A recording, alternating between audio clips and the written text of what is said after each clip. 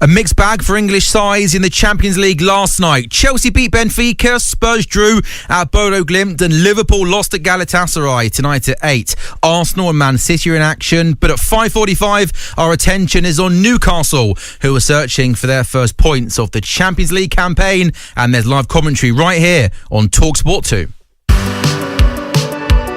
Koundé, left-footed ball, Rashford, 1-0 Barcelona, and then has pinged one in off the underside of the bar. That is Marcus Rashford rolling back the years. So Newcastle now have got 7 more bites at the cherry to get the 9 or so points they need to go through in the top 24 out of the top 36 teams. Yeah, you're spot on. I think this new format suits us. The new era begins at Newcastle. It's Nick Voltemade with a header at the far post. I think he started very strongly in what's been a difficult period for him, but transfer fee for me is absolutely irrelevant. You know, Newcastle have quality, but they still have a lot to learn. Go out there, enjoy the experience, get used to it, because it should be year on year now. Winning is the be-all and end-all, and it has never been lost to me as manager. You can play as well as you want, but you have to try and win.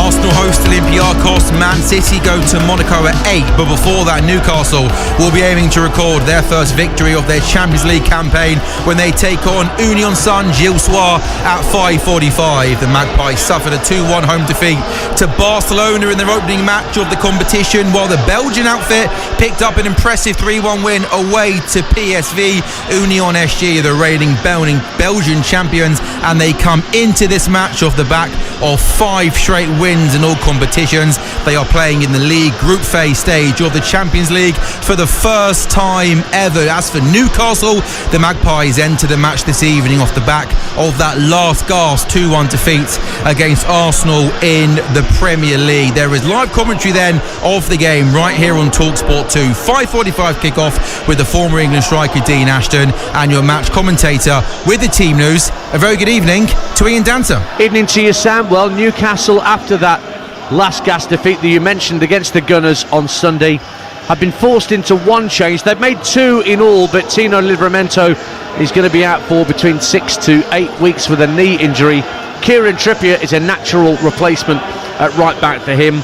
The other change sees Anthony Elanga preferred to Jacob Murphy in the front 3 for Newcastle. Here's how the Magpies line up. Nick Pope in goal, Kieran Trippier, Malik Thiaw, Sven Botman and Dan Burn in a back 4 from right to left.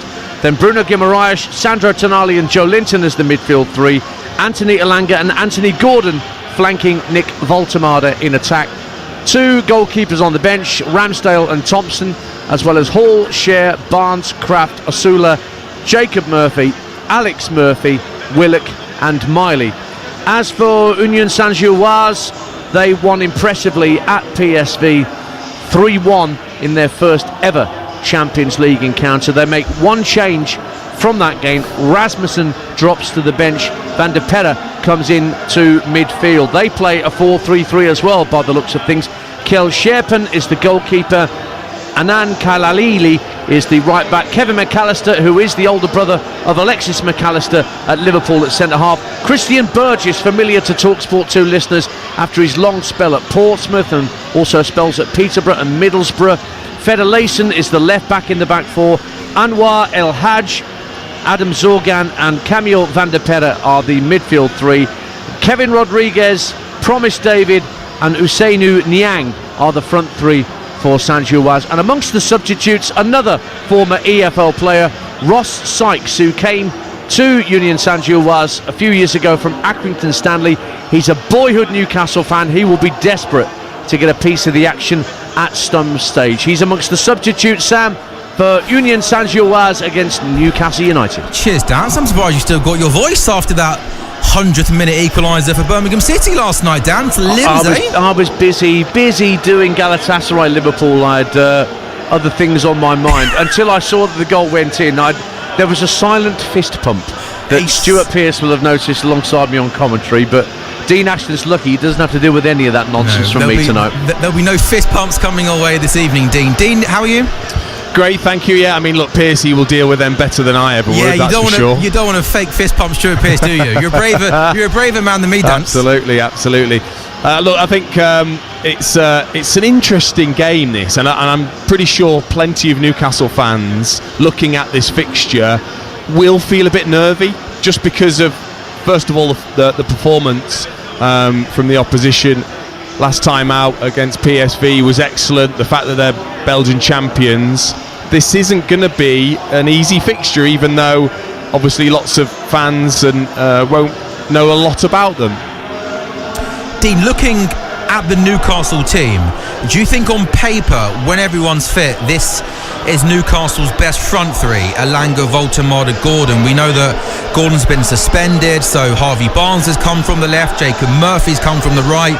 But do you think Elanga, Voltemade, Gordon is the best front three for Eddie Howe? I think at their best it is, but they've not been at their best. I think Voltemade has started extremely well, considering his age, the change of leagues, and getting used to his new teammates, and the price tag, of course, which is always going to play a big part for any player coming to a new team. I think the wide players haven't been anywhere near as good as we would have expected. The chaos that they can cause at times when Gordon and Elanga are at their best, I think we're yet to see this season. Hence why Murphy's played, who was brilliant last season, and Barnes when he came in. No one's yet to go, this is absolutely my spot, I deserve to start every game because I'm producing the goods, assists, goals. They've struggled so far at the start of this season. Yeah, just one win so far for Newcastle, 15th in the Premier League table, 6 points on the board. They lost their first game in the Champions League to Barcelona at home. Let's then hear, shall we, from the Newcastle manager. Here's Eddie Howe. Winning is the be-all and end-all, and it has never been lost on me as manager. You can play as well as you want, but you have to try and win, and you have to try and find a way to win in all types of performance, and we've done that well for the last few years. And I think in terms of our Champions League campaign, it is important that we do that very, very quickly, otherwise we're going to leave ourselves too far to come, and it'll be the same in the Premier League. So I think the players know that. They're not inexperienced. They've got a really experienced group that have been through a lot together, and we know that the ultimate thing that we're judged on is how many points we get. Christian Burgess, the centre-half for Union Saint-Gilloise, once of Portsmouth, represented Portsmouth with great distinction. It's a lovely story, Dean Ashton, for him alone, isn't it? We don't have enough stories of English footballers thinking, no, I need to, broaden my horizons, try something brand new, and, took the plunge, went to Saint-Gilloise, and he's been part of this extraordinary journey they've been on since he came in and Tony Bloom took control of the club. Oh, he has. It is incredible what he's now doing, leading his team out in the Champions League. Like you said, taking that risk, going somewhere different, and making his way. Interesting, isn't it, that obviously Tony Bloom is part of the ownership, as well as Brighton, where Dan Burn was very similar. They picked him up and made him almost into, he's done it himself, but made him into this Champions League player. So I'm sure there'll be a little nod between the two, Burn and Burgess, this evening. And we shouldn't forget Ross Sykes, who's on the bench as well for Saint-Gilloise, who's a former Accrington Stanley centre-half, but a boyhood Newcastle fan who was pictured going absolutely nuts when the draw was made, and he knew that Newcastle were coming to play his team in his hometown of Brussels. South and west of Brussels Central is the Anderlecht Lotto Park Stadium, and the aforementioned Christian Burgess just doing the pennant swap on the halfway line with Bruno Guimaraes, and Urs Schneider, our Swiss referee, sorting out the coin toss. So we've got 3 Champions League games for you tonight across the TalkSport network. At 8 o'clock, you've got a choice of listening between Arsenal Olympiacos on TalkSport from the Emirates, or AS Monaco against Manchester City here on TalkSport 2. And at half-time, we'll have a chat with Adam Bridge, our commentator for that game at the Stade Louis II, and we'll also check in with a couple of our EFL Championship reporters, because there are some Championship games tonight after the slew of Championship games last night. And what I've seen already, I've seen about 3 different potential ways that Union Saint-Gilloise could line up here. 4-2-3-1, 4-3-3, and I've just seen a 3-4-1-2 as well, Dean Ashton. So I think you and me have got our work cut out in these first couple of minutes, getting a bead on exactly what they're using here, how they're using their players. Yeah, I think obviously there's a few that can switch around. Niang can play as a as a wing back. Yes. Kalalili can also do the same and get forwards, and El Hadj can move into a 10 position. So they've got players that are adaptable, but I would go with, stick my neck out and say they're going to match Newcastle up 4-3-3 and see who can win their battles individually. Now, the manager of Union Saint-Gilloise is Sebastian Pocognoli, who once played for West Bromwich Albion and Brighton and Albion, finished his career at Saint-Gilloise as a player before becoming coach. And we are underway on TalkSport 2. Newcastle wearing the black and white striped shirts, but white shorts and socks this evening, taking on Saint-Gilloise, who are wearing their traditional yellow and blue, a little bit Oxford United-esque, I would say, Saint-Gilloise. Ball's played down the Newcastle right for Alanga. Tucks it in field for Guimaraes. Up to Voltemada with his back to goal at the edge of the area. But he's dispossessed, and away it's brought by Anwar El Hadj, who just lofts it downfield, asking Kevin Rodriguez to give chase. But he's beaten to the ball by Sven Botman. He's just caught off the ball, but the referee says play on, because Newcastle have kept possession and Malik Thiaw has it. 0-0. Yeah, and I've just wound my neck right in. It is a back five, especially out of possession. That course can change once they get the ball, but it very much looks like a back three with the wing backs, two holding midfielders, and then El Hadj behind the two front players for Union SG. Oh, Joe Linton's just clattered into El Khalili on the Saint-Gilloise right. So a free kick to the Belgian champions. Yeah, just caught the right calf of Kalaili on the right hand side. So this is level with the 18-yard line pretty much, Dean, and a good early test of Newcastle's defensive capabilities here. It is, but I mean, they've got the height. Absolute giant of a team, Newcastle now.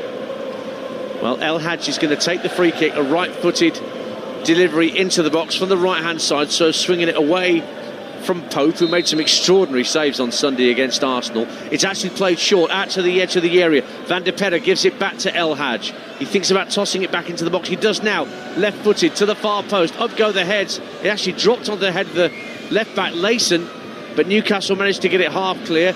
Back it goes, and Promise David, the Canadian striker, trying to make a nuisance of himself in the box, and Trippier ends up clearing it out of play for a throw and looks across at his defenders with a bit of a glare, does Kieran Trippier. Couple gone, 0-0. Yeah, it was well done by Union SG in terms of just keeping that alive and really putting the pressure on as soon as that ball was headed out to make sure they won that second ball and keep that pressure. Just fed that back in. It was Botman and then eventually Trippier that got it away. But I think the setup, certainly from the home team, gives that respect to Newcastle for sure.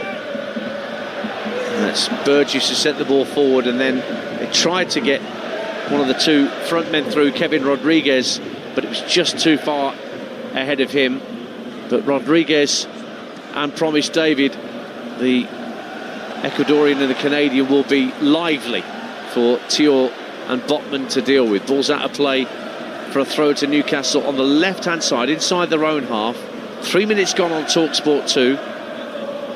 Union SG 0, Newcastle United 0. 3 more English sides in action in the Champions League tonight after mixed fortunes for the 3 that played yesterday.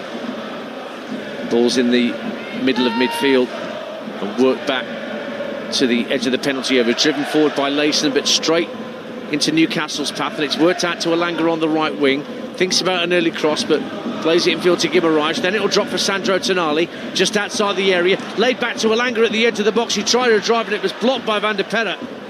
And in the end, Union SG smuggle it clear down the left-hand side, but claims that Rodriguez was being held by Thiaw, but the referee saw nothing wrong with that, and we play on at 0-0. Oh, but didn't they work that puzzle out beautifully, Newcastle, there? Just the interchanging of positions and the timing of the runs as he went in towards Tonali, back to Guimaraes, then fed towards Anthony Alanga, who had just made a lovely little run on the inside and really well blocked his strike.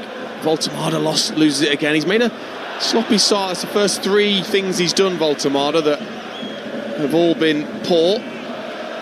Well, if your lad's watching this and they're still calling him Volta Messi, then he won't be enjoying that particular opening for Newcastle's new striker. Now, Promise David actually forces Sven Botman to concede a corner. He was trying to hook the ball over his head. and just hit it against himself. Botman goes out of play for a first corner of the game to the Belgian champions, 0-0. Yeah, he's complaining to the referee because he feels as if he had a shove. Well, yes, you did.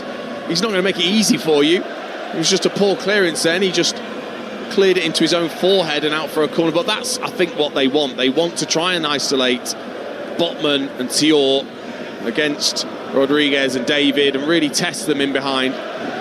Let's see what El Hadj can conjure up from this right-wing corner for the Belgians. Up it goes into the area. Burgess was there and headed over the top by Rodriguez at the far post.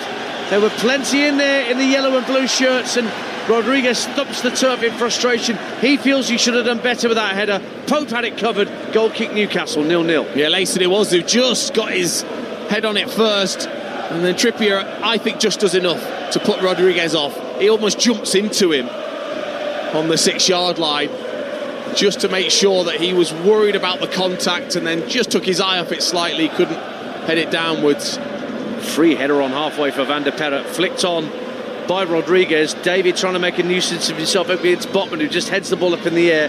But well done, Bruno Guimaraes very calmly heads the ball back with a looping header to his keeper, Nick Pope.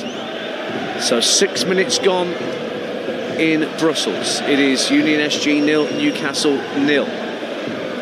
The stadium holds about 21,000. It's not quite full. Union SG's home stadium only holds about, I would say, 9,000 spectators. Not compatible with Champions League. That's why they moved their home games here for their first ever Champions League campaign. Niang very strongly in on Elanga. The ball went out of play for a throw. No free kick, says the referee. So Trippier preparing to take this throw. Midway point of the Union SG half. Down the Newcastle right. Voltemada holding at the edge of the area. Elanga is there short. Receives the throw now. Flicks it infield neatly to Tonali. Across to Joe Linton. Tried to thread it through the eye of a needle to Voltemada, but Burgess intercepted for Union SG. Tonali picks it up now. Inside right channel. Into Bruno Guimaraes. Tries to play a 1-2 with Joe Linton. Then tried to improvise a back flick to get Voltemada in. And a punch from the goalkeeper, Sherpen, when he could have caught it on his 6-yard line, and Newcastle have it back. Here is Gordon playing it across to Trippier, inside right position, swirls across it, too deep for even the giant Voltemada, but Gordon will go and retrieve on the far right hand side, and he will win a throw on that right hand side of Kalaili. It is Union SG 0, Newcastle 0. It is incredibly tight, of course, in front of that back three and two midfielders in front of them. But they worked it again really well, Newcastle, into that position to take a strike. Blocked again, decent cross in, build a bit of momentum. Get a long throw in as well. That's what Dan Burn's about to do for Newcastle. Launches it from the left-hand side into the near post. Headed away by McAllister.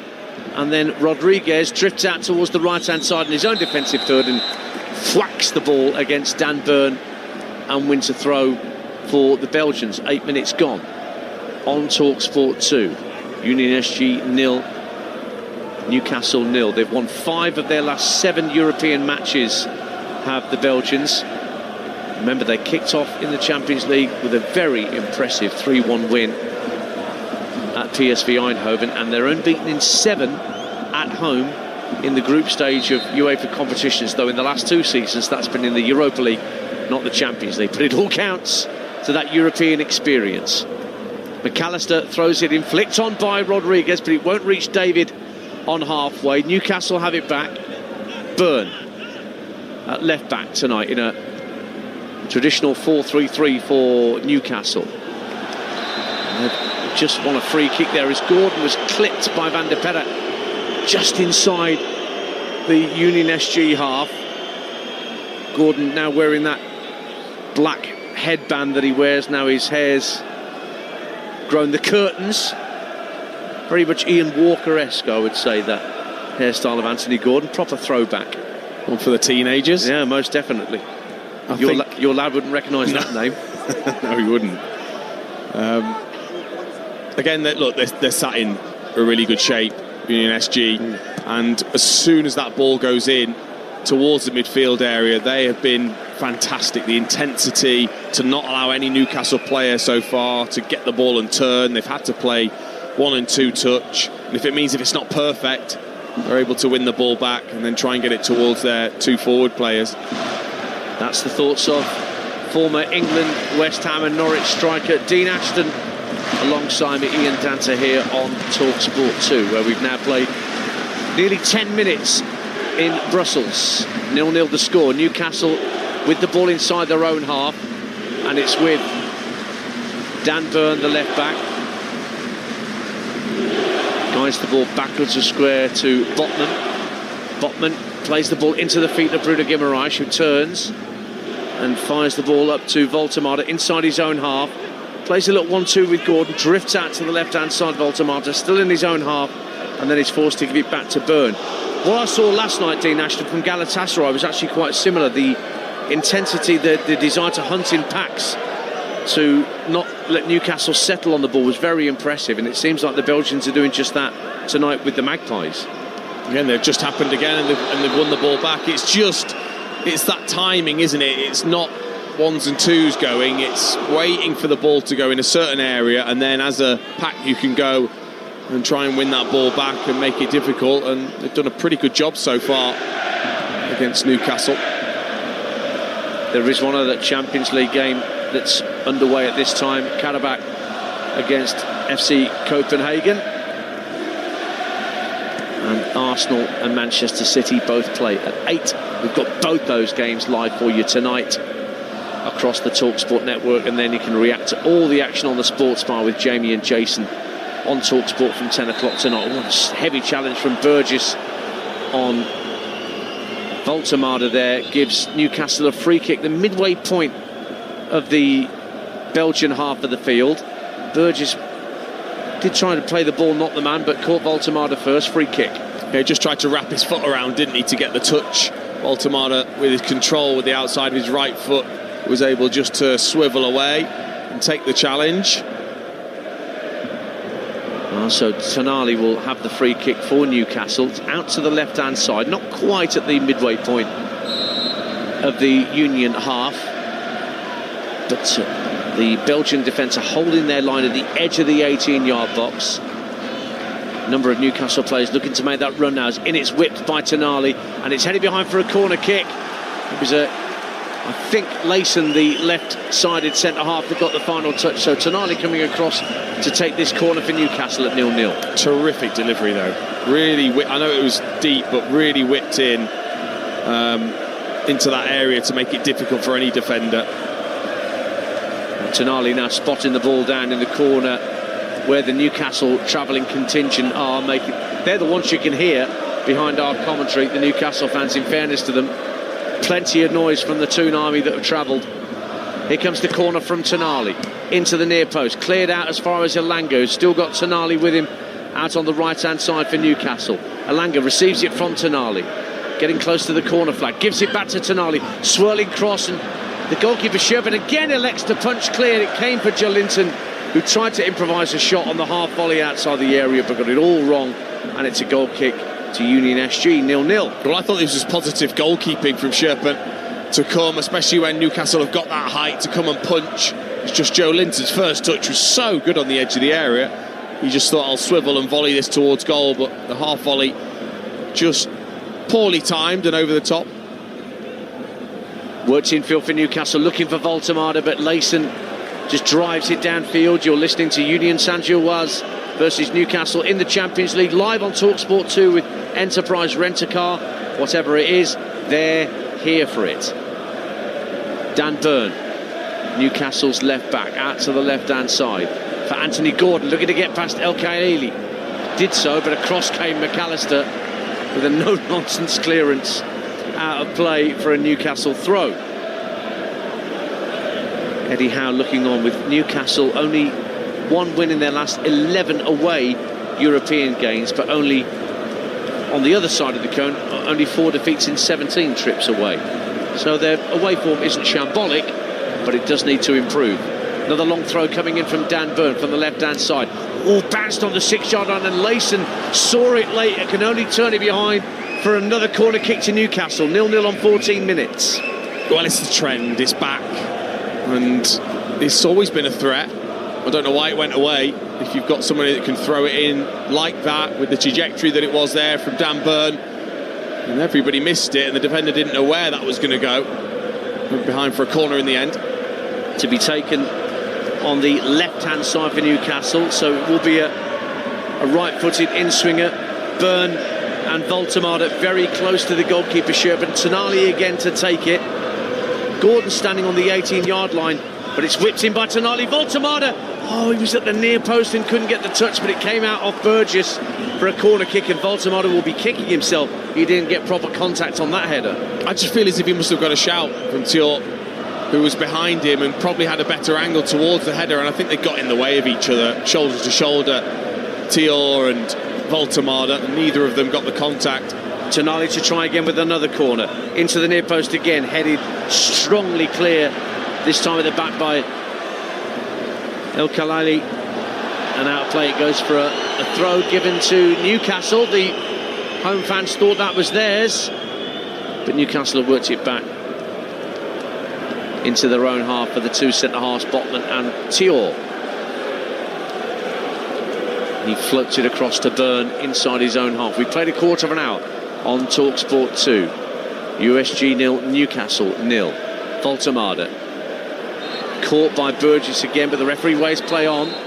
No, he's actually brought it back because Trippier said, are you playing an advantage or not? And in the end, the referee said free kick. Now Elanga, is he going to have a run against Niang down the right-hand side? He is. Whips in a lovely cross. It's cleared away. Tonali at the edge of the area, drives it in, and via a deflection, Newcastle take the lead. Sandro Tonali chanced his arm from the edge of the area. A deflection wrong-footed the goalkeeper after Elanga's cross had caused problems in the Union SG back line, and Newcastle have the lead just after the quarter-hour mark.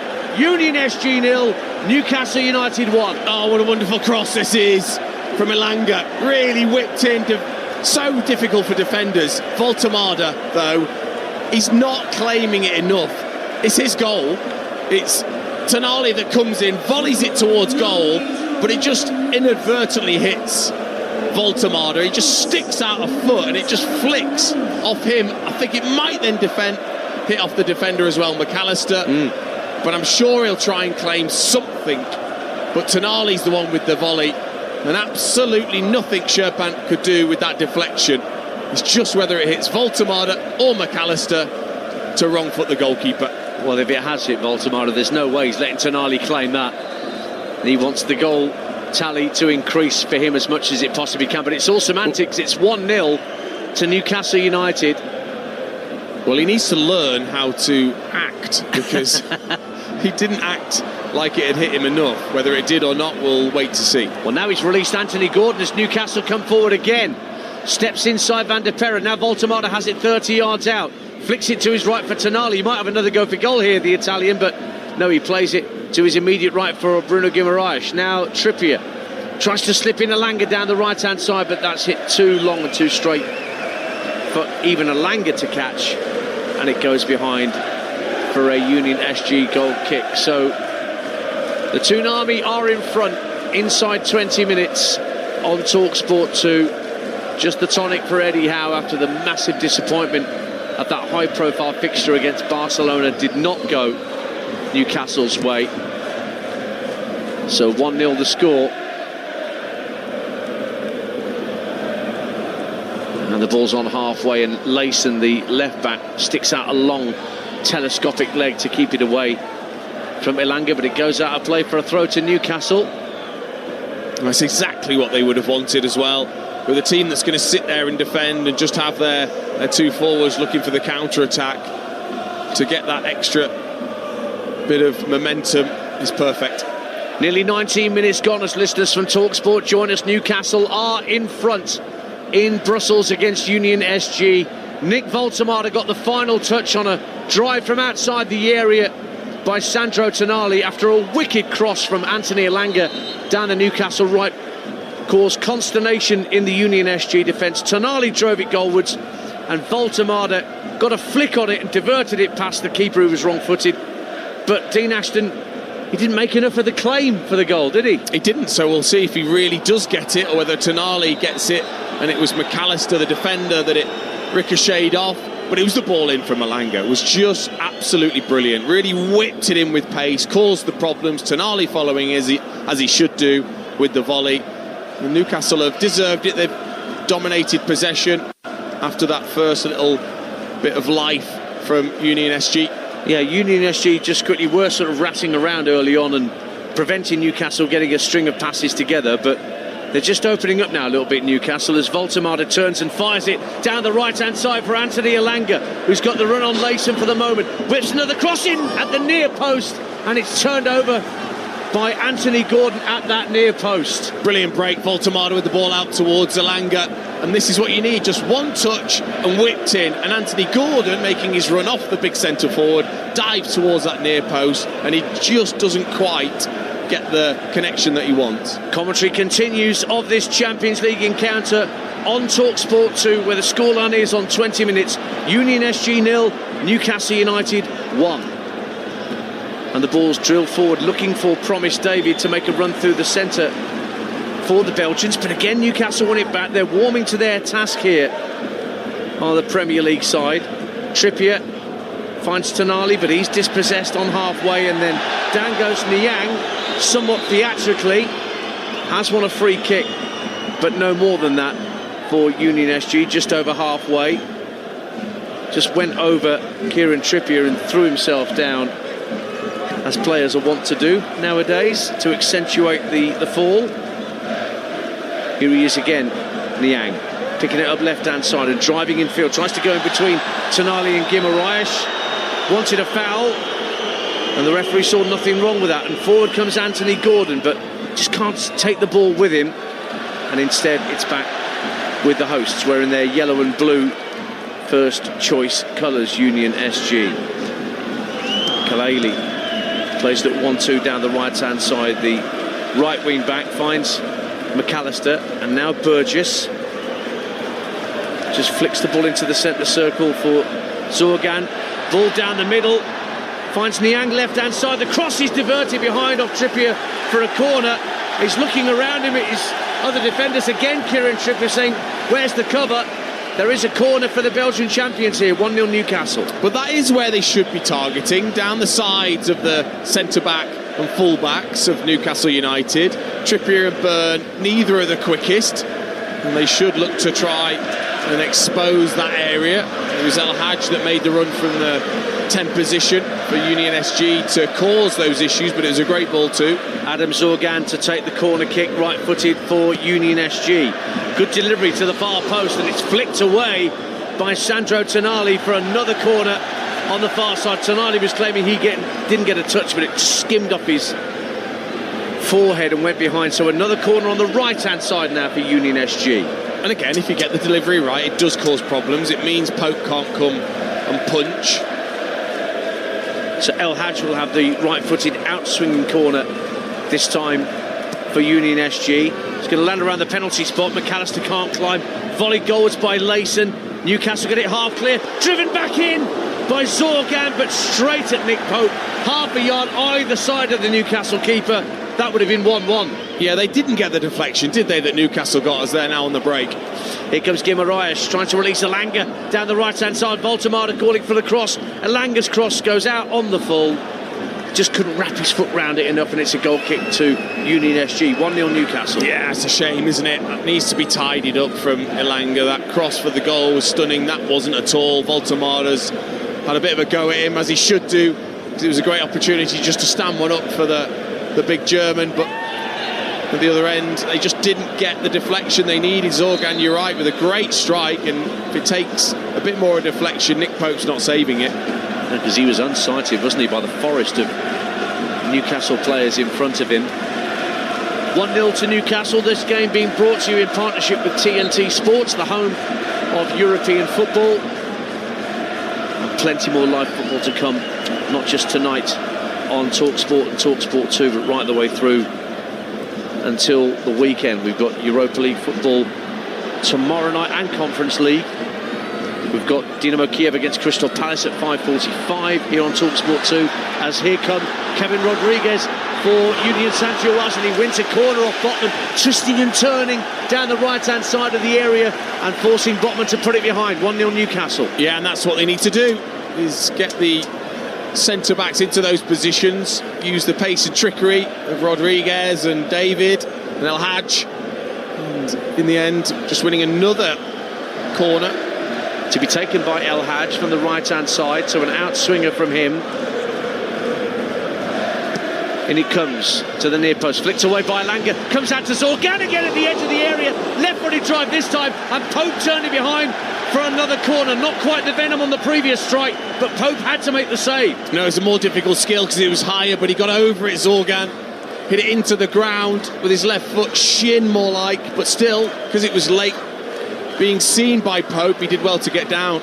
Another El Hadj corner onto the 6-yard line. McAllister rises and can't get over the top of the head. He's not the tallest of centre-halves, McAllister, and he just couldn't get over the top of it.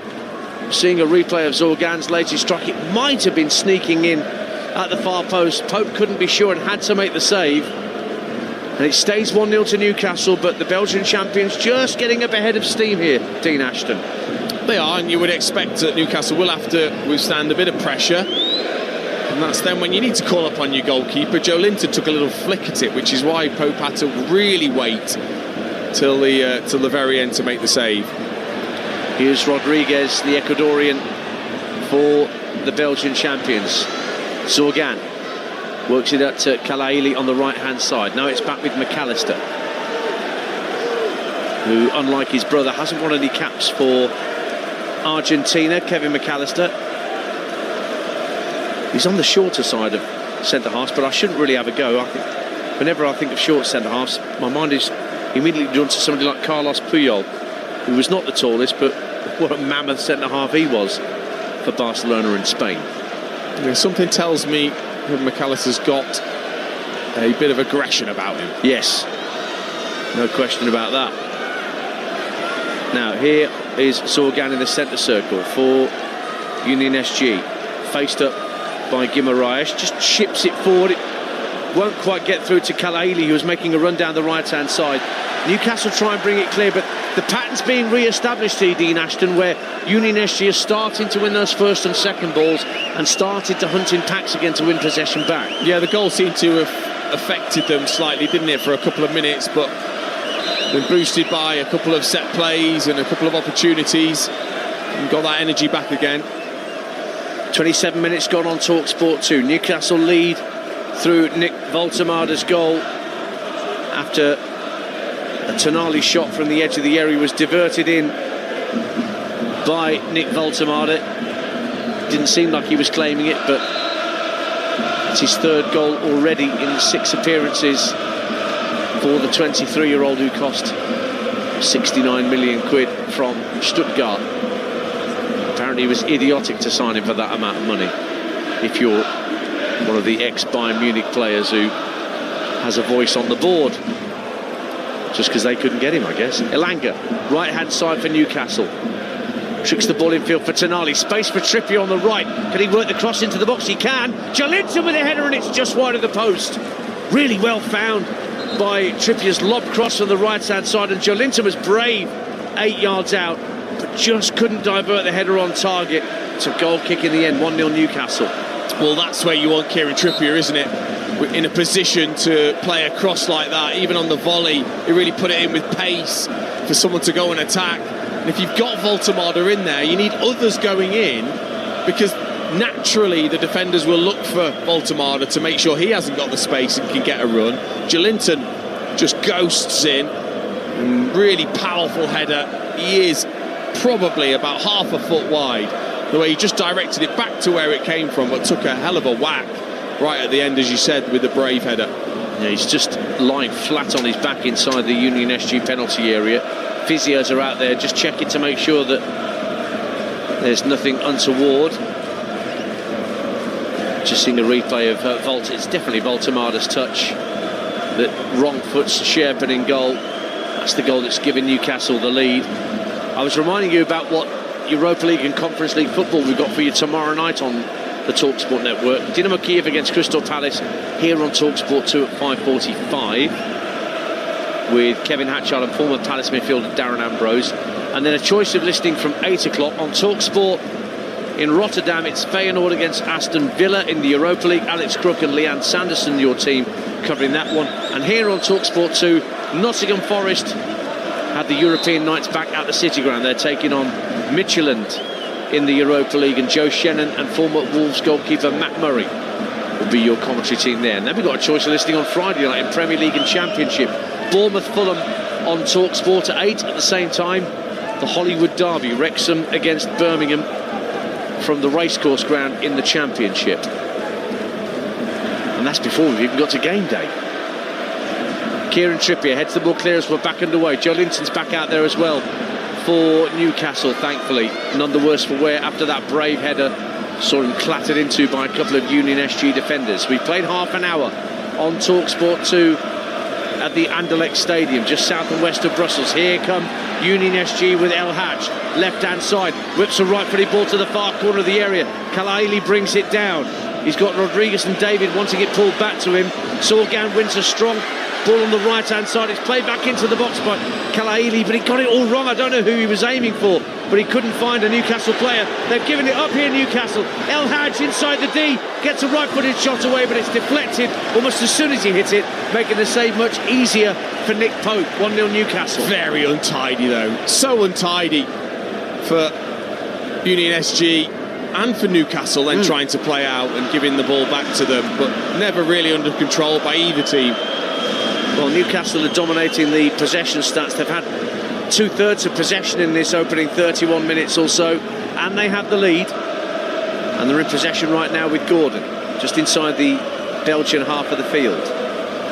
Goes back to halfway, Sandro Tonali just juggling with the ball to keep it away from the two strikers for Union SG. Then he spots Trippier in a bit of space, just over halfway. Trippier immediately fires into the path of Alanga down the right-hand side, skips past Niang, but he can't keep the ball in play. And it's a throw-in to Union SG in their left-back position.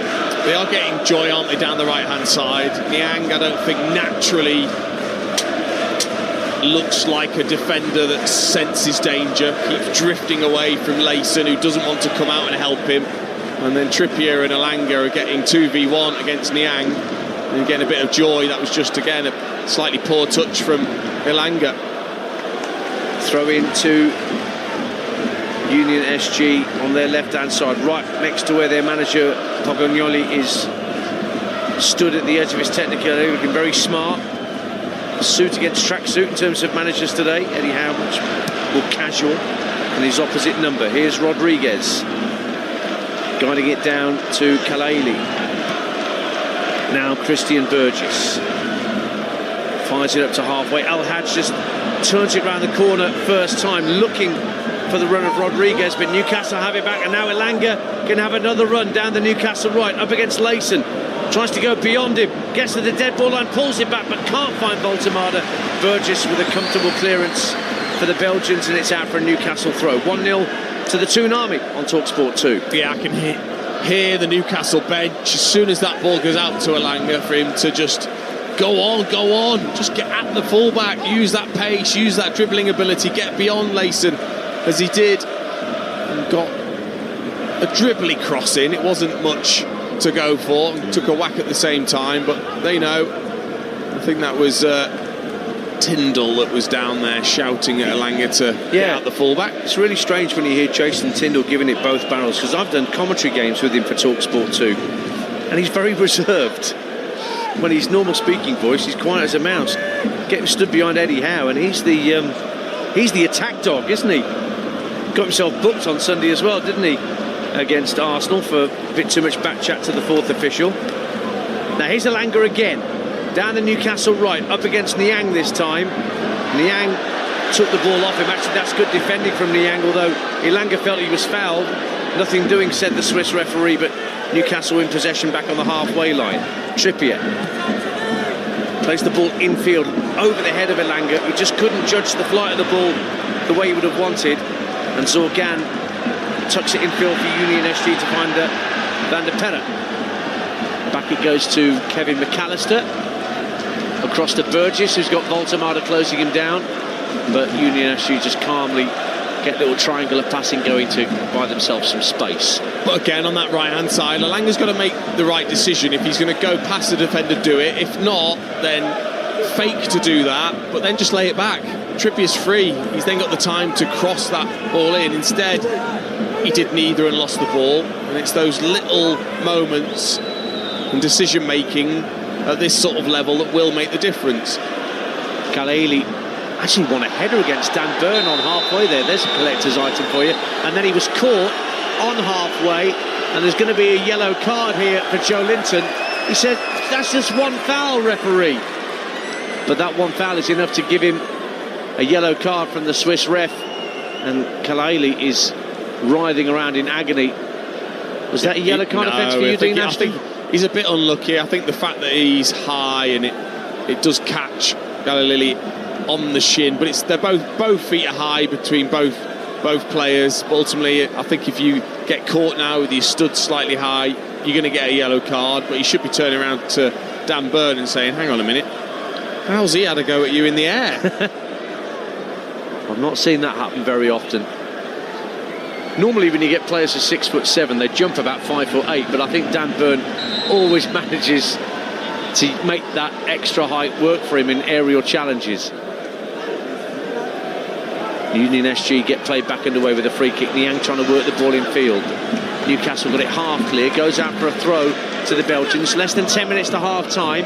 On Talk Sport 2, you're listening to Union Saint-Gilloise 0, Newcastle 1 in the Champions League. Live on Talk Sport with Enterprise Rent-A-Car. Here for it. Book now at enterprise.co.uk. Here's Newcastle on halfway. Lovely touch from Gordon just to keep the ball away from a couple of Union SG shirts. Great strength from Voltemada as well. Plays in Elanga down the right-hand side. 2 to aim up with a cross. One of them's Gordon, but Burgess does enough defending the ball. And Sherpen plunges on top of it, the goalkeeper. Wonderful, wonderful hold-up play from Voltemada and a great pass to release Elanga. And the cross could easily have brought Newcastle a second. It's brilliant, wasn't it, from Newcastle. Voltemada with the hold-up play, ball to Elanga. This time, first time, really whipped it into Gordon. But Burgess, honestly, what a fantastic defensive challenge this was. Stretching back towards his own goal, just wrapping his foot around it. Did hit his arm, but it was as he was on the floor and he had to steady himself. Now David trying to make a nuisance of himself up against Thior, who manages to chest the ball back to Pope. You can hear around the stadium fans claiming that was a pass back, but it wasn't off the foot of Malik Thior, it came off his chest. Pope bowls it over on right down the centre of the field, looking for Voltemada in the centre circle, but Burgess leant into him and stopped him getting it under control. And with 7.5 minutes to the break, Union SG in possession with Osenu Niang on the left-hand side. Comes in field on the halfway line into the centre circle and then leaves it for Van der Perre under pressure from Guimaraes. She manages to work it back to the centre halves. El Hadj heads the ball in field, but it won't find David. And instead Kieran Trippier plays it down the line on this near side, the right to Guimaraes. Gets the better of Niang via a deflection and brings the ball into the Union SG half, and then Niang just nicks him from behind. No yellow card, says the referee, but it is a free kick to Newcastle, who lead by a goal to 0. Cute, wasn't it? Really cute from Guimaraes, the little nutmeg through the legs, but then he's got to play it. I know he won a free kick, but actually that was the chance then, once you bypassed the player, to counter-attack. Oh, too strong a challenge by Van der Perre. He felt he'd won the ball on halfway, but the referee disagreed. He caught Sandro Tonali with a very strong challenge, but Van der Perre, despite protesting his innocence, goes into the referee's notebook. 1-0 Newcastle. Well, there was 3 of them that went in for the same challenge. Tonali it was that came off worse. Van der Perre, I wonder whether he goes past his own man. I think what he's trying to say is that he's actually got the ball. There's a tiny bit of a follow-through, but again, a bit like Joe Linton, maybe slightly unlucky. Again, the aggression in the challenge, but what's that when you look at it? 6 minutes to half-time on Talk Sport 2. Newcastle leading by a goal to 0. Sorgan for Union SG finds Rodriguez, who holds it up well just inside the Newcastle half, running across the line from right to left. Brings it forward and plays a 1-2, gets it back, approaching the left-hand corner of the penalty area. Still has it, Rodriguez, but then one touch too many allows Newcastle to win the ball back, and then Elanga, being pressurised by Rodriguez, somehow manages to get it clear. Now the counter-attack is on. Joelinton releases Anthony Gordon down the inside left channel for Newcastle. Voltemada and Joelinton are up with him. Here is Joelinton trying to turn it back round the corner for Gordon, who moved inside at the edge of the box, but it just didn't come off for Newcastle. Intricate again, wasn't it, from Newcastle? But it was the pass from Joelinton to Anthony Gordon that wasn't quite right on that counter-attack. It was slightly behind him, gave the opportunity for the opposition to get back in decent numbers, and then you're having to be intricate with the 1-2 that didn't quite come off. If that ball is ahead of Anthony Gordon, you can then sprint onto it and straight out the defender. There's the little tiny details that are so important. Zorgan for Union SG up to halfway, and El Hadj. Now Niang plays a first-time ball onto the chest of David, and he tries to hook it out to the right wing looking for Kalaili, but it's Newcastle who won possession back. We're into the last 5 minutes of the first half. Can Newcastle see it through with this 1-0 lead intact to the half-time whistle here on TalkSport 2 in the Champions League? Voltemada, whose deflected effort gave Newcastle the lead early in the piece. Now Elanga again in space to gallop down the right-hand side. Niang coming across to close down the space. Elanga goes down inside and then goes down. Penalty! Layson brought down Anthony Elanga as he was just inside the 18-yard area. It's a penalty, and Newcastle have the chance to extend their lead before half-time in Brussels. Brilliant from Elanga. Lovely double step over to get away from Niang, and then Layson just doesn't need to go in. He really doesn't.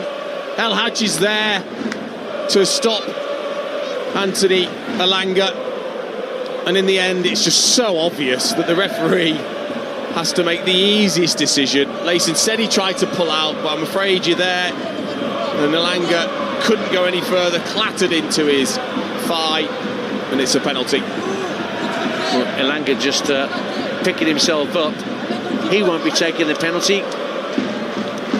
Just seeing who is going to take it. It's going to be Anthony Gordon. Kieran Trippier had the ball in his hand, but Gordon is now going to place it on the spot. 9 goals last season for Newcastle. He was the player of the season before that. A chance for him to make it a 2-goal advantage for Newcastle as we approach half-time on TalkSport 2. Sherpen, arms aloft on the goal line, is the man to beat. Gordon with a 3 or 4 pace run up to the ball. Can he make it 2-0 to Newcastle? Up steps Gordon, right-footed, sends the keeper the wrong way, buries it in the bottom right-hand corner, and it is 2-0 to Newcastle. Gordon has his goal. Newcastle have a bit of breathing space. That's so much better for Eddie Howe and co. Right on half-time, Union SG 0, Newcastle United 2. Yeah, and he makes the most of Anthony Elanga's good work by putting that spot kick away, going as if he's going to whip it to the left-hand side and then just firmly side-footing it the opposite way to give Newcastle a 2-0 lead. But I'm going to say what most people should be thinking is, if you're worth nearly 70 million, there's no way you're not taking that. So we'll see how that continues. But Anthony Gordon doing the right thing, really calm, took his time, went through his routine. You could see that with the breathing technique that he used before taking the penalty. So it's only just now that the players are all lining back up in their own respective halves for the restart, and Sebastian Poglignoli, much to ponder, the Union SG manager, at half-time. His team have been competitive and they've had their moments, but ultimately, after the euphoria of the 3-1 win in PSV on match day 1, bit of a reality check for the Belgian champions here, as Newcastle United have powered into this 2-goal lead, and we're into the last minute of normal time. Voltemada, who scored the first, tries to bring the ball down on the halfway line, just had the ball taken off his toe by Van der Perre, and it'll break down the right-hand side for Kalaili. Drives the ball into the edge of the area, and it's El Hadj with a drive, and it's only just over the bar from just inside the 18-yard box from Anwar El Hadj. Just took a touch with his left, and as the ball landed on the half volley, tried to drive it with his right, but the ball had just bounced too much for him to keep it down. Goal kick. But it was a gift. It was sloppy from Newcastle. Voltemada taking too long when the counter-attack was on for them. And then Dan Burn with a poor pass. And then Kalaledi with a brilliant ball. He saw Rodriguez. Clever from Rodriguez. Just let it go beyond him to El Hadj. Decent first touch, but couldn't rotate his feet enough. He needed to take an extra step to get away from the ball. It was so close to him. He sort of slashes at it with his right foot. Half volley then goes up and over. Nick Pope's goal. We've moved into 2 minutes of minimum stoppage time at the end of the first half. On TalkSport 2, Union SG 0, Newcastle United 2. If you're just tuning into us, goals from Voltemada via a deflection, and Gordon from the penalty spot, putting Eddie Howe's men firmly in control on match day 2 after the disappointment of the Barcelona defeat at St James's Park. Now Trippier just guides the ball to Elanga, who's having to run back into his own half, knowing he's under pressure from El Hadj. Now Joelinton teases it out to the left-hand side for Gordon.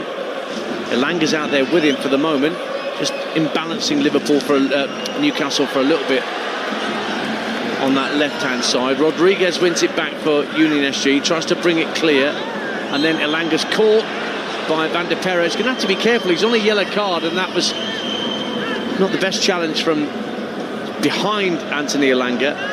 And we're in that second minute of added time. Newcastle 2-0 up. But that's what you're asking of the players, Sebastian Pocognoli, is if they're asking their players to be aggressive, you're going to risk being on that tightrope, aren't you, with every single challenge. Trippier up to Voltemada, hugging the right-hand touchline on halfway. Gordon, good skill to turn away from his man in field, and works it out to the left-hand side. Burn, oh, what a heavy touch, and that did allow Zorgan to get a touch just for a moment for Union SG, but it's the other number 8 in possession now, Tonali. 2 minutes of minimum stoppage time are nearly up. All eyes will be on the referee. Won't be much more to add on, I don't suppose, now that the 2 minutes are up. And indeed he does now blow his whistle, and Newcastle United are 45 minutes away from a very, very pleasing result in Brussels. They have a 2-goal lead, a 2-goal cushion against Union Saint-Gilloise, the Belgian champions. It all got underway when Sandro Tonali took a shot just after the quarter-hour mark from outside the area that was turned in to the net by Nick Voltemada for his 3rd Newcastle goal. Wrong footing the goalkeeper Sherpen for Union SG. But we had to wait until 2 minutes from half-time for the 2nd Newcastle goal, and that came after Elanga was fouled at the edge of the penalty area by Layson, and Anthony Gordon wrong-footed the goalkeeper from 12 yards. So all good, Dean Ashton, for Newcastle United at the break. Yeah, all good so far. Been a good performance. They've kept the bulk of possession that's been allowed to be given to them by Union SG, who've had their moments. You know, set plays they've had plenty of, and a couple of shots at Nick Pope from the edge of the area. But they've looked a threat, haven't they, out wide, and especially on the right-hand side. Trippier and Elanga have had so much of the play. Both of the goals have come from that side. First of all, from Elanga's brilliant cross that then, when it was headed out to Tonali, Voltemada just steered in inadvertently, by the way. I'm not quite sure he knew that much. He just flicked a foot out at it.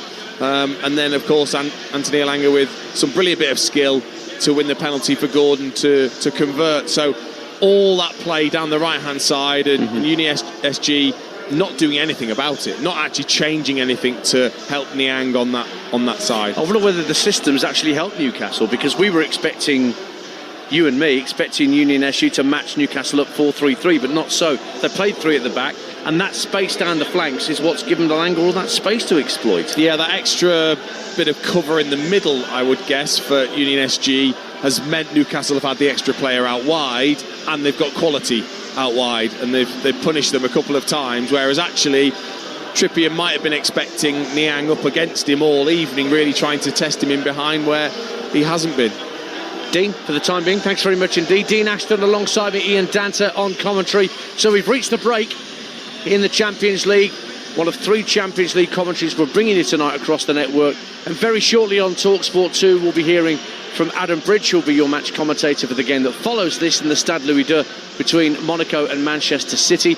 And we'll also hear from a couple of our Championship reporters as more EFL action takes place tonight, with games at Carrow Road and the Den to cover here on TalkSport 2 with a half-time score: Union SG 0, Newcastle United 2. Champions League live on TalkSport 2 with Enterprise Rent-A-Car. Here for it. Book now at enterprise.co.uk. It's the last chance to get yourself a ticket for tonight's Lotto draw. It could be you. Lotto from the National Lottery. Rules and procedures apply. Players must be 18 or over. TNT Sports presents. We're all set. Over 185 UEFA Champions League games. And all 342 Europa and Conference League matches. Spurs have won the Europa League. The stage is set. Absolutely brilliant. Get all these competitions in one place with TNT Sports on Discovery Plus, or watch TNT Sports channels on EE, Sky and Virgin Media. Subscription required. Age 18 plus. T's and C's apply. You want the look, clean, close, sharp, but you don't have time to play around. Meet the Pitbull X5 series from Skullshaver.com. Our best-selling shaver, now even better. Smooth blades, stronger motor, better grip, built for speed, designed for skin. No mess, no mirror, no drama. 90 seconds and you're done. Fresh, confident, ready. Pitbull X5 range by Skullshaver. Available now at Skullshaver.com. Mickey could try to sell his car privately. Or get it sold today with We Buy Any Car. He could spend days on end trying to sell to a bunch of time wasters. Or sell in a flash and head to the fun fair with the kids. Proper gutted. Or proper impressed. To get a quote in 30 seconds, enter your reg number now at WeBuyAnyCar.com. It's the last chance to get yourself a ticket for tonight's Lotto draw. It could be you. Lotto from the National Lottery. Rules and procedures apply. Players must be 18 or over. Jim White and Simon Jordan on Talk Sport. Mid-morning radio that's up for the job. He spent £500 million to get precisely nowhere. Concrete sports talk. It really is incredible. Rapid setting opinion. You're not justifying it, but you're explaining it. It doesn't need an explanation. Big names, all bagged up. Anthony Joshua, good afternoon. Jim White and Simon Jordan. Delivered tomorrow morning from 10 on Talk Sport by Selco Builders Warehouse. Check stock at your local branch. We've got it at selcobw.com. Dressed to impress for a live football Friday night double bill belter. Full Premier League comms of Bournemouth versus Fulham on TalkSport and Championship Wrexham versus Birmingham on TalkSport 2. Kick off 8 p.m. both games. What a turn! What a goal! 4 teams, 2 leagues, 1 Friday night on the Footwork Network. It's the reason Marconi invented radio and God gave you ears. And he scored! It's a brilliant goal! The Champions League live on TalkSport 2.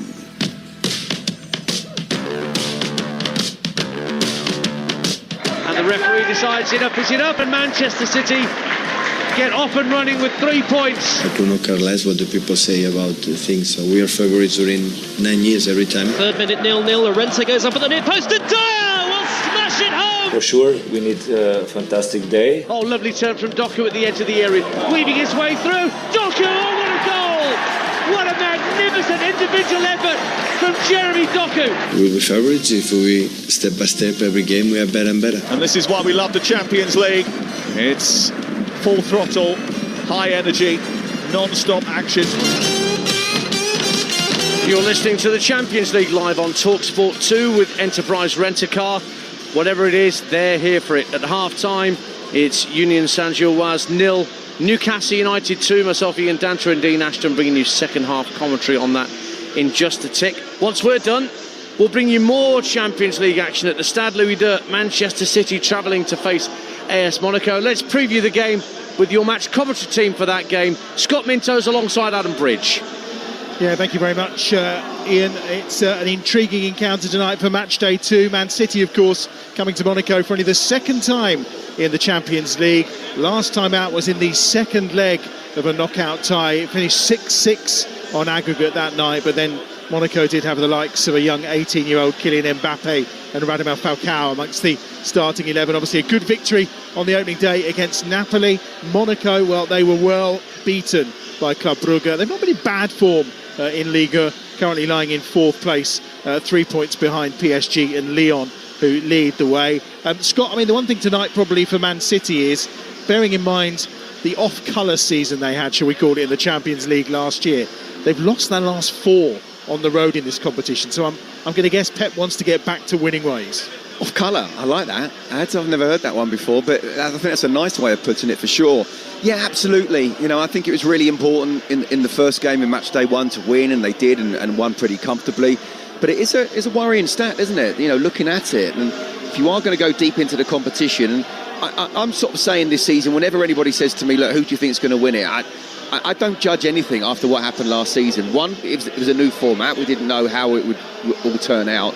2, even as late as Christmas time, did anyone really believe that PSG would go on and dominate in the way they did, how they started the Champions League league table? So, look, absolutely, this is about City. This is not a strong Monaco side, but obviously playing away from home will be difficult. It is something which he'll want to turn around. He'll want to not just come back with a draw. He'll want to come back with all 3 points and try and start dominating at the top of this table and get to qualify a little bit earlier than a lot of other teams, and then he can start to maybe make some changes as the winter kicks in. So, yeah, it'll be very positive tonight, I'm sure.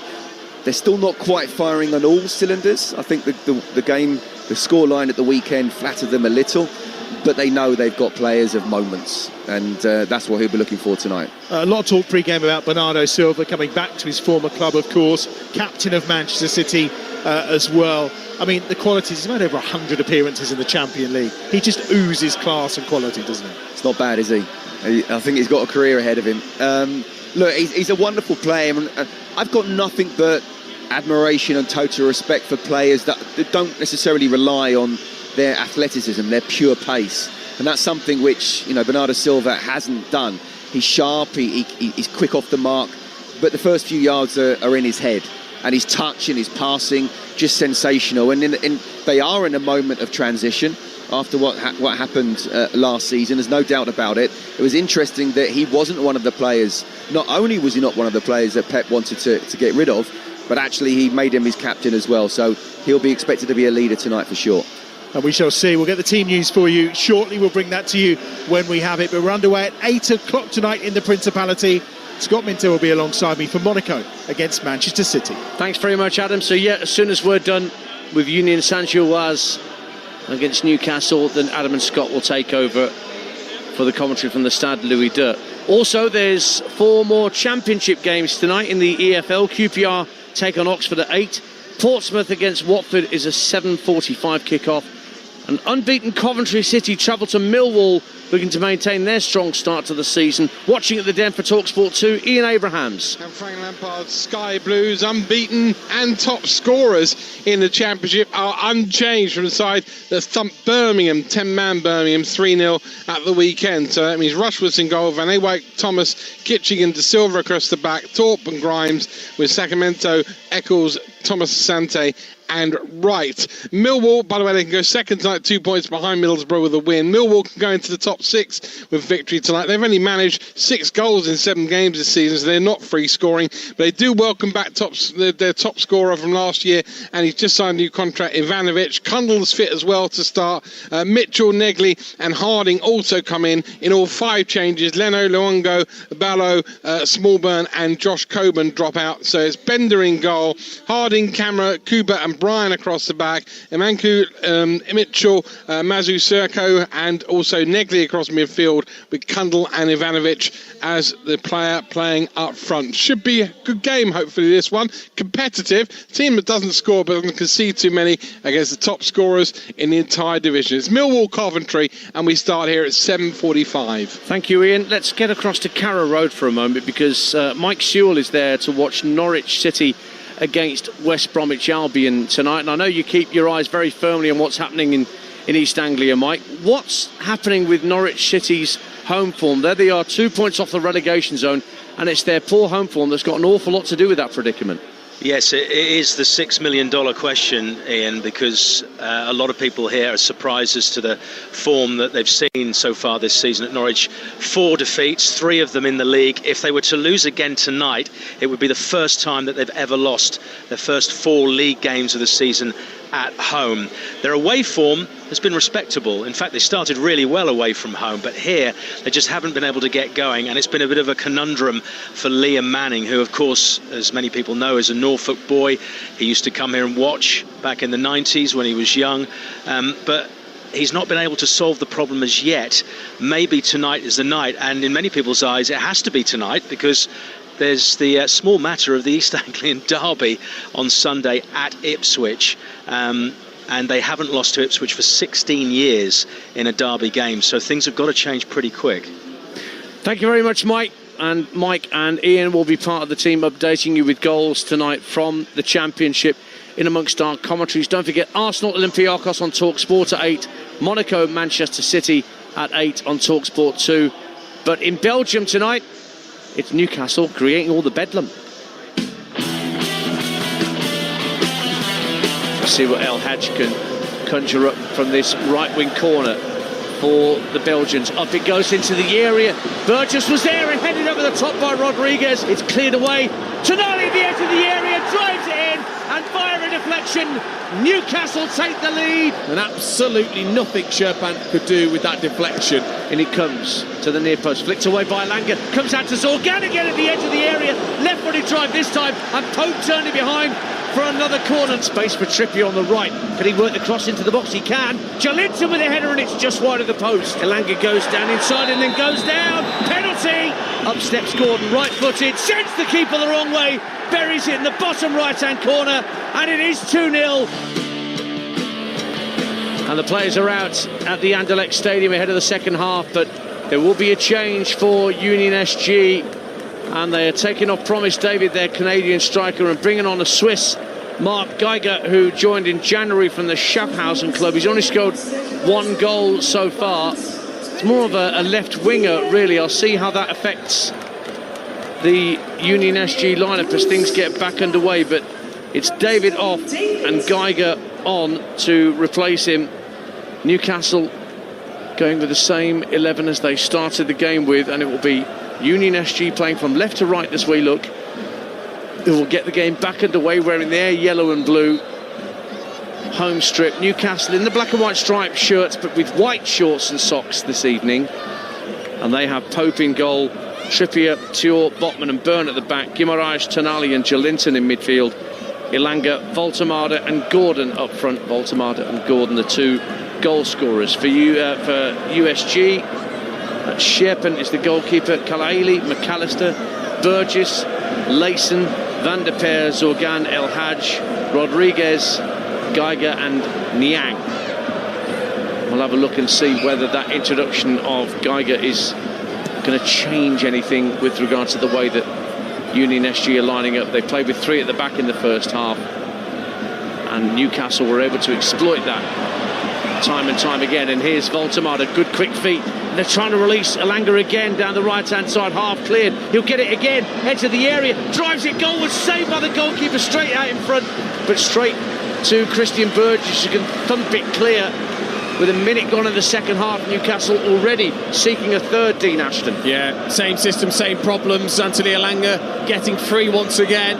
Voltemade, the first part in the centre circle was magnificent. That was Volta Messi for sure. The footwork, honestly, the footwork was brilliant to get away from 3 players. And then when it came back to him again, the touch was brilliant. Played it into Elanga, and he did the right thing taking the strike. Just didn't get it far enough away from Sherpan to that far corner. I don't suppose it would have been that difficult a team talk for Eddie Howe to give at half-time, would it, Dean? No, especially with the amount of possession that they had. Can you continue that? Can we continue to get it out wide, especially to the right-hand side? If they keep allowing that, then we're going to get chances and goals. Voltemade trying to turn at the edge of the area. Burgess up against him, rolls it to the right for Elanga, but there was a push by Voltemade on Burgess, and he looks open-mouthed at the referee. What? I didn't do anything wrong, but it's a free kick to Union SG, and it's definitely a push. 2-0 to Newcastle. Yeah, there was, but I think he's more frustrated that actually, if he hadn't miscontrolled that, he could have played it earlier to Elanga. He miscontrolled it, and then Burgess got a touch, so he pushed him, and the opportunity was gone. You're listening to this game brought to you in partnership with TNT Sports, the home of European football. Anthony Gordon away down the left-hand side, but he runs into Geiger, who's playing on the right-hand side of midfield, it appears, for Union SG, having just come on. He's in possession now, bang on halfway. Tries to clip it over the top for El Khalili, who's in behind Dan Burn, and into the area, and bends a left-footed shot wide.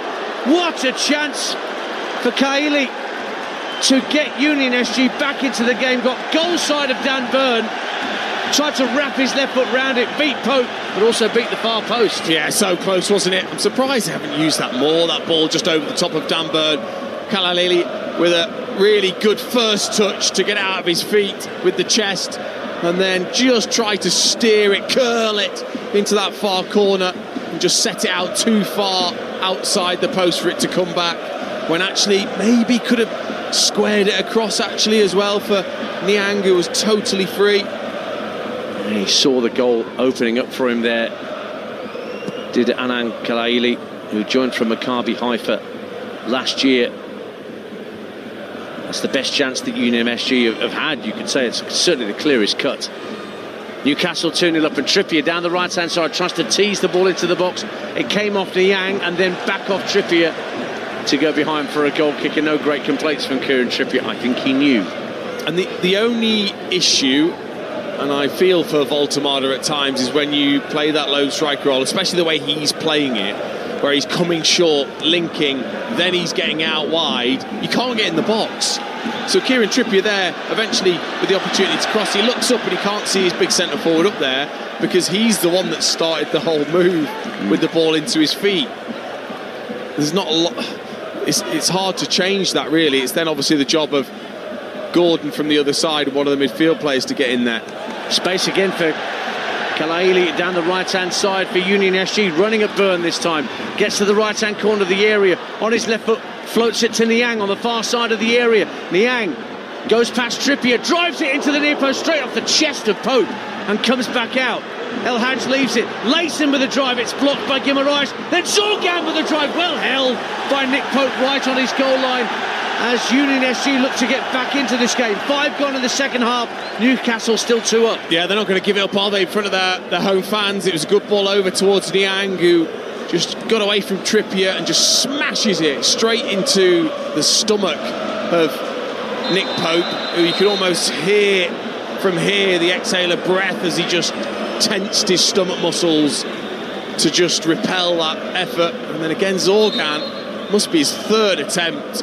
Really, really good strike, zipping off the surface, but nicely held from Pope down to his left. You also heard the whistle of the referee for a foul by Christian Burgess on halfway that's earned the former Portsmouth man a yellow card for his trouble. So that's the second USG player out there who's on a yellow card at the moment.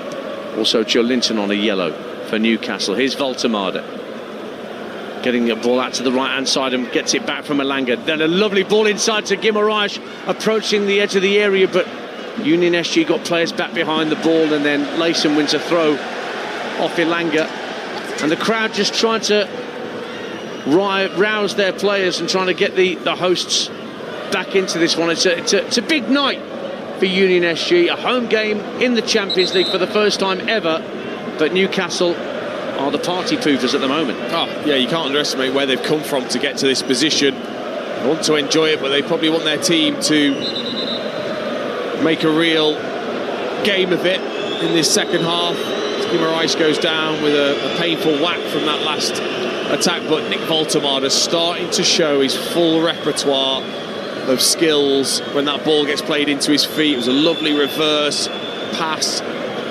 to set Newcastle away, and he's starting to enjoy himself. I can't remember, and I've been watching football rather a long time, I can't remember the first time I heard the phrase good touch for a big man. It might have been Dear old Mick Harford, who we know so well from his days at Luton and Newcastle and Birmingham, and still involved in the game at Luton Town. And that was back in the 1980s, but most certainly that phrase applies to Nick Voltemade, as Guimaraes is still receiving treatment. 2-0 Newcastle. Of course, well, we all look at the size, don't we, and think, well, it must be more difficult to use your feet. Well, not so much for these top quality players. Peter Crouch was very similar.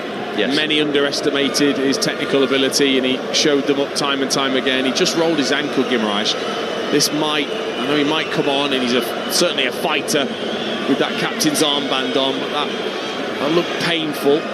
Might continue just to swell a little bit as the second half goes on. Yeah, just walking off the pitch a little awkwardly. Newcastle's next game is on Sunday against Nottingham Forest at St James's Park before the international break kicks in. Their next Champions League game will see Jose Mourinho and Benfica pitch up in the northeast in the back end of October.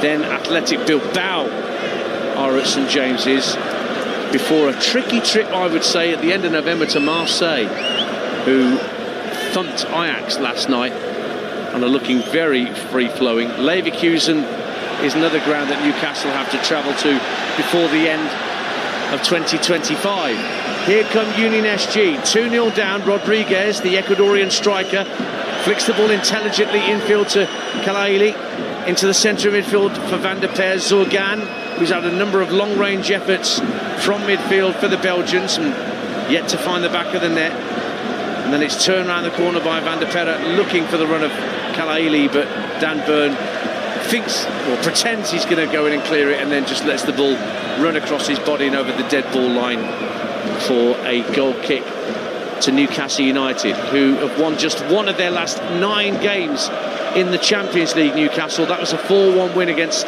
PSG a couple of years ago. It was a famous night, that win against Paris Saint-Germain. They've won 32% of their games in the Champions League, won 8 out of 25. Only Blackburn have got a lower win percentage in the competition from their campaign back in 95-96. Newcastle losing possession. Chance for Geiger to get forward down the right-hand side. Good interception by Dan Burn, who was in field, was very much out of position, but managed to step across and stop the Swiss substitute getting on the ball for Union SG. Joelinton now. 10 minutes gone in the second half. Union SG 0, Newcastle 2. We'll get team news from Monaco, Manchester City momentarily from Adam Bridge, who's watching that game with Scott Minto. That's the game that follows this one on TalkSport 2 for your 8 o'clock Champions League offering. Ball's guided back to Kieran Trippier. Neat ball into the feet of Guimaraes. Voltemade tries to turn it round the corner down the right-hand side for Elanga, but that's dealt with at the back by Layson. And now McAllister has it for the Belgian champions. Just needs to be a little bit of experience from Newcastle now. You're 2-0 ahead, you're away from home, they're going to give you a little bit more, and actually they've been giving the ball away, almost looking as if let's go and attack and get the you don't need to, just keep the ball, see as much of the time out as possible. You can catch them on the counter-attack if you need to. They're just making it a bit too chaotic still. Let's get that team news from the Stade Louis II for our 8 o'clock Champions League game. Adam Bridge. Yeah, one change from match day 1 for Manchester City. Kusanov is injured, of course. John Stones comes into the back line to play at right back, and Rodri is fit enough to start. 6 changes from Monaco from match day 1, but a first start for the on-loan Barcelona forward Ansu Fati, who scored 4 goals in 3 games from the substitutes bench so far. We're underway at 8 o'clock for Monaco against Manchester City. Thank you, Adam. Scott Minto will be alongside Adam for that commentary. Over on TalkSport at the same time, Arsenal against Olympiacos at the Emirates Stadium. Newcastle in possession, 2-0 up and coming forward down the left-hand side with Anthony Gordon. Barged into by McAllister. Really obvious challenge and a yellow card. So easy for the referee to give. No one, he definitely played the man, not the ball there, Dean Ashton. He did. He had a little smile then. He's got a gum shield in, I've just noticed, McAllister. Well, that's why I noticed the smile towards Burgess, as if, well, he wasn't. Once he's nipped it past me, he's not going to continue, and just shoved into him. The referee won't have given many easier yellow cards in his career than that one that he's just brandished to Kevin McAllister. So, Newcastle free kick down the left-hand side of the Union SG penalty area. Tonali very carefully placing the ball down. He might be looking for the valve. He might be doing one of those free kicks where the ball. I think he's just admiring the ball. The Champions League ball. How beautiful! It's a pretty thing. It's a very pretty thing. You almost don't want to boot it as hard as you can. It just feels like it's abuse. There's a clutch of players standing just in front of the 6-yard line, and the referee just keeping an eye on any pushing and shoving. Dan Burn protesting his innocence. Tonali standing over this free kick. He's going to whip it in right-footed towards the goalkeeper. Two-man wall in front of him. Whipped in by Tonali, but claimed comfortably just in front of goal by Sherpen, the keeper, who bowls it out overarm looking for Geiger, but that was dealt with at least well initially by Elanga, and then he just tricked himself and let it go out of play for a throw. 2-0 Newcastle. So poor though from Tonali. Sherpan has shown that he will come and claim if you put it anywhere near him, and then you just float it in the air. A change for Newcastle, their first of the night, and Lewis Miley, Newcastle born and bred, joined at the age of 7 from County Durham. He's coming on for Joe Linton, who is on a yellow card, as we mentioned at the start of this second half, and he was in the wars a little bit as well when he fell heavily in the first half, making a brave header, Dean Ashton. So there could be a couple of reasons why Eddie Howe elected to make that change there. I think so. I mean, his face says that he probably wasn't expecting it, but ultimately, again, you're 2-0 ahead. There has to be some sort of protection mode to that. You don't want Joelinton getting sent off and making it difficult. I think it's the right decision. 58 minutes gone on TalkSport 2. You're listening to Union Saint-Gilloise 0, Newcastle 2 in the Champions League. Live on TalkSport 2 with Enterprise Rent-A-Car. Whatever it is, they're here for it. Newcastle trying to keep possession on halfway. Tonali is brought down by Geiger in the centre circle, and the substitute's going to get a yellow card for that, and he says again to the referee, that's my first foul. But the ref says it's bad enough to get a yellow, son, and then he goes into the book. I mean, again, it's an easy yellow. Tonali's away, and he just takes him out. I think he's probably saying, well, hang on, actually, Van der Peer is very lucky that then Geiger goes in for the second challenge, because he takes out Guimaraes poorly with the first challenge. It's very true, actually. Van der Peer is on a yellow card from the first half, but the referee only had eyes for the challenge on Tonali from Geiger that gets him a yellow card. So Newcastle in possession just inside their own half. Guimaraes floats it out to the right hand side, and Trippier brings it down on his chest. Now comes in field, plays it back into square, back to Botman, driven out to the left hand side for Anthony Gordon, trying to trick his way past two Union SG players. He's done really well, Anthony Gordon, to keep possession, and then knocks it back to halfway, and he's caught by Van der Peer again off the ball, and the referee might want to have a word with Van der Peer when the ball next goes dead. Meanwhile, Elanga works it in field for Guimaraes. Now Voltemade with his back to goal 30 yards out. Plays it back to Byrne at the edge of the centre circle.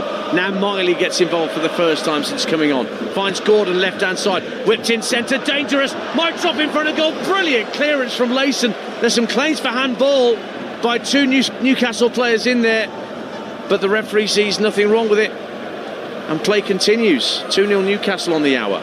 I know I harp on about it a lot, but honestly, if the delivery's that good, it causes so many problems for the defenders.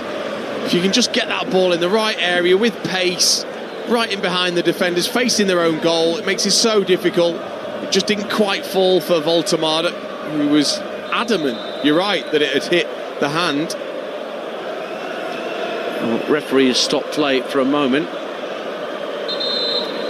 and he's going to look at the VAR screen. He's been called over to the referee review area for a potential penalty check. Now this is for that wicked cross that was just put into the Union SG box. Was there a handball in there with the two Union SG players running back towards their own goal, trying to protect what they had? So Urs Schneider is going across, and it's Layson who's the player being looked at. Voltemade at his back, It catches Layson on the right forearm. Is the arm in an unnatural position? The ball does strike the arm, of that there is no question. But is it ball to hand or hand to ball? The referee has had a look. He does the VAR sign and gives the penalty to Newcastle. Layson handball, and another chance from 12 yards for Newcastle United to extend their lead here.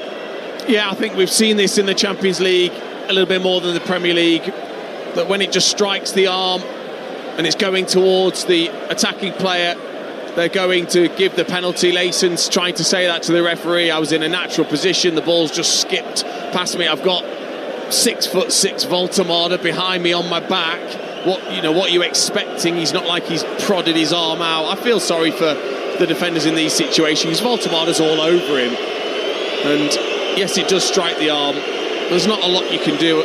I'd love those referees. You go and get into a clinch with a centre forward at the same time and see if it might not hit your hand. But look, we're at that stage, and Gordon's got the chance to get his second from the spot.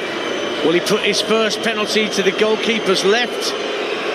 Where does he go this time, Anthony Gordon? A chance to put Newcastle 3-0 up here, up against Sherpen once more, as he was late in the first half.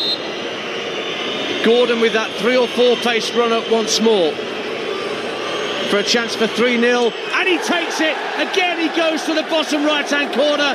This time Sherpen guessed right, but got nowhere near it because of the quality of the penalty, the quality of the strike. Newcastle going to win away from home in the Champions League. Much needed response to the home defeat to Barcelona. 63 gone. It's Union SG 0, Newcastle 3. Sherpen did take a step, but it wasn't committed enough. I would have gone the same way if I was the goalkeeper. I'd have gone the way Anthony Gordon went, thinking, well, he's just going to go the same way. But the power was better than the first from Gordon, and it was more in the corner as well, to the left-hand side of the goalkeeper. Really punched that in with the side foot into the corner. Anthony Gordon to give Newcastle that 3-0 lead. It's a great penalty. That's 25 goals for Anthony Gordon in his Newcastle career now. And Newcastle firmly in control of their own destiny here, to the south and west of Brussels at the Anderlecht Stadium. And having scored 3 on match day 1, Union SG have conceded 3 on match day 2. And it could get worse, because Tonali trying to break through the middle. McAllister comes across and heads it away. But just for a moment, Tonali was breaking through the middle there after a simple ball round the corner from the right-hand side. Got Newcastle away.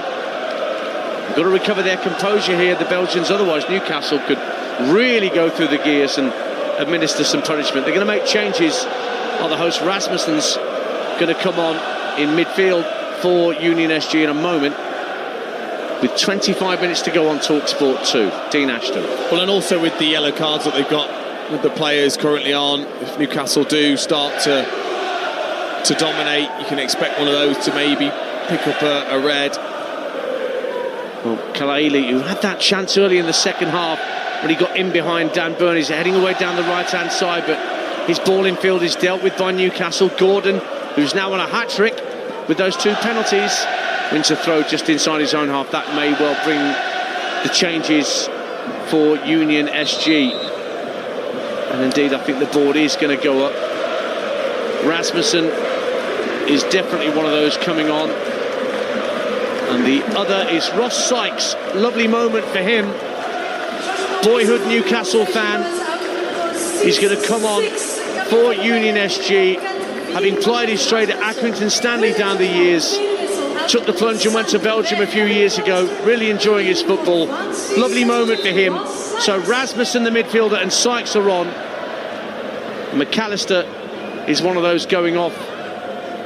And Van der Perre as well, who was on a yellow card. Well, they were both on yellow cards. So Dean Ashton, you're absolutely right. A bit of protection, I guess. Yeah, I think so.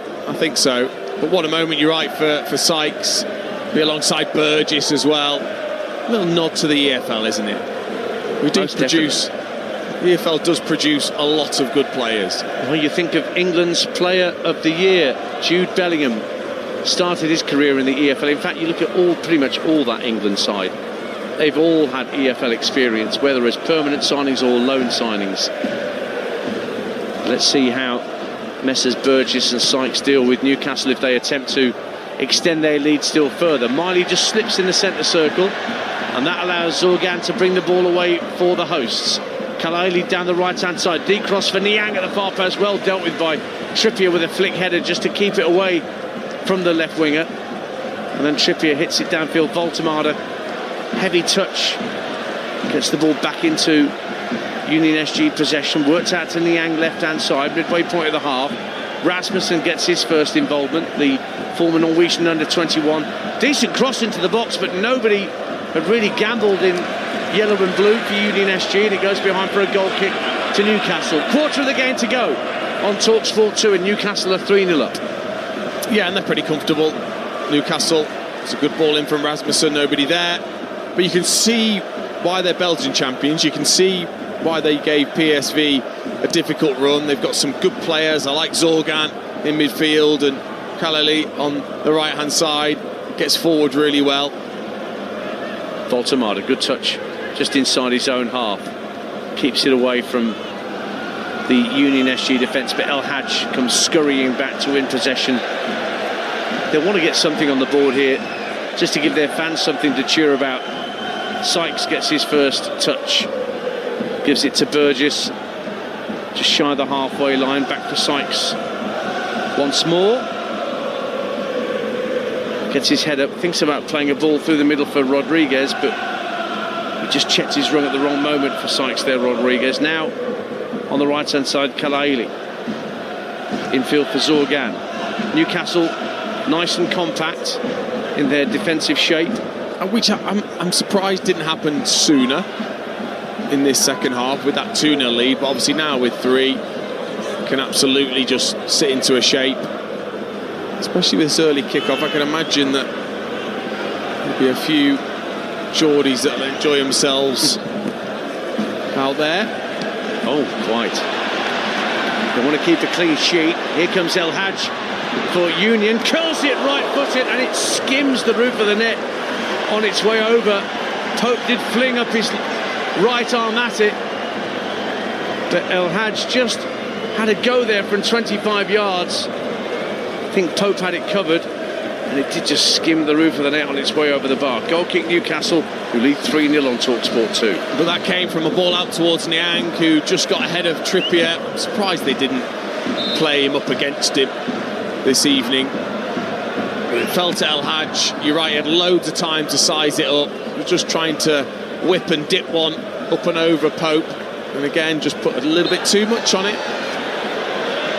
Now there's a heavy challenge from Rodriguez on Botman rather, on halfway. Rodriguez shakes his head. I didn't do anything wrong, I didn't see him coming. Only had eyes for the ball, says the striker. Botman came from behind and came off, was landed awkwardly right on his chest. But I think he's going to be okay. Rodriguez not been punished. 20 minutes to go on TalkSport 2, with Monaco against Manchester City to follow immediately after this commentary. Adam Bridge and Scott Minto will be your team watching that game unfold in the Stade Louis II. As Adam mentioned, Stones playing at right back for Manchester City tonight, and Ansu Fati getting the nod up front for Monaco. Union SG in possession at the back, 3-0 down here, guided back from Zorgan to the keeper Sherpen.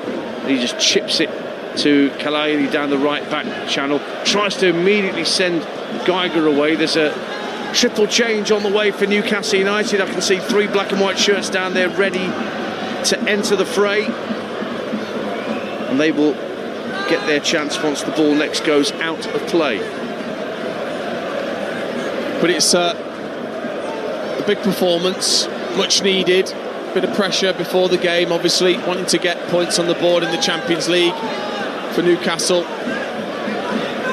Well, here's Anthony Gordon. Oh, lovely ball trying to get Voltemade away. Good interception from Burgess, however. Just looked for a moment like Gordon had weighted that pass perfectly, but Burgess stuck out a long leg and got something on there. So Lewis Hall is going to come on in a moment for Newcastle United. But the first change for Newcastle, we'll see Harvey Barnes coming on for Nick Voltemade. So another goal to his name to start his Newcastle career. So it's Elanga, Voltemade and Bruno Guimaraes who are making way for Messrs Hall, Barnes and Osula, who are coming on to play out these last 18 minutes or so for Newcastle United. Eddie Howe just wanted to give a few minutes to some of the fringe players who don't get that much pitch time. And Barnes, who has been playing in midfield whilst Gordon was serving a suspension, he's got a chance to show what he can do for 20 minutes or so, Dean. Yeah, exactly. And they'll switch to a back three, I would expect, with Hall playing as a left wing back, Trippier going a bit further ahead, and then Anthony Gordon and Barnes will just play, I think, in behind Osula. Meanwhile, Sofiane Boufal, once of Southampton, is on for Union SG, having replaced Kevin Rodriguez. Been playing in the UAE, has Boufal, since leaving Southampton. Joined a year ago at the Belgian champions from Al Rayyan. He's on for the Belgians, who are 3-0 down, looking to find a route back into this Champions League tie. But Newcastle are going to get their first 3-point haul with 17 minutes to play. 3-0 to the good. And a chance just to see out time here. And as Dean Ashton's rightly said, the Newcastle fans in Brussels are going to have a jolly good night this evening on that innocuously strong beer that they serve in the Brussels night spots. Yes. You'll catch most out, that will. Oh yeah. But so they should enjoy it. And Tonali was dispossessed, he stayed down. Geiger bringing the ball forward for the host. He's going to go for goal from distance, straight into the chest of Nick Pope, and made a comfortable save. Another shot from distance goes a begging for the Belgians, and Tonali needs some treatment after he was dispossessed bang on halfway, and he's not moved since that challenge was put in. Worrying for Newcastle United. Now he's moving once the referees come over. He's just feeling his right knee, and he has got back to his feet, dragged back to his feet by Niang. Well, that's what you don't now need. There's a bit of a clash with Rasmussen. You don't now need an injury once the game's pretty sewn up, as it feels like it is. You then don't want to pick up an injury going into the weekend. As I mentioned, Nottingham Forest to come to St James's Park on Sunday afternoon. And Tonali spent so long out of the game because of the publicised off-field problems. Here comes Lewis Hall for Newcastle, up to the edge of the area.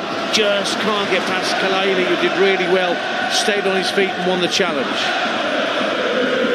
Work back into the centre circle for Thiaw.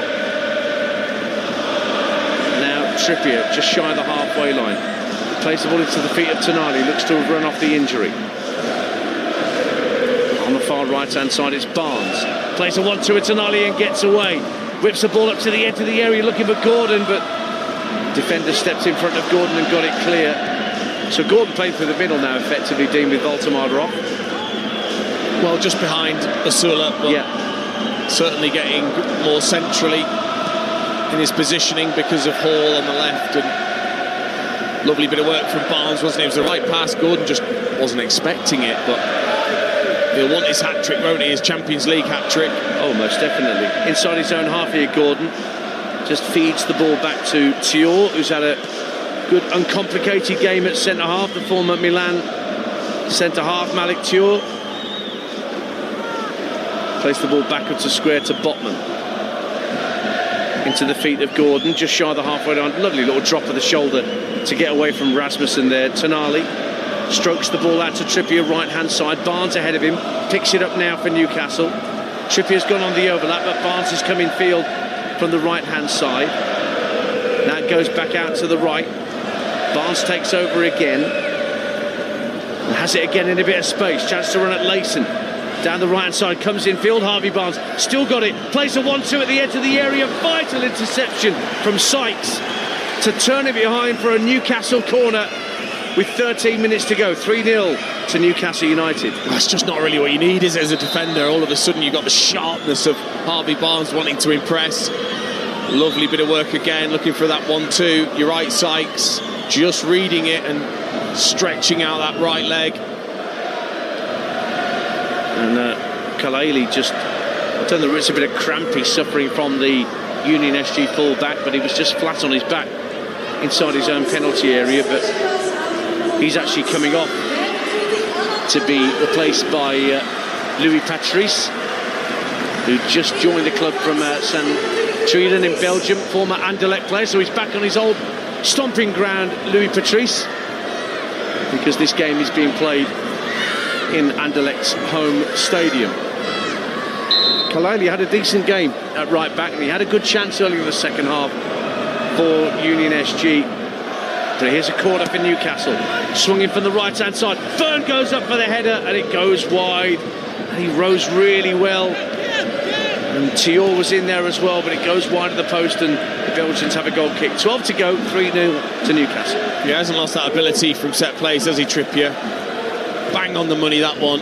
Just outside, swinging away from the goalkeeper, just outside the 6-yard box, waiting for someone to go and attack it. Byrne was there, but in the end just got in the way of Thiaw, and the header then just bounced off the top of his head, really, rather than the forehead. I can still vividly remember the first time I saw Kieran Trippier play. He was playing for Burnley at the time in a championship game against Nottingham Forest at the City Ground, and I was so impressed, Dean, not just with the quality of the ball in, but the varying different areas he was willing to put balls in from. He was happy to put them in from deep.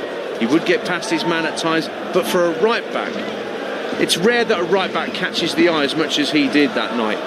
And he's just gone on to have this stellar career, scored at World Cups for his country, and a brilliant servant to Newcastle too. Yeah, and almost maybe 5 years too early in terms of just how we've looked at that right back position. He was already doing sorts of things that we see regularly now from attacking fullbacks.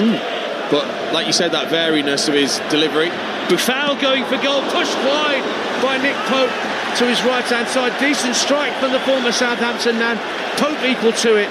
Union SG corner, 3-0 Newcastle. Yeah, it came from nothing really, was it? Just ball into Buffal. He just had a little look over his shoulder, took it on the back foot and struck from good 30 yards. Pope really comfortable with it.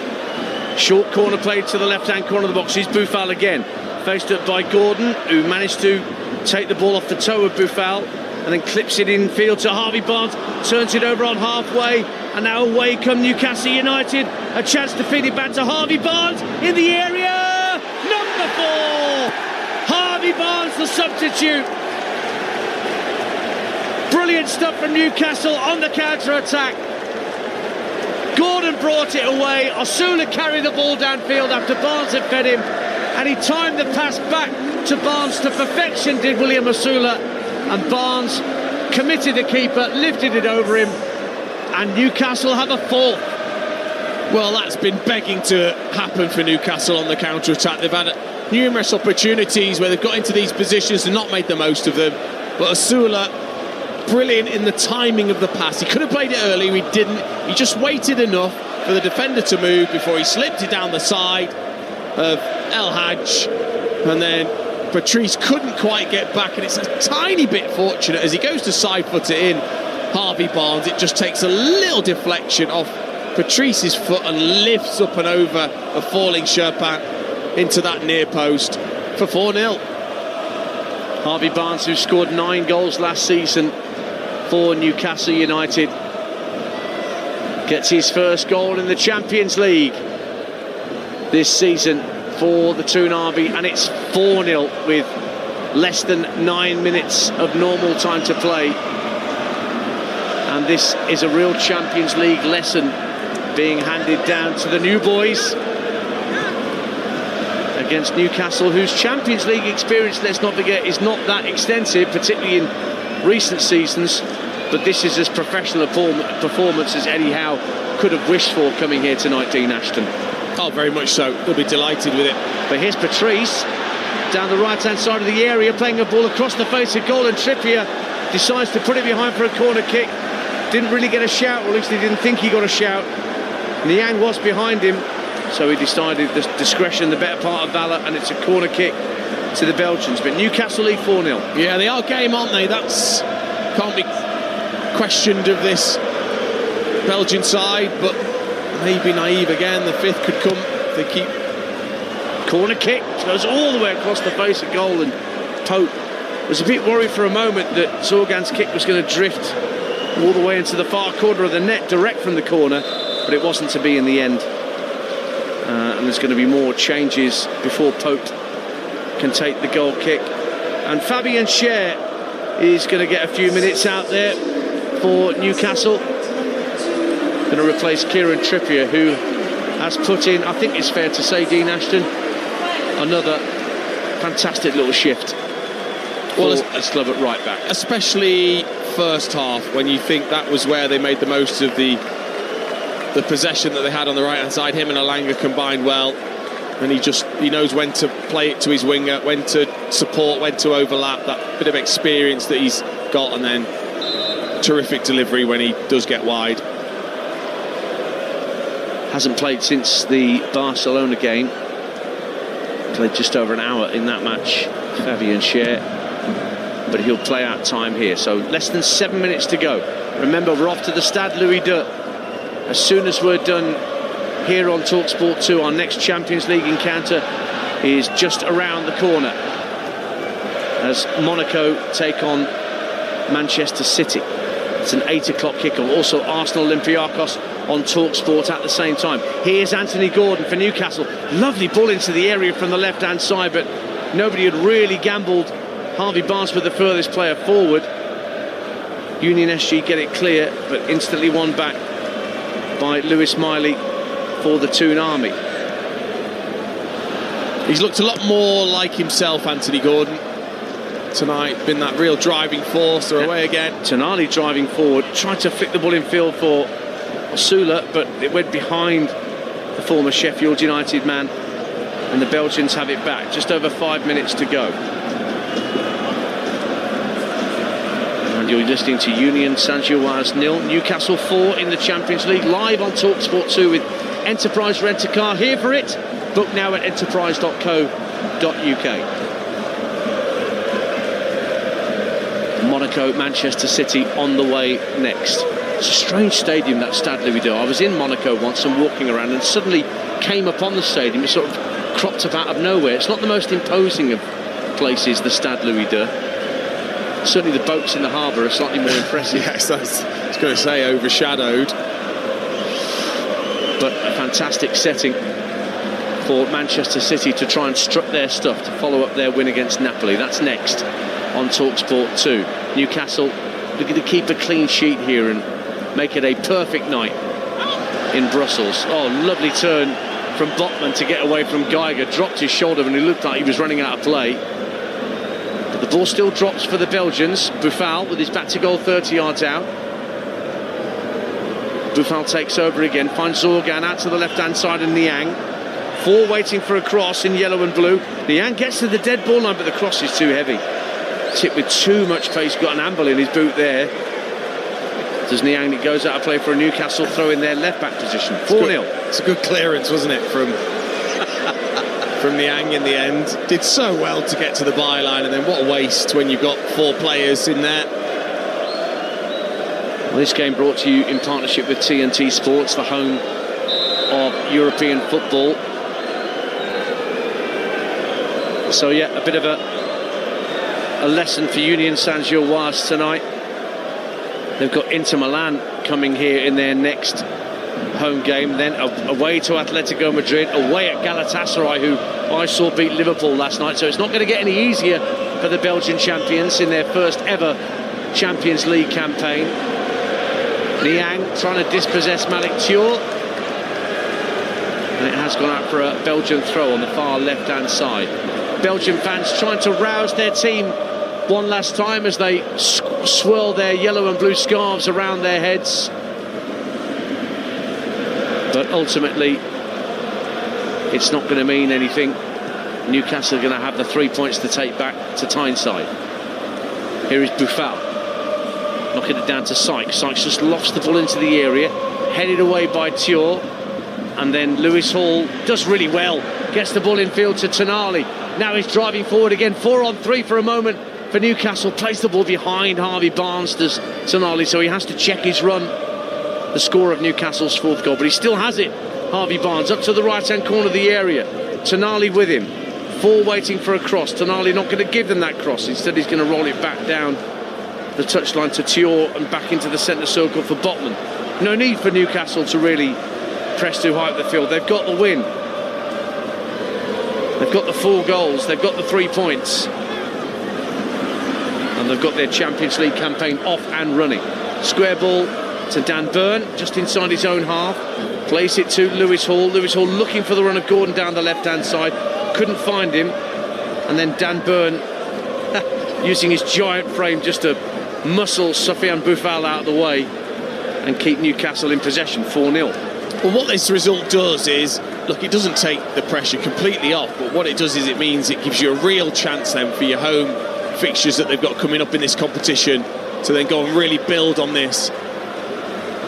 Otherwise, if they come away from here with a draw or even a defeat, suddenly if you're thinking, right, we're really on the back foot, we've got to have to then win those games. Well, I'm sure Eddie Howe will have had scouts watching Benfica's performance last night at Chelsea. They lost by a goal to 0, Jose Mourinho's men.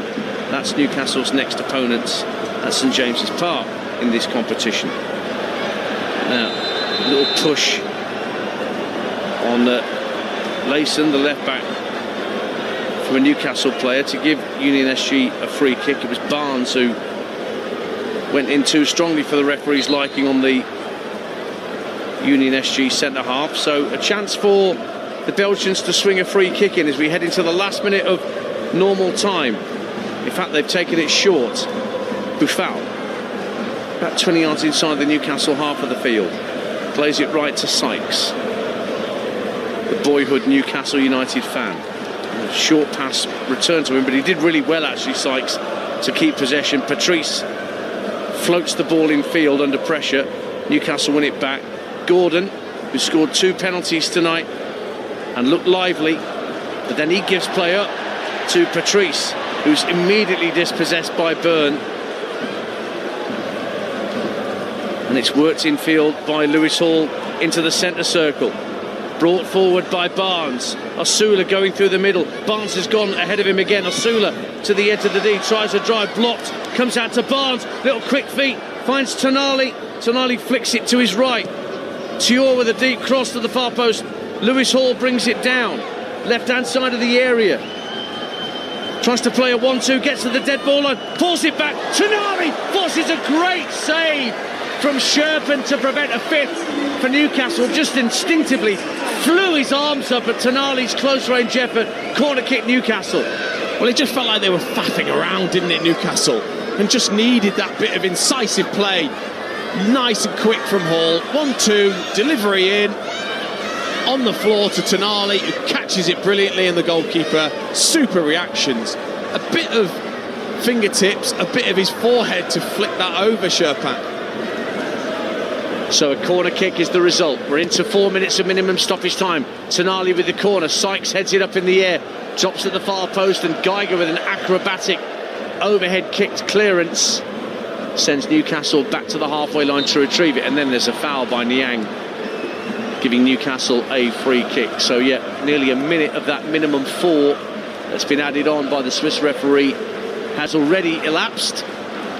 Union SG 0, Newcastle United 4 here on TalkSport 2, where we're off to the south of France next, to the Principality of Monaco for AS Monaco against Manchester City. Adam Bridge and Scott Minto will be picking up the cudgels in a few moments. I mean, Scott Minto's Monaco type of man, isn't he? Definitely. Yeah, dashing. Yeah, you can just see him eating al fresco in one of those 5-star restaurants. Of course. With one of those small cups of coffee that seems pointless to order because there's barely any coffee in it. Cup's like something off a doll's house, isn't it? One of those coffees. That's exactly the sort of thing I would imagine he'd be quaffing whilst he's sitting there by the harbour. Forward come Union SG, looking for what would only be a consolation goal in their first home Champions League encounter. And they work it back to Rasmussen, out to Patrice on the right hand side, just clips the ball into the near post, and Geiger tries to, well, almost a scorpion kick attempt there by Geiger, but the ball just went straight up in the air and a comfortable claim at his near post from Nick Pope. 4-0 Newcastle. Quite a nice idea. Would have been probably Champions League goal of the season if he'd have scorpion kicked that over Nick Pope's head. But why not try? We're into the dying minutes of the game. Well, they're not going to die wandering, Union SG. They are pressing high on Newcastle, despite the fact that we're 92.5 minutes into the game. But of course, that press allows Newcastle a bit of space to attack, which is what Barnes is doing as he motors into the Union SG half. But the ball forward for Asula is intercepted. One last chance maybe for the Belgians as they come forward with Buffal. Up to 30 yards out, thought about a shot for a moment, then just ran straight into Lewis Hall, who gets it back from Miley. Does he? No, it's given away. Patrice down the right-hand side. Good ball in field for Geiger. And the Swiss comes in field to the centre of the Newcastle half. 50 seconds of minimum stoppage time to play. Rasmussen looking to run into a bit of a cul-de-sac, but he's managed to work the ball out to the right-hand side of Patrice, who might want to put the ball into the box. Instead, he teases it down the right wing for Rasmussen. Three waiting for a cross.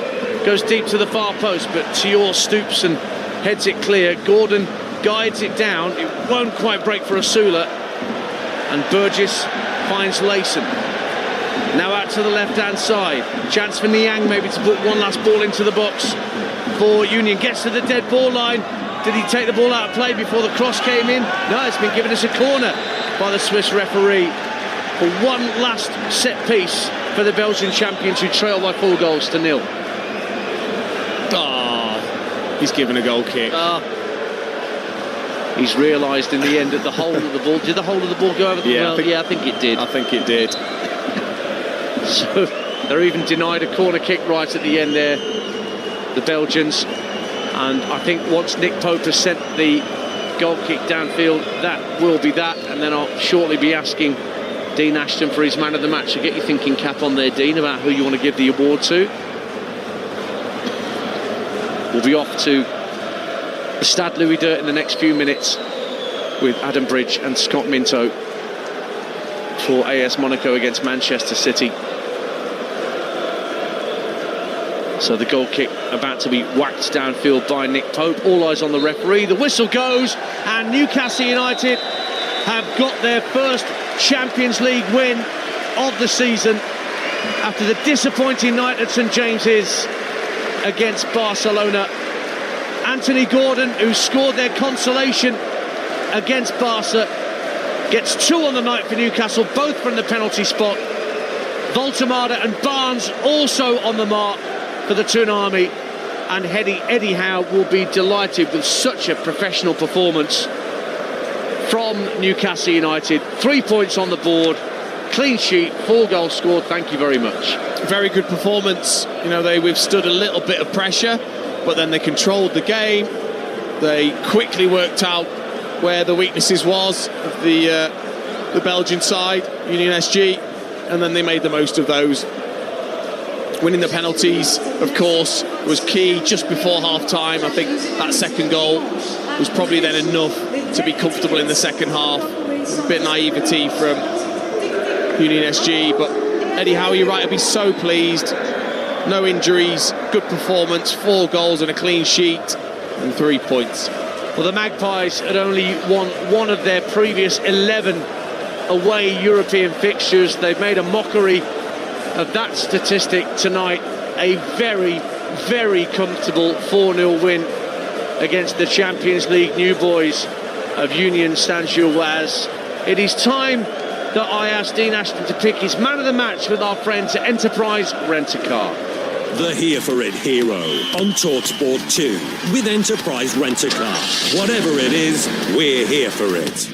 As the Newcastle players go across to applaud their fans who travelled to that corner of the stadium in Brussels. I turn to Dean Ashton and ask for your nomination for man of the match tonight, Dean. I did really want to give it to Tonali because I thought he put in an incredible effort and was such a big part of the build-up. But when it really mattered, in that first half, when things were tight, Anthony Elanga, I thought, was brillint. Just kept going down there, just kept feeding it out to him. He kept going at the full-back, won the penalty. It was a great cross for the first goal that led to it, and he was the difference, I thought, especially in that first half. In Brussels against Union Saint-Gilloise, just describe to us where you are, Razor, because you're not actually at the home ground of the club that Newcastle United are playing against. No, the stadium that they would normally play home matches at doesn't meet UEFA requirements, so they can't play there for European games. So what they've done is they've had to move across Brussels, from the southern part of the city to the western side, to the home of Anderlecht, to the stadium called Lotto Park, and that is much bigger. It holds about 22,000 spectators. Union SG's stadium, by comparison, is too small, 9,400. So, and this is all Cita as well, and used to staging big games because Anderlecht are probably the biggest club in Belgium, perhaps the best known. So it's slightly unusual for them to have a home fixture, their first Champions League home fixture, but for it not to be played at their own stadium. This is their debut in the competition after winning the Belgian title last season, but they are a club with European experience, and more than Newcastle in recent years, Colin, because they've been in the Europa League and in the Conference League in the 3 seasons prior to this one. So yeah, they know their way around UEFA competitions, but the Champions League is new to them, and it's an interesting dynamic that, you know, they've got their supporters here in the Union Saint-Gilloise yellow and blue. They are scattered around the stadium. I don't think it's going to be full. It certainly isn't full at the moment. Newcastle fans are filing in black and white to my right hand side as I speak, but yeah, they have home advantage, but not quite home advantage, if I can put it like that. Yeah, and it's a funny thing. I think if we're honest, most of us hadn't really heard of Union Saint-Gilloise before Newcastle United were drawn against them. No. Yet their opening game, when they were such comfortable winners against the team, and I've forgotten who they beat in their opening game. PSV, that's who it was. I knew it was another team that Newcastle were going to come up against. Yeah. Might just have opened a few people's eyes. Yeah, you could say that, but then you look at the result of other Dutch sides in the Champions League. I mean, Ajax went to Marseille last night and were absolutely battered. Yeah. You know, I think, if I'm right in saying, Ajax got beaten in their first game as well. So the standard of Dutch football doesn't seem to be where it was.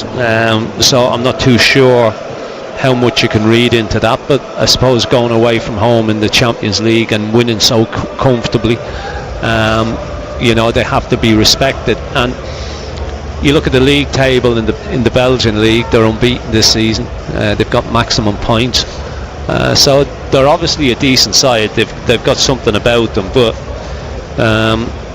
how strong do you hold Belgian football? I suppose that is the question. How strong is that Belgian league? Well, they are the best that Belgium has to offer, Colin. Yeah, they are the best from last season. Also, this season, top of the table.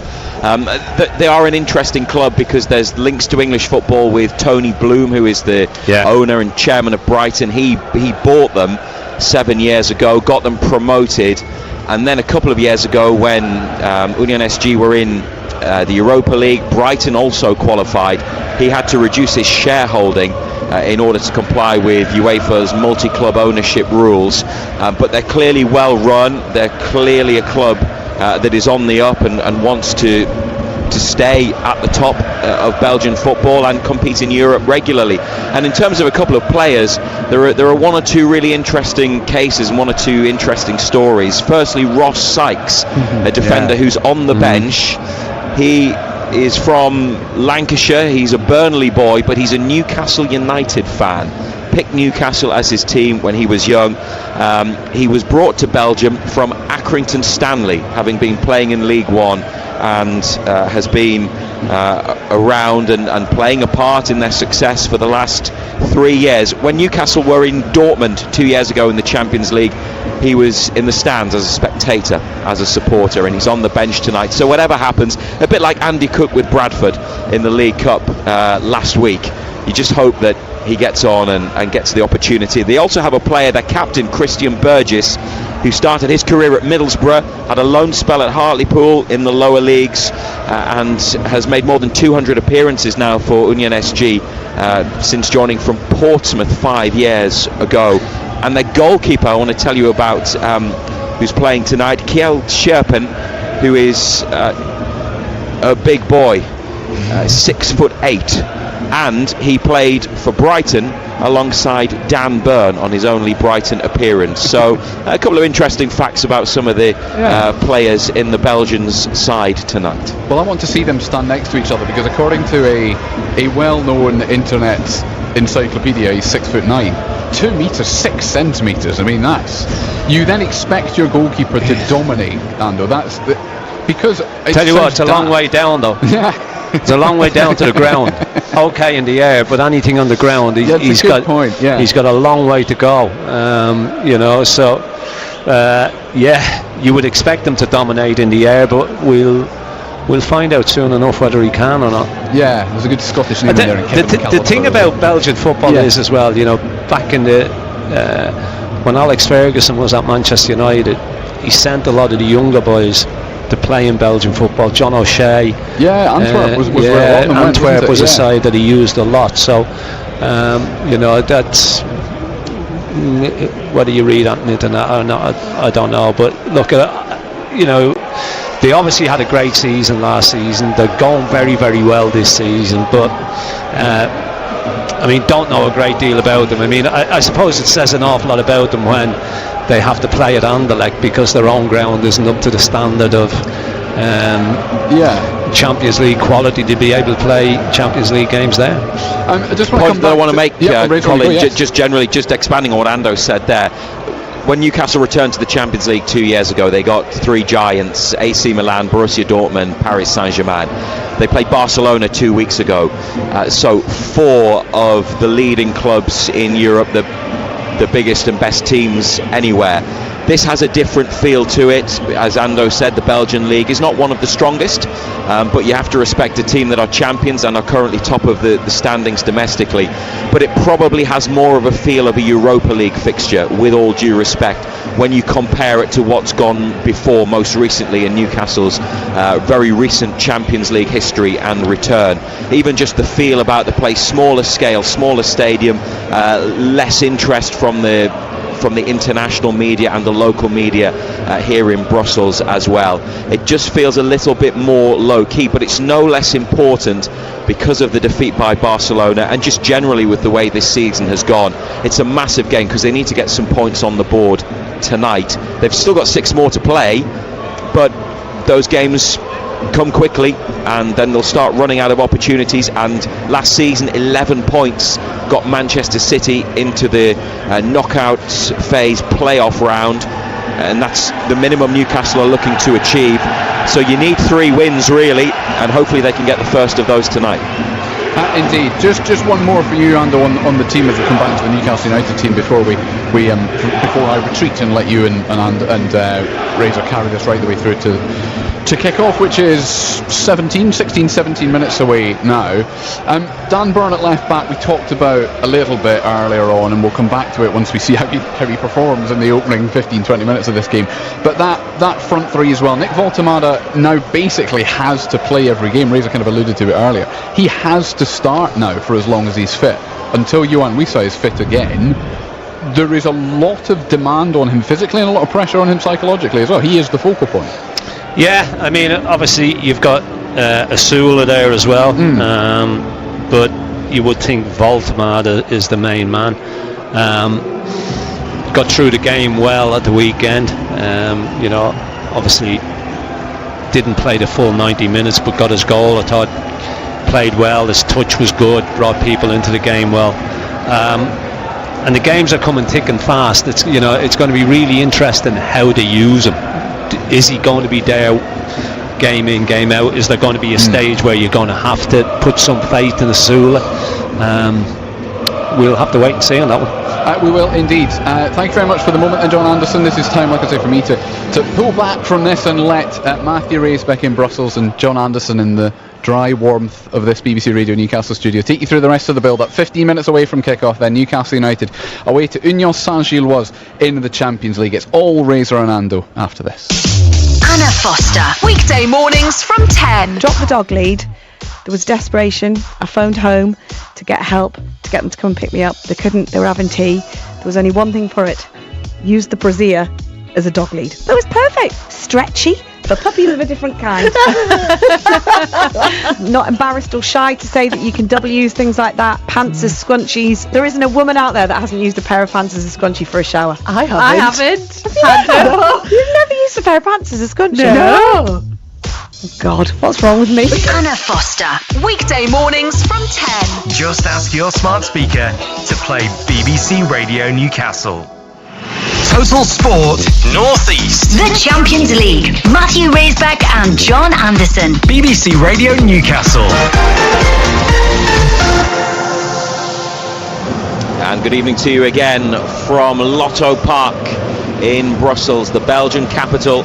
The venue for tonight's Champions League encounter between Union Saint-Gilloise and Newcastle United. Their second match in the competition this season as they look for their first points in the new league phase. The first time that United have played in the Champions League since the format was changed.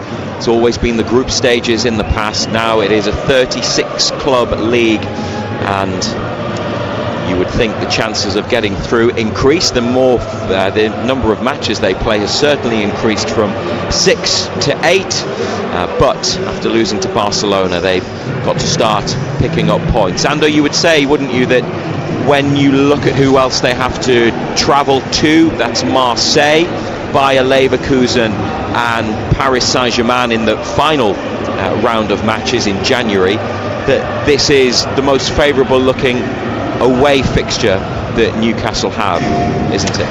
Yeah, most definitely. You know, I think when the fixtures came out, Razor, you looked at this one and you thought, big opportunity to go away from home and get points on the board. You know, as well as Union did last season, as well as they're doing this season, and to their credit, they've had a good start in the Champions League by going to PSV and winning. You'd have to say we've got to start big favourites to win tonight. It's sunset in Brussels. We are an hour ahead on Central European time, so it is just after 6:30 in Belgium. The spotlights are on top of the roof on the stand on the far side, and Union SG play in yellow and blue, but the rest of this stadium is in the purple and white colours of Anderlecht, who normally play their home matches here, save for a small section of the end behind the goal to my right hand side, which is where the Newcastle United supporters are. They have the lower tier and the upper tier, half of that stand behind the goal. The players have gone back inside after completing their warm-ups. There are sprinklers on the pitch, some ground staff and some camera operators nearby, and we're commentating to you from the back of the main stand behind the two benches. Newcastle United, 2 changes. Kieran Trippier and Anthony Elanga come in for Tino Livramento and Jacob Murphy, and it looks as though Livramento's knee injury is not as serious as first feared. He's expected to be out for between 6 to 8 weeks, which is very good news given the concern when he was taken off on a stretcher against Arsenal on Sunday. So the team is Pope, Trippier, Chow, Botman, Byrne, Bruno Tonali, Joelinton, Elanga, Gordon and Voltamada. And Dan Byrne at left back again, Ando, we've discussed, and it's something that we're still a little bit surprised about, but the rest of the team is certainly very strong, isn't it? What do you make of the Elanga inclusion ahead of Murphy or Barnes? That's the one of the 2 changes that we haven't really gone into detail about yet. Yeah, I mean, you watched Elanga against Barcelona in that first game in the Champions League, especially in that first half. His pace is electric, you know, and I think with both him and Gordon, I think that's going to be applied tonight to use the pace that they've got. Hopefully Union will come on to us quite a bit. They will press people forward, they get people into advanced positions, and we'll look to break using the pace of those two. I mean, Alanga's it's been a stop-start sort of introduction for him, hasn't it? You know, he's been in, he's been out, he's been back in, then he's been out again. You know, so tonight's another opportunity for him. We know that the pace he's got is absolutely electric, and hopefully we'll be able to take advantage of that tonight. On the bench for Newcastle, two goalkeepers, Aaron Ramsdale and Max Thompson, Lewis Hall, Fabian Schär, Harvey Barnes, Emil Kraft, William Osula, Jacob Murphy, Joe Willock, Alex Murphy and Lewis Miley. Now, Newcastle's only win in the Champions League 2 seasons ago was at St James's, the unforgettable 4-1 success over PSG. Away from home it's been a bit different for them, and actually a bit different longer term when they've played in Europe, albeit they haven't competed in European competition too many times in the last couple of decades. The record books show that it's only 1 win in their last 11 away matches in Europe, but they did draw 2 of their 3 games on the continent 2 years ago. The away games that we experienced, I think, made us a better team to go back to the Premier League with. Milan, Dortmund and Paris. I mean, you don't get much harder in European competition, but I think in all of those games we were really competitive again, and I think we took that back into our domestic form and grew from it, even though they weren't wins. I think now we're judged slightly differently. I think the expectation's slightly different, and I think this will be a good challenge for us at a time in the season where we know we need to perform. And they were big matches, tough matches, but they learnt a lot from what they experienced 2 years ago, and they've applied some of that, Ando, to this season, haven't they, by travelling early yesterday, training on the pitch in Belgium, which they didn't do in Milan, a match they ended up drawing 0-0, and in Dortmund where they were beaten. They're also helped, aren't they, by the fact that, like 2 years ago, their away games are only a couple of hours away from Newcastle. Yeah. The team flies direct. They don't have to go to the outer reaches of Europe. They don't have to go to Kazakhstan like Real Madrid did yesterday. Yeah, I mean, we've been fortunate what we've got, you know, not too much travelling involved. Eddie Howe will be delighted with that as well. I mean, as you say, after this one we go to Marseille, Leverkusen and PSG. So it could have been an awful lot worse from a travelling point of view. But look, tonight it's just a skip across the water, isn't it? You know, so hopefully we can get this campaign up and running. It was always going to be difficult against Barcelona. You know, I thought we gave it a right go in the first half. I thought second half Barcelona controlled the game because they just kept the ball and moved us from side to side. And you know, when we got the ball, we didn't keep it well enough. So I don't expect Union to be anywhere near the same type of quality as what Barcelona were, so it's an opportunity for us to get up and running in this competition. But they are the Belgian champions. They made a great start to the new season as well, unbeaten in their league, top of the table, 6 points clear, 7 wins, 2 draws from 9 matches. Those are the stats domestically. Eddie Howe knows that they are, despite not being one of the bigger names in Europe, a strong side. Yeah, we certainly don't underestimate anybody, and I think that comes down to fundamentally our reviewing of our opponents, which I'll do personally, as I always do, and it's a case of judging strengths and weaknesses and then figuring out a way to try and be competitive in the game and ultimately win. But I think for any team to be at this level and to be top of their league and playing in the way that they are, demand respect. Full credit to everyone connected with the club, because it's been a dramatic rise and sustained success. It's not been just one season. They were knocking on the door to win the league, then they've won the league, and now deservedly in the Champions League. So no, we'll be fully focused and fully ready. But they're not playing at their home ground because it doesn't meet the UEFA requirements for European competition. So we are across Brussels at Lotto Park, the home of Anderlecht. It'll still be a very home-based crowd. I'm sure they'll be very supportive to them. So I don't see a lot really that changes from a normal away game for us. We'll have our following with us, and I'm sure they'll be amazing as they always are. And I think it's up to us to get them involved in the game. Well, thousands of Geordies have turned Brussels black and white over the last couple of days. Those lucky enough to have tickets are in position now to the right-hand side.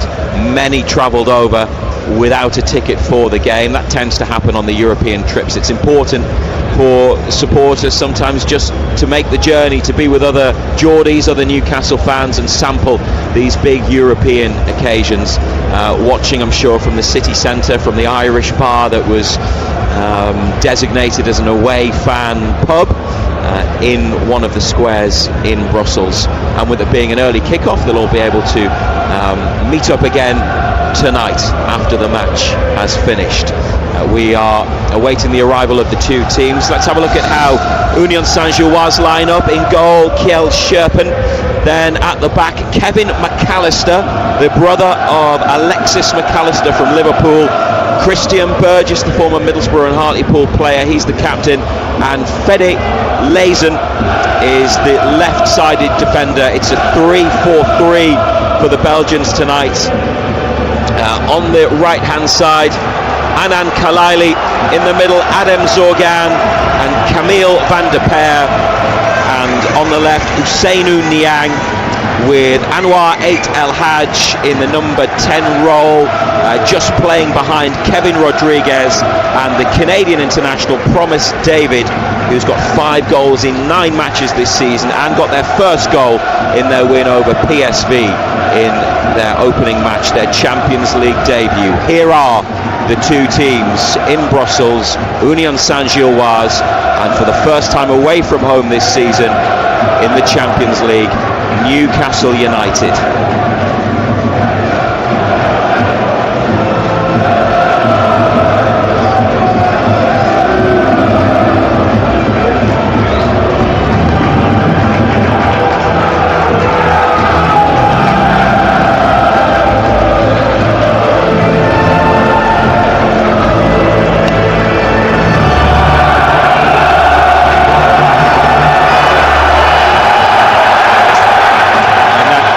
Champions League theme, that iconic music, never fails to move you, does it?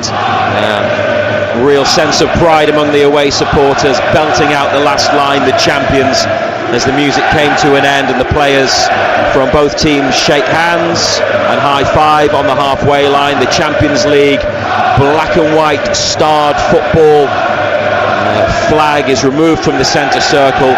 There is UEFA Champions League branding with club crests still on the pitch, and the teams now going to pose for pre-match photographs. Newcastle in black and white stripes, white shorts and socks, Pope in light blue, and Union Saint-Gilloise, their home colours. Yellow shirts with navy across the neck, shoulders and sleeves, navy shorts and yellow socks, and goalkeeper Scherpen in green. Atmosphere's pretty good. The stadium has filled up a little bit. It is not full to capacity, but it's only 3 miles away from where Union SG normally play. They don't get huge crowds because they can't get them in, basically, in their home stadium, but those that are here generating a big atmosphere.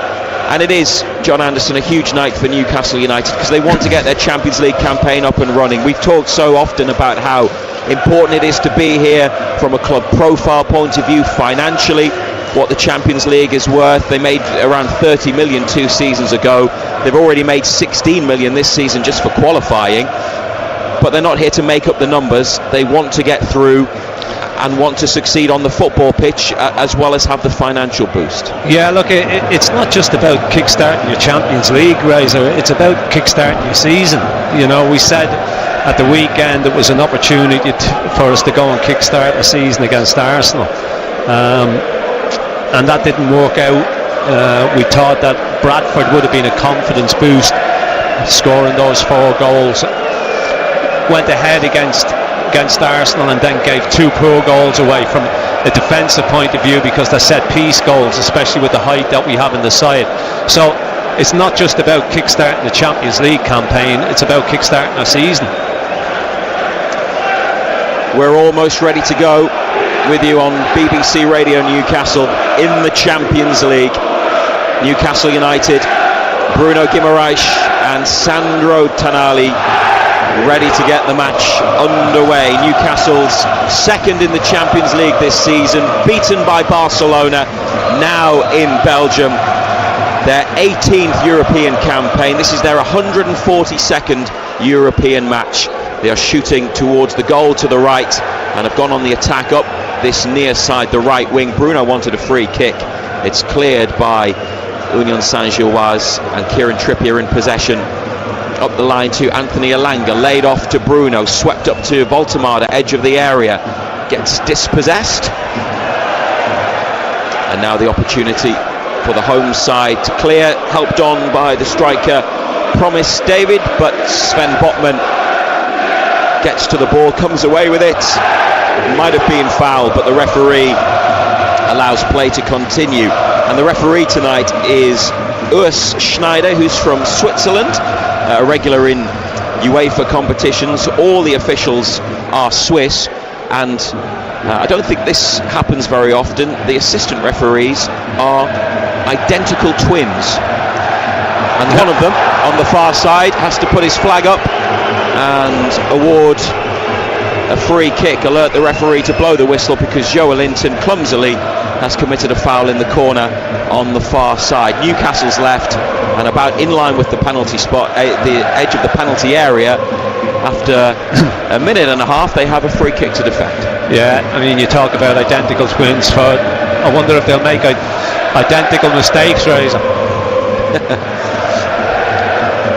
Well, Joe Linton with a typical Joe Linton challenge out on the far side, and a free kick is about to be delivered. It's rolled back, and now the cross comes in, left-footed from the right. Kieran Trippier tries to head clear. It's outside the penalty area. Elanga makes a challenge, headed on by Union SG, then Botman to Trippier and lifted away, but out on this near side. Home supporters making plenty of noise and enjoying these early periods of pressure, but 0-0 as the ball is thrown back in towards Burgess on halfway. His dark hair in a ponytail, back it goes to the giant goalkeeper Sherpen, and out to Burgess again. Left-footed chip into the United half. Trippier on his chest, it's given away. Then a through ball that Pope comes to the edge of the area to pick up, and a chance to calm things down.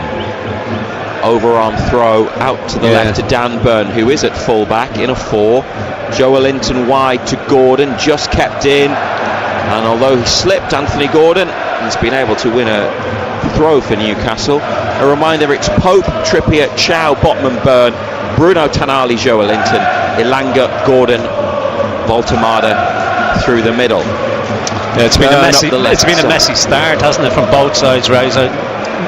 Voltemade's got it in an attacking position, rolled inside to Gordon, but it was just away from him, too close to the defender, and now cleared straight to Kieran Trippier. United trying to stay on the attack. Bruno out to Elanga on the touchline, inside to Bruno, edge of the penalty area. Tonali, good first touch. Bruno in the box, laid off. Elanga shot blocked. He might get another chance. Union SG can't get it clear. Now they win it properly, and away it goes.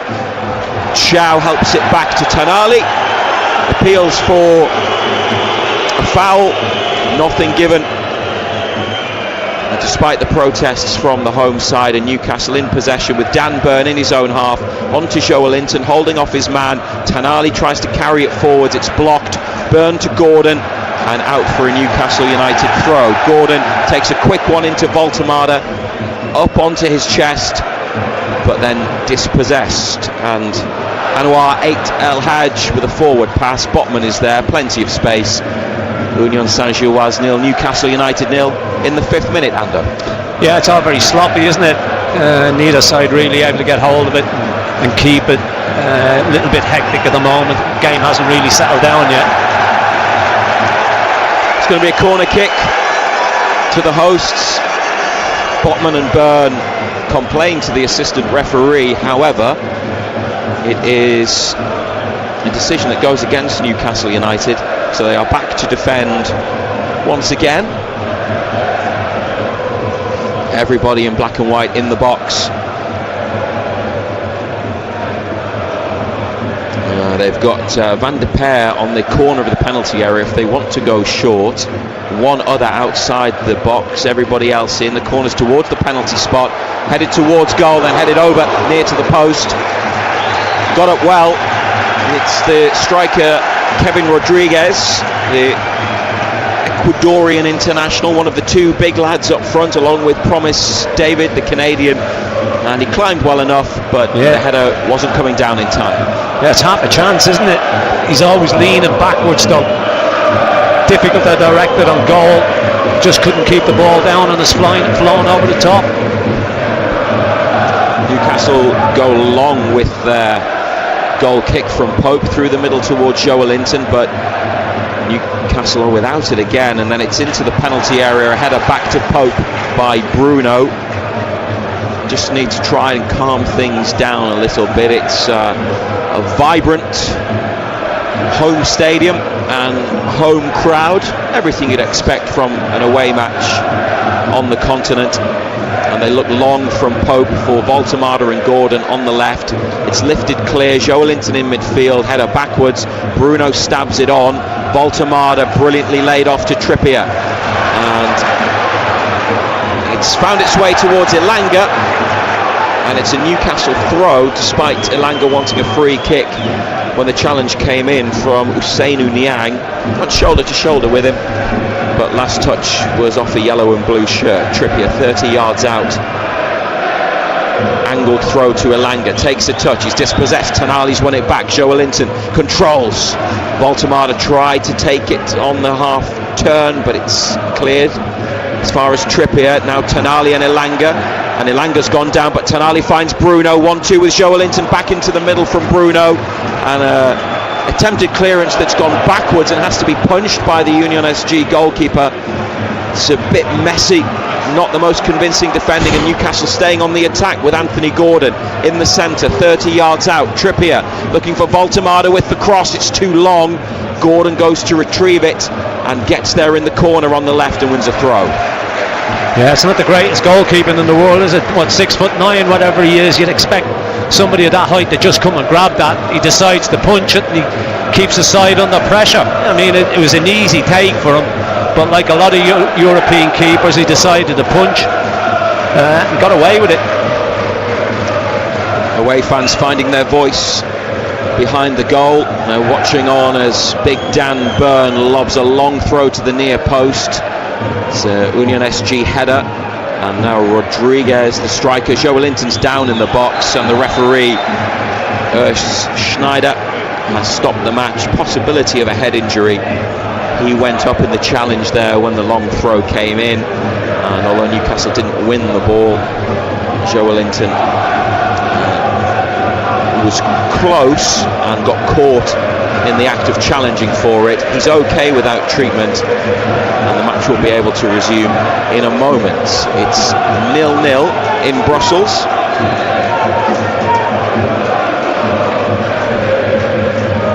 And throw up the far touchline. Byrne flicks it back towards halfway. Trippier forwards onto Bruno, just inside the attacking half of the pitch. Byrne's got time, goes on the outside to Gordon, inside to Bruno, back to Gordon. That's nicely worked. Gordon carries on his run, and when the challenge came in, the referee was giving himself a moment to see if it was going to run for an advantage. It didn't, and it's brought back for a Newcastle United free kick, left of centre, just past the halfway line. 0-0. Yeah, good refereeing, wasn't it? He just waited to see if the advantage was there. It wasn't, so he pulled it back. 9 minutes played. Trippier to Chow. And Botman misses out Chow, comes back to Trippier just behind halfway, up the line. Elanga is quick but not quick enough to get on the end of that, though he applauds Trippier for the pass forwards in behind, but a goal kick. And they've got two defenders in the box, one of them Burgess is going to take it. I mentioned him earlier, formerly of Middlesbrough and Hartlepool, and the Newcastle fan Ross Sykes is one of Union Saint-Gilloise substitutes this evening, hoping to get on at some stage. Chow wins a header, Tanali mops up, finds Joelinton, and Dan Burn takes it away into space, far side of the pitch. Tanali comes to get it short, straight back to Burn, then Botman on the edge of the penalty area, up to Bruno, faced up by Adam Zorgan, the Algerian in midfield for the Belgian side, as United work it up to halfway, and it's neatly done, as we're now getting used to seeing from Voltemada. Tidy play, holding it up, and now a pass from left to right over to Trippier. Elanga inside to Tanali. This is what we want to see from Newcastle, controlling possession, moving the ball, quietening the crowd. Joelinton looking for Bruno, they've lost it though, and after Joelinton's pass was misplaced, Bruno has committed a foul just ahead of halfway. Yeah, kept it well, didn't they? Just trying to frustrate, trying to drag your opponents onto you, looking for that gap to open up. Botman for Tanali, Burn, Joelinton. It's one touch Newcastle football. Gordon then on the spin tried to whip one round for Voltemada in the middle, but it got away from the big German. And now Dan Burn wins it back, stepping up to halfway, on to Voltemada, and a foul from behind by a sliding Burgess. Whistle's gone for another Newcastle United free kick. This one is about 35 yards from the goal, and they are sending Botman, Burn and Chow up from the back. Tanali preparing to take it as Trippier holds his position next to the centre circle. Jason Tindall off the bench and pointing players into the correct position. They are on the edge of the penalty area. Gordon is wide left if they want to play a short pass along the floor and get it into the wings. Otherwise, Tanali might just stick it in there, which he does. It's helped on. It's a corner. It's off at Union SG head. Newcastle United with another set piece. This time Tanali's having to come out to the near right hand side, next to the away supporters, and those who weren't on their feet are now on their feet to serenade the Italian, who grabs the ball and has support short from Elanga. Union SG have left one player up in attack and brought everybody else back. Tanali, an out-swinging corner kick flat and cleared away immediately by the first defender. Elanga back to Tanali, then Elanga gets it again, got the chance to cross. Elanga gives it to Tanali, who whips in one first time. Keeper's punched it, and Joelinton took it down, but then the shot, which he had to release quickly, is over the top with Sherpen scrambling and trying to get back on his line. Yeah, not too convinced about this goalkeeper. I mean, it's another one where you think a British keeper would come and just collect that. He decides to punch again, but it's a poor punch. He punches it down into the ground.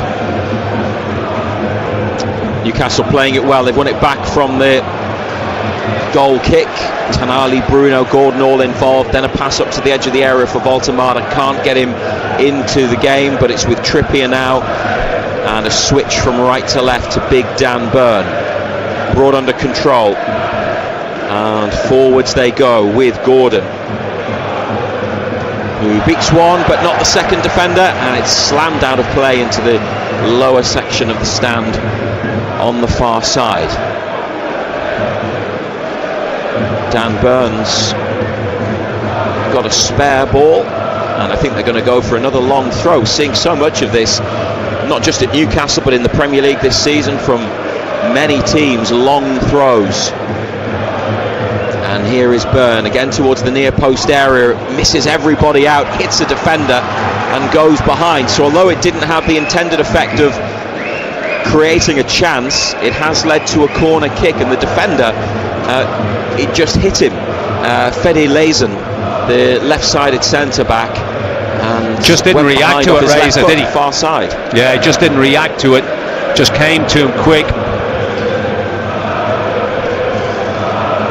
15th minute, BBC Radio Newcastle in the Champions League. Tonali seems to be the set piece taker tonight. Byrne and Voltemade next to the goalkeeper. Tonali drops it into the 6-yard box. It goes behind again for another corner. There you have 6'6", 6'7", and depending on which source you use, 6'8" or 6'9" for the keeper. Yeah, three giants, and they're together again as Tonali prepares Ando to deliver another corner. See if he can pick someone out in black and white this time. No, headed clear by Anan Kalaili, the Union SG winger. It's a Newcastle throw, though, to the surprise of some of the home supporters. But I think what we're seeing now, Ando, is Newcastle starting to have some control and influence over this game. They've had a lot of the ball in the last 5 minutes. Yeah, the control and the tempo of the game, aren't they? Passing the ball well enough. All you need now is that final ball, isn't it, in those areas. We need to get the ball into the final third of the pitch and cause them more problems. Voltemade received it and was fouled after holding it up. Free kick in the middle of the park. Elanga, space for the cross. It's a good one, but Voltemade just couldn't get there. Tonali, follow up, it's in. Sandro Tonali, it took a big deflection, but the Italian celebrates and gets the congratulations as Newcastle United take the lead in Brussels. Elanga, it was a good ball in towards Voltemade, headed clear on the follow-up. Sandro Tonali, and in the 17th minute, it's Union Saint-Gilloise 0, Newcastle United 1. Yeah, I was just saying you need to get that ball into the final third, and that's exactly what's happened. It's a decent ball in by Elanga.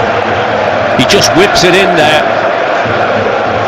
Decent enough header as well.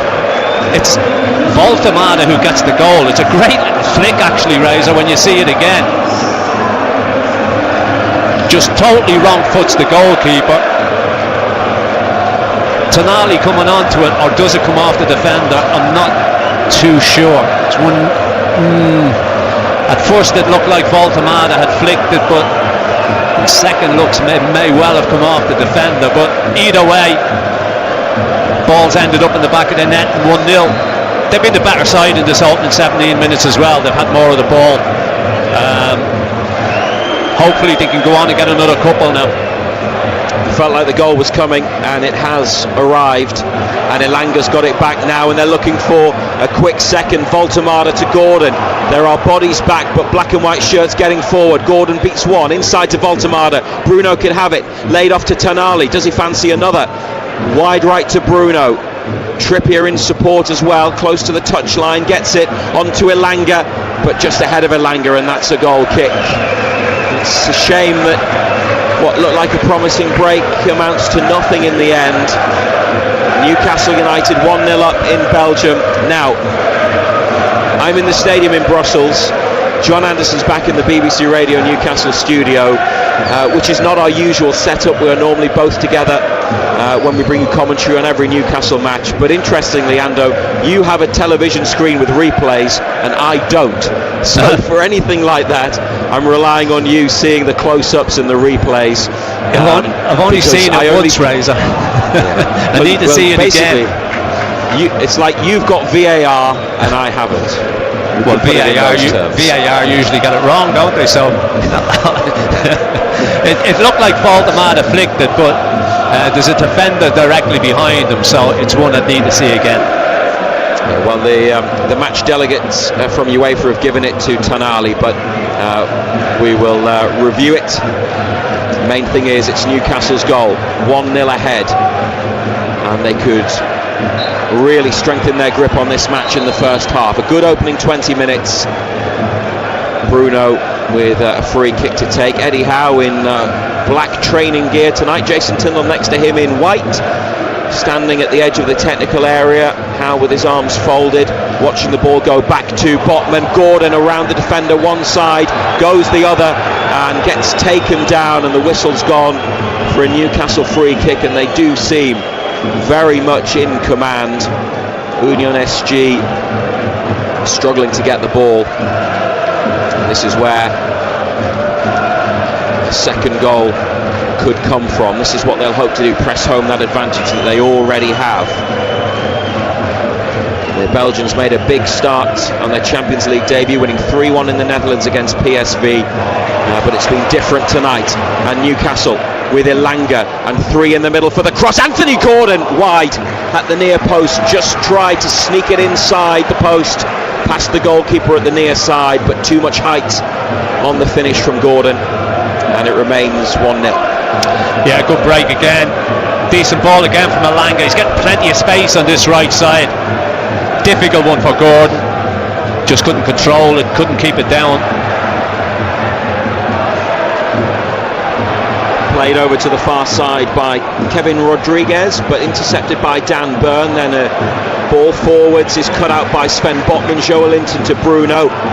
High tempo about Newcastle's play, full of attacking intent, trying to go forwards every time. Tonali from Trippier's pass on halfway, dispossessed, and that will be a free kick given against Trippier for tripping Ousseynou Niang, Senegalese winger, close to the near touchline. It went out for a throw. Referee had a think and awarded the free kick. To be fair, he's not given the home team much. They got a decision there, and they have a chance to attack through Niang. Goes between two players but isn't strong enough. Tonali and Bruno, and play on as Chow looks for Gordon through the middle. His first touch isn't what he was hoping for, and it's up into midfield. And now back with Kevin McAllister, one of their goal scorers against PSV Eindhoven 2 weeks ago. He's the right-sided of the 3 Union Saint-Gilloise centre-halves tonight. Slap bang in the centre of midfield, the Algerian Adam Zorgan. Good ball, Niang, deflected cross behind off Trippier. It hit the side netting, but it never threatened to go in. It will be a corner kick, and that's better from the home team. Met with the approval of the supporters. 22 minutes played, 1-0 Newcastle, but a corner kick to deal with now on this near left-hand side. Yeah, I haven't seen much of them as an attacking force, have we? They've got a chance to load the box up here.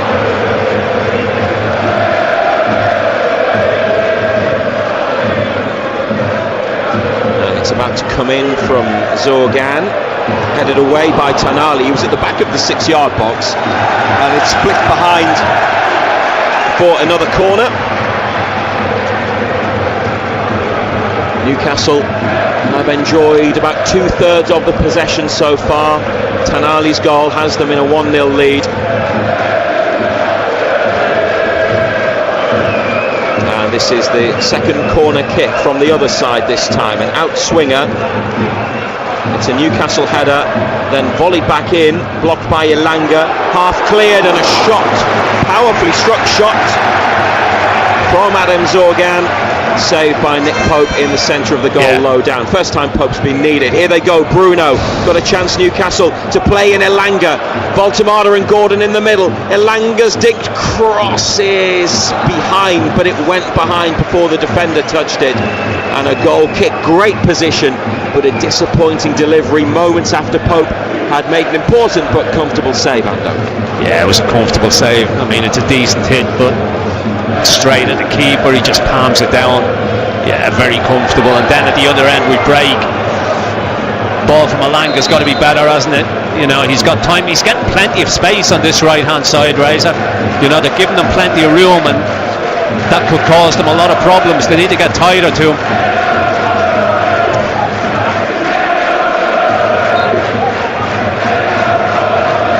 Well, there is now free kick in the middle of the park. Burgess, tall, rather angular defender, with a left-footed pass, and now a ball into the corner on the far side, nicely worked by Union SG. Kevin Rodriguez goes around Botman, who manages to block the cross. That was a dangerous moment. Botman got turned inside out there, but recovered well. Corner kick. Yeah, they've had a bit more of it in the last couple of minutes, haven't they? They started slowly, but they've come to life in the last few minutes.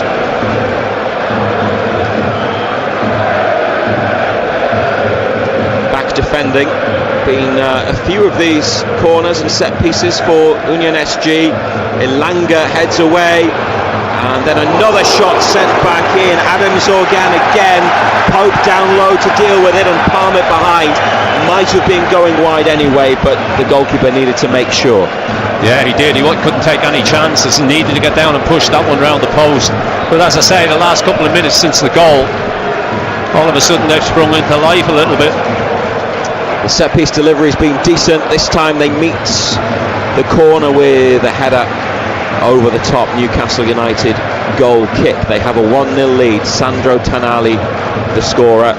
The corners are coming in from Anwar 8 El Hadj, Belgian under-21 international, just playing behind the two strikers. He gets good whip on the ball, doesn't he? They tend to go into dangerous areas. Always the frustration is when they hit the first man, but most of his have been decent. This is Byrne to Bruno. His first touch took him into a problem area. Byrne then makes a challenge to stop the break. Zorgan passes it out wide right to Kalaili, the Israeli international, and now it's back to the goalkeeper Sherpen, closed down by Voltemade, edge of the box, to the left to Burgess. Slipped a little as the ball came his way, but he safely plays it back inside to his goalkeeper. Rolls the ball forwards, still going, he's outside the box. Then a long chip into the Newcastle half, headed on by Promise David, cleared by United into the central part of the pitch. Zorgan tries to chip one in behind Byrne, in between Byrne and Botman, but Sven Botman read the situation, got it away. Newcastle can't hold it, and after a period of dominance, scoring the only goal through Sandro Tonali, they've now had a couple of minutes without the ball. This is better from the home team, and Newcastle just having to defend a little and stay organised, and there they were. It's an offside from a diagonal ball. Kieran Trippier with a free kick in the right back position, and a reminder that the team is Pope, Trippier, Chow, Botman, Byrne in a back four, Bruno, Tonali, Joelinton, Elanga, Gordon wide, Voltemade through the middle. The two changes, Elanga for Jacob Murphy and Trippier for Livramento, and Cher is back on the bench after missing a few matches with a head injury. Free kick into Joelinton in the centre of midfield. Dan Byrne comes inside and passes it out wide left to Anthony Gordon, gets away from his man to the feet of Tonali in the centre circle, over to Trippier, and Elanga up ahead, given to Anthony Elanga. Trippier goes on the overlap, Elanga's ball inside to Tonali, inviting one for Trippier to deliver across. Joelinton, header just wide from about the penalty spot from Joelinton after another good Newcastle move. The Trippier cross, precise into the middle, and Joelinton, standing in the centre of the box, planted a header on the ball, and it's narrowly wide of the goalkeeper's left-hand post, and he's been hurt again and is going to need treatment this time. It's a big chance, isn't it? I mean, what, penalty spot, got to hit the target, hits the target, that's 2-0, isn't it? But it's a big opportunity for him to get himself another goal, and he's put it the wrong side of the post. The doctor and a physio have gone on to give treatment to Joelinton. Tonali, Elanga, Trippier are with Eddie Howe by the side of the pitch, and the manager's got his arm around Anthony Elanga, explaining something to him. A stretcher has been readied in the corner, but that might just be what they do as a matter of course. There have been 29 minutes of action here in Brussels, BBC Radio Newcastle, and Joe Linton's on his feet, he's okay, no need for the stretcher, and the match can resume again shortly. This is Newcastle's first game against Belgian opposition since the Europa League campaign of 2012-13. You'll remember their home and away ties against Club Brugge, Ando. They won at St James's and then 2-2 away with goals from Shola Amiobi and Vernon Anita.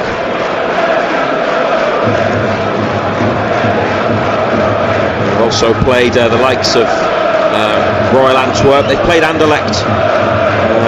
That was back in 1970, the year after they won the Fairs Cup, when they were back in it. Zulte Waregem in the UEFA Cup, Sporting Lokeren in the Intertoto Cup.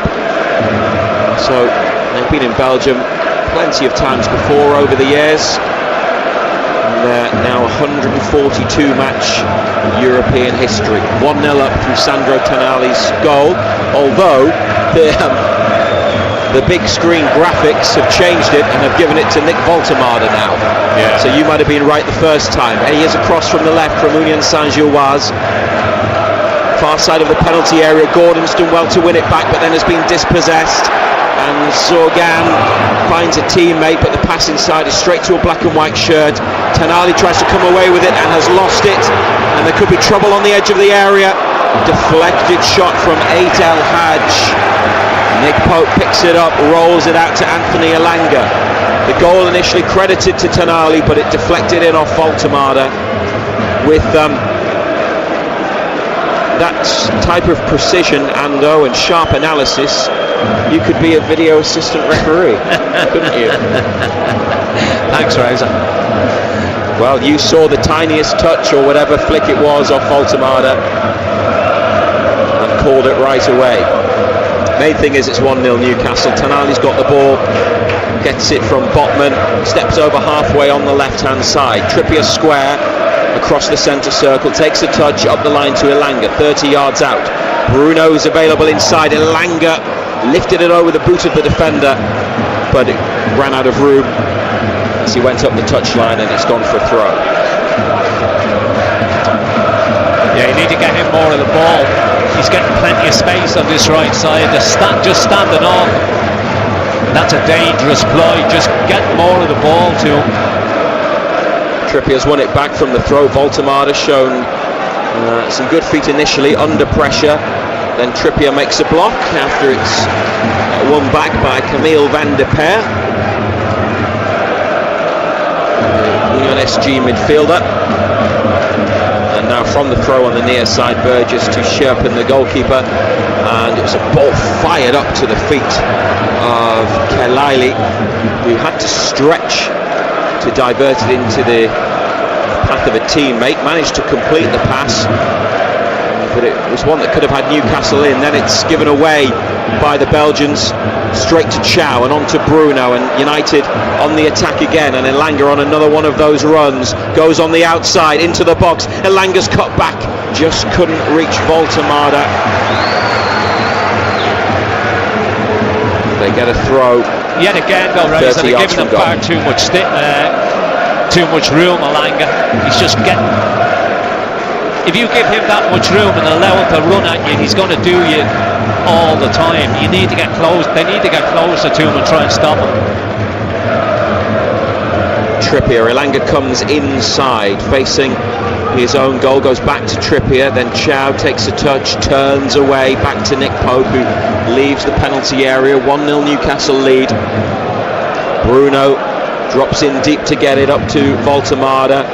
And that's into space where Trippier gets onto the ball, back inside to Voltemade in central midfield. Joelinton has Gordon available up in the attacking half, goes back to Byrne, then Tonali. They've worked it really well, 1 and 2 touch passing. Trippier to Elanga, and there's 4 in the middle. Elanga comes back, gets tackled, and it's disappointing. And after such good build-up, they can't produce a cross, but Trippier and Byrne have got possession again for Newcastle. Good recovery, and Elanga makes a run. Trippier's pass looks for him, edge of the area, volleyed away by Burgess. kept in by Zorgan. Now with McAllister. Small for a centre-back, Kevin McAllister, only 5'8".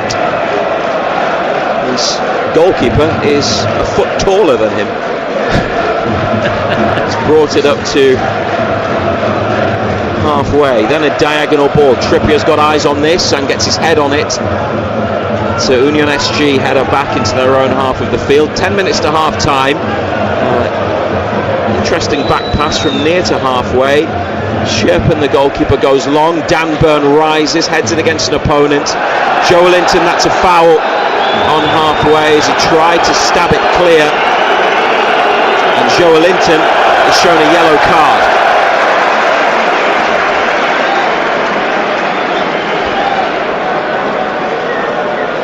Union SG 0, Newcastle United 1. Joe Linton in the He's saying that's my first foul. Well, actually, no, it's not. Well, there was one in the corner very early on. I would be amazed if Joe Linton hadn't made a foul before the 40th minute, 35th minute, whatever it may be. 35 minutes gone, and you're saying you made your first foul. No, Joe, not having that. The free kick will be taken just next to the halfway line, just ahead of it actually, so slightly into Newcastle United territory. It's on the centre spot now and played left of centre. It goes to 8 El Hadj. Tonali intercept. Bruno, it's gone out.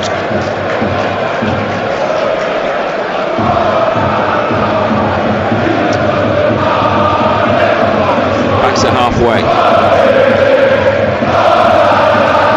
Botman stabs clear at forward ball. Tonali onto Bruno, holds off his man, finds Baltamada, takes a touch. Gordon sidesteps one. Tonali makes the run. Gordon to Baltamada, pulls it away. Elanga could be played in. Tonali's free to the left. They use Elanga up the right. Tonali back post. Gordon in the middle. It's blocked by the defender and the keeper gets hands on the ball. Newcastle with a couple of appeals for a possible foul, maybe handball. Nothing given. Yeah, but they just again, couldn't quite get that one right. Yeah, yet again, Elanga, so much room on this right side. They haven't learned a lesson so far. It's a great ball with the defended as well, actually, to get something on it. But yet again, too much space for Elanga.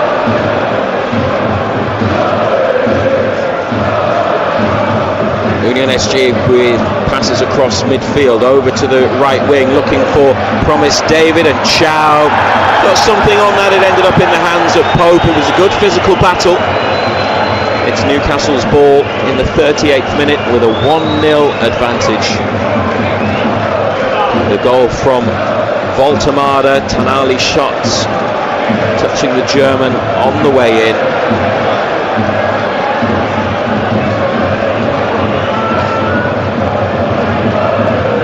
Halfway line on this near left-hand side, Usainu Niang. He's playing his football in Latvia, and Union SG signed him last year. Back to his defenders up this near side. Newcastle say it went out, the officials say not. Trippier's got it now though, and Bruno up ahead of him. Nutmeg from Bruno, good skill, and Baltamada in the centre. Niang with a trip. And Bruno asks why that's not a yellow card, as his forward run was ended cynically, and Eddie Howe has a conversation with the fourth official as United restart the match quickly with a free kick into the centre of midfield.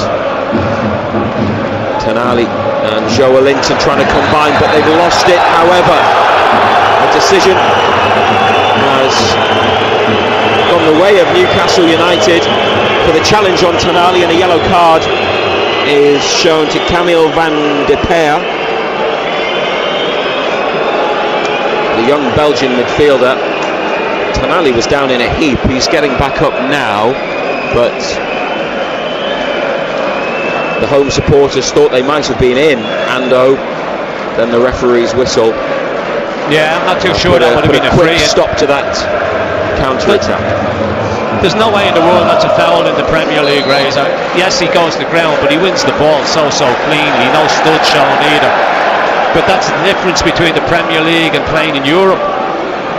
From the free kick, Bruno's giving it away. Botman trying to win it back from Rodriguez. I mentioned they've got two big strikers, 6'3" Rodriguez, and David is 6'5". Rodriguez on the near side trying to make life difficult for Trippier. Elanga's done well to get the ball back, and now he's found Bruno inside for Joelinton. Gordon free to the left. Newcastle over halfway with Gordon. Voltemada sprinting up in the centre. Gordon with two defenders ahead of him, cuts inside, rolls it on to Joelinton, back towards Gordon, but he couldn't take it in his stride, and it's brought away. They have threatened to extend their lead. It's 1-0, and that was another turnover and a quick break, and it just lacked the final ball. But plenty of numbers in the attack. They are not hanging about, getting players up the pitch as quickly as they can. Botman follows Rodriguez into the middle of his own half, and the centre forward lays it off. It's now from Niang onto the chest of David, hoisted up into the air, away by Byrne. Forwards it goes from the home team straight to Dan Byrne in the left corner. Bruno to Joelinton. First time goes backwards to Tonali, then Bruno.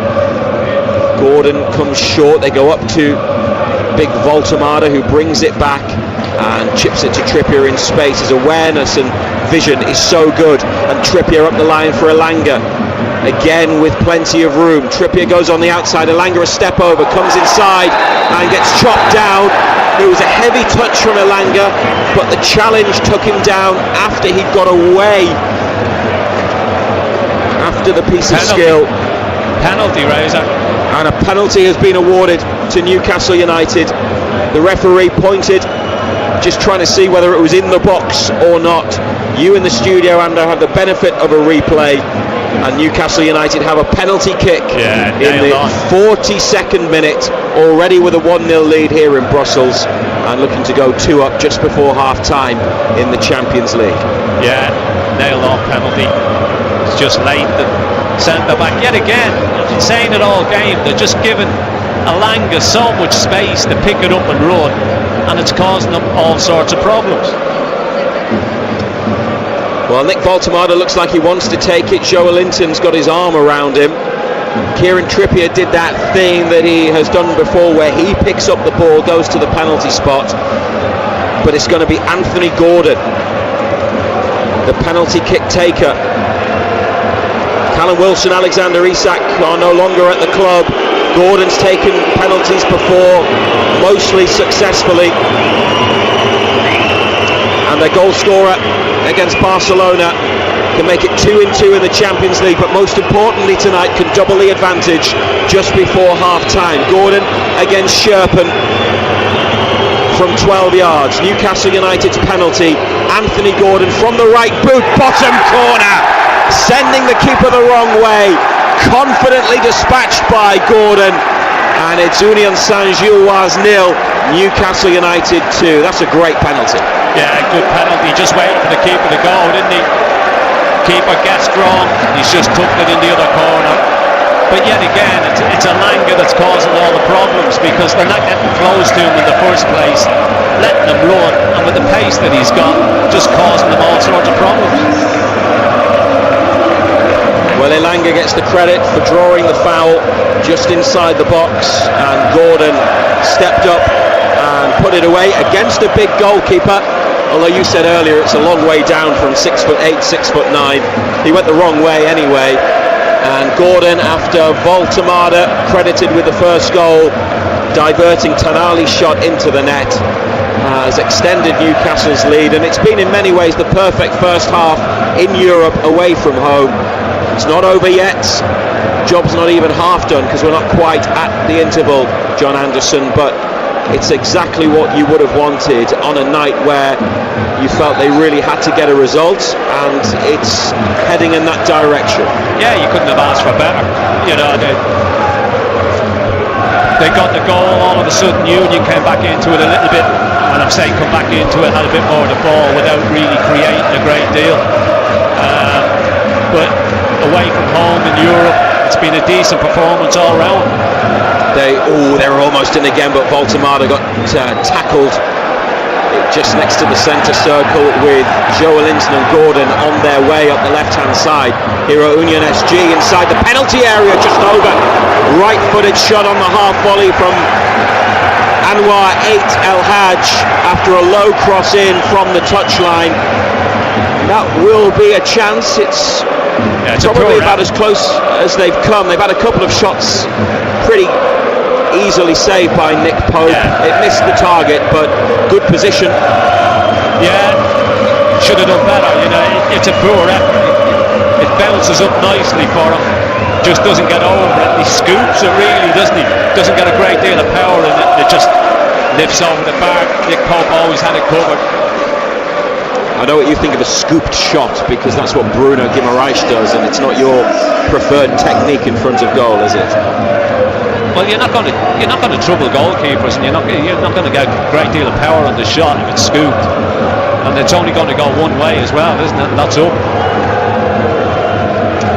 Anthony Gordon joins Craig Bellamy, Kieran Dyer, Lomana Lualua, Nobby Solano and Hugo Viana on 2 Champions League goals following his penalty tonight. 2-0 the score. Elanga, who's had considerable influence on the game, back to Byrne. We have played the 45 minutes. First half. We are now into an additional period. And it's with Rodriguez on the far side and Elanga, who has switched flanks with Gordon in his closing minutes of the opening half. He's on the left, has been fouled again. Joelinton gives the ball to Dan Byrne to take the free kick. BBC Radio Newcastle. Trippier up to Gordon, back to Tonali, and now Trippier up the line to Voltemada, who's come out wide right. Gordon's in a central position, gives his man the spin and the slip, and it's Byrne. Elanga wants it tight to the touchline, just ahead of halfway, straight back towards Byrne, slightly away from him, and the big man had to stretch to find Bruno. United have kept possession.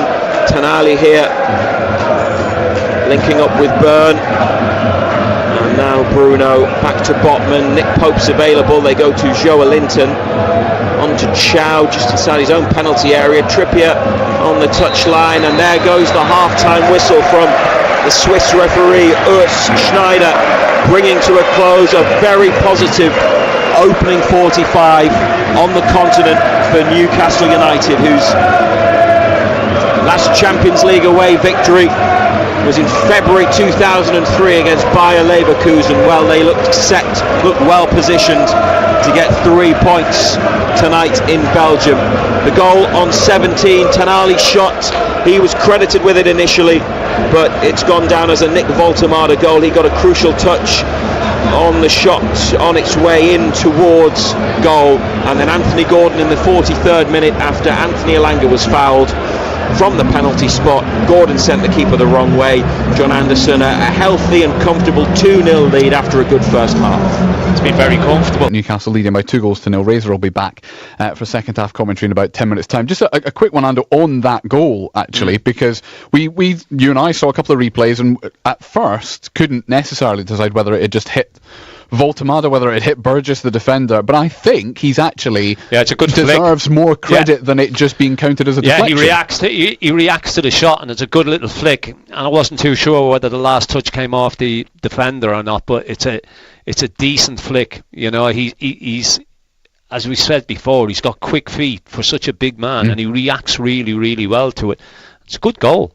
It's a very good goal. It's a very well taken goal. And his hold-up play is very good. That's not news from tonight, but there's just examples of it time and again. Look, I think it's, from a physical aspect, it's a little bit of a mismatch between them. They can't handle our physicality, and they can't handle the pace.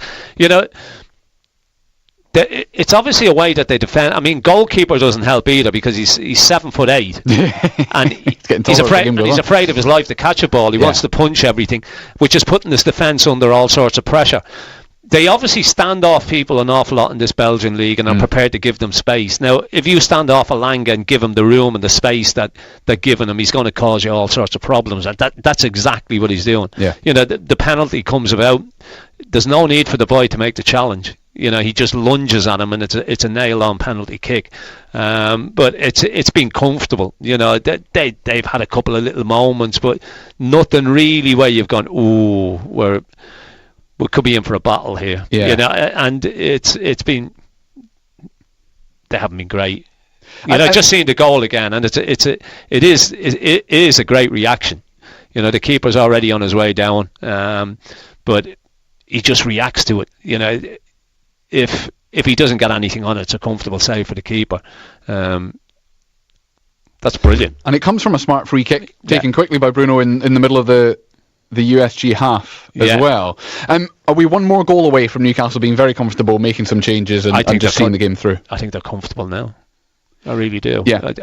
I just don't see any way in the world. And the evidence of what we've seen in that opening 45 minutes, Colin, how they're going to get back into it. We will see, and I hope that doesn't come back to bite you. John Anderson, will come back to you for the start of the second half. Newcastle United leading by 2-0 in the 5:45 kickoff tonight. There only is one other game that kicked off at the same time. It's Karabag who lead Copenhagen by 1-0. Abdullah Zubir after 28 minutes.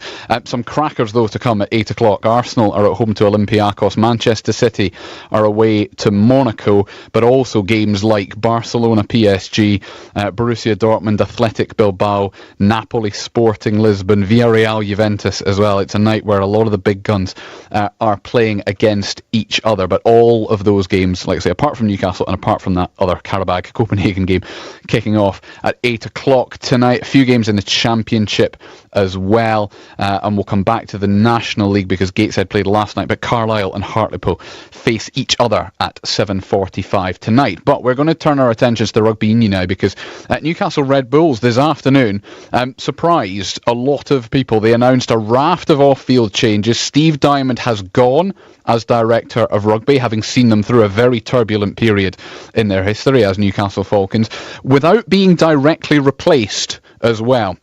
It's nobody that's come in has the title director of rugby. There's a new sporting general manager. There's a new head coach, albeit it's just a promotion internally. And there's a new academy and pathways director as well. But that, if you've been a Falcons fan for a long time, will be a familiar name to you as well. And all of this happening between their first 2 Prem games of the season. The timeline is strange. It's been strange, this whole Newcastle Red Bulls takeover that I think everybody, from their perspective, wanted done before the start of the season. They just couldn't quite. Anyway, a man who knows a lot more about it than I do is our rugby union commentator, Dean Gray. I interviewed him yesterday, and if he had a clue that this was going to happen, I would be absolutely amazed. We were talking about the team, we're talking about the Red Roses. I spoke to him for probably 10 minutes, and he's either the best actor in the world ever, or he didn't know. And I'm leaning towards the latter rather than the former. So, I'm really quite stunned. This early in the season, when he's assembled the squad, it just baffles me as to why. I can see he's changed the management structure and brought in a sort of director of rugby operations and a sort of general manager as well. But, it's a lot to digest. This hasn't been something that's been done as a knee-jerk reaction. I imagine there are too many people involved in the setup, so this has been planned as part of their Red Bulls a longer-term planning strategy that they wanted these people on board. I'm puzzled as to why Steve Diamond wasn't given more of an opportunity, but I guess the club, under the new ownership, they wanted to make a clean break of things and start afresh to a degree. We expected there to be some changes, and Steve Diamond sort of hinted before that some of the changes that might be happening going forward in some of the coaching staff. But he's always sang the coaching staff's praises as well. So it's Red Bull stamping what they want to have. And Steve Diamond, he is a character. I think he's larger than life at times. He carried a bit of baggage from brushes with authority but hugely popular with the fans, and I think with the players as well, who had a lot of time for him and bought into what he was trying to do with the club with very limited resources. The fact he won 2 games last season, I think in some respects, is remarkable with what he had to work with. And it is a huge shock. But I guess, as I said, Red Bull are looking at stamping their own particular mark on the direction of travel that they want Newcastle Red Bulls to have going forward. Well, speaking of direction of travel, the big question that we had for Dean then was whether these changes, this raft of changes, will ultimately bring success. These people they brought on board are pretty high-profile people. There's no doubt about that. They've got a management structure now. They've got a rugby operations sort of director, sporting general manager in Neil McElroy. His pedigree is pretty impressive. Sporting director at Catalans Dragons and general manager at ASM Clermont. Alan Dickens is stepping up to be head coach. We know about that. Alan Dickens being around the Falcons for a season or so now. Previously, I think, with Leicester. John Fletcher we know about. Former director of rugby, of course, at Newcastle Falcons, now with the SRU, and previously with England under-18. So he knows his way around the Falcons, former Falcons player as well. So the academy side and the talent that's going to come through, they've appointed somebody they feel will really push that forward. And I suppose the biggest role is Johnny Petrie, in some respects, coming in as managing director. Who's going to do an awful lot of the off-field stuff. And he's the CEO, Chief Executive Officer previously with Ulster Rugby and Edinburgh Rugby. And I suspect from that you might know Steve Diamond as well from his time up at Edinburgh. So that's an interesting one.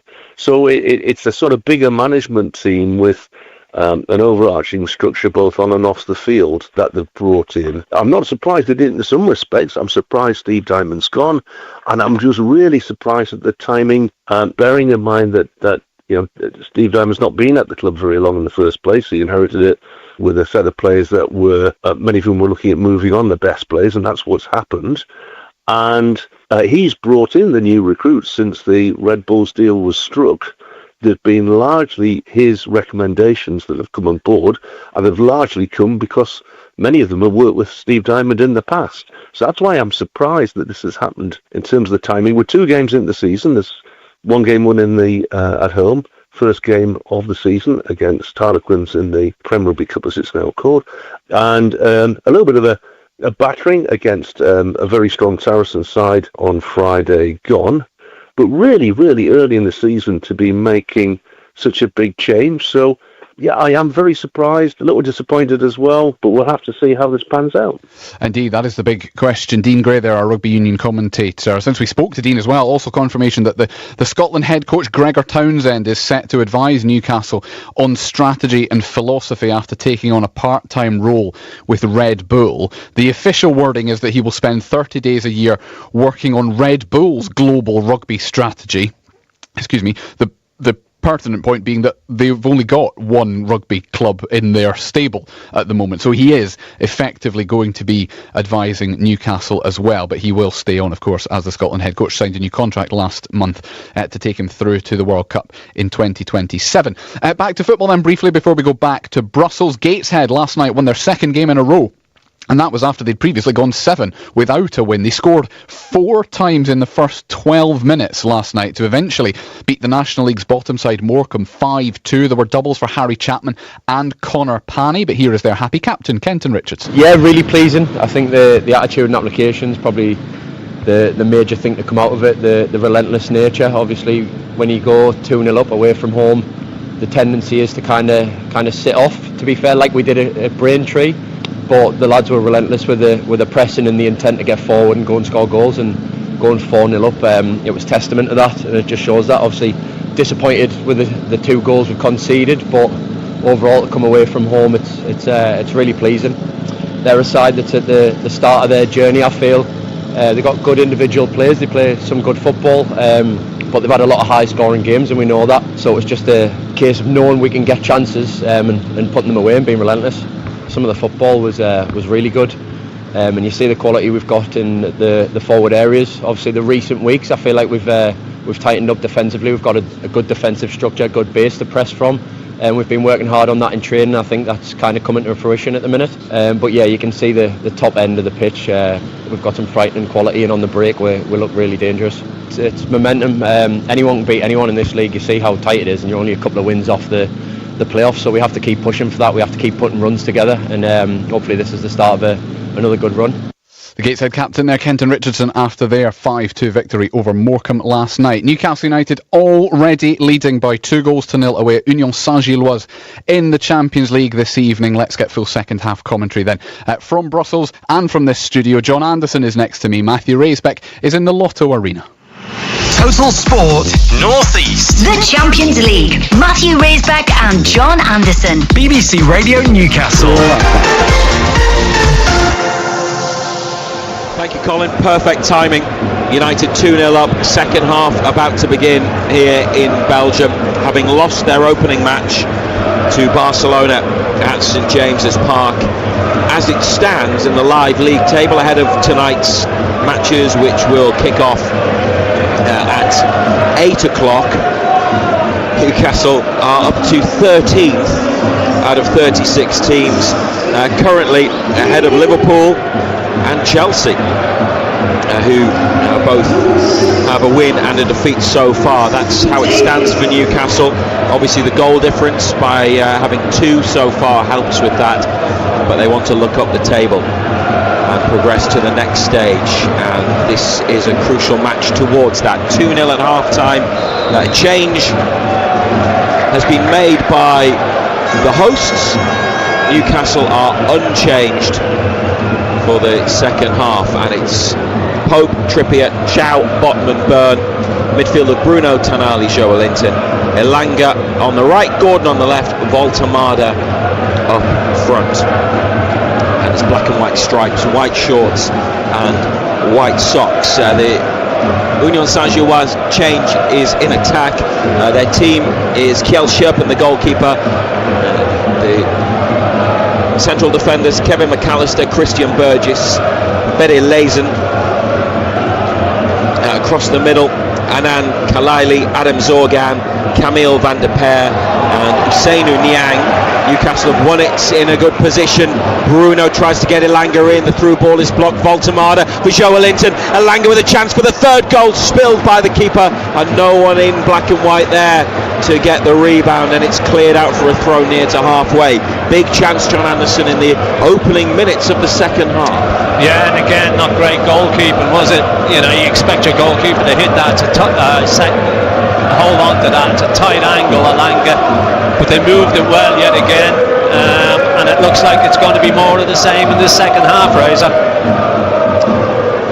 Union Saint-Gilloise have Anwar 8 El Hadj playing behind Kevin Rodriguez, and the player who's come on is Marc Giger, 21-year-old Swiss forward. Scored his first goal for the club on Saturday in a 2-0 victory over Westerlo in the Belgian league. He has come on for the Canadian international Promise David. So that's the change. But no change in the way the match is going. Gordon for Voltemada just inside the box. Voltemada square. Elanga blocked, but there's a foul. And it's Voltemada just being a bit too physical with the defender as he set it up for Elanga. Free kick's already been taken up towards halfway. Tonali with a trip.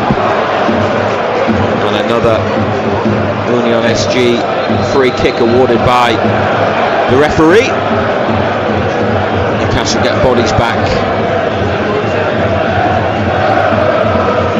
And the ball is in play again. It's intercepted by Byrne. Gordon drops his shoulder, lets it run on the outside. Tried to cut back in. And it's diverted back towards the defender Burgess. Forwards to Giger, the substitute. In behind Byrne. Oh, this is trouble. They've got a one-on-one here, and Nick Pope didn't get a touch. It's curled wide of the post. Anan Kalaili opened up his body, left-footed from the right-hand side, in behind Byrne, bearing down on goal from the angle, but couldn't get his shot to bend back inside of the post. It's a goal kick. Big chance, huge chance. Gets in behind Byrne. Gets away from him, gets across him, and he just hits the shot straight, doesn't he? Doesn't get any bend on it at all. That's their biggest opportunity of the night. It remains 2-0 to Newcastle United. There's darkness descends in Brussels. The home fans with their blue and yellow flags on the far side, and the beat of the drum still making plenty of noise. But Newcastle United on the hunt for goal number 3. Elanga to Trippier, it's blocked. They want a corner, but it's a goal kick. Trippier unhappy with the decision. They're shooting towards the left. It's on the far side, diagonally across from the commentary position. Difficult to see who got the final touch, but it goes against United.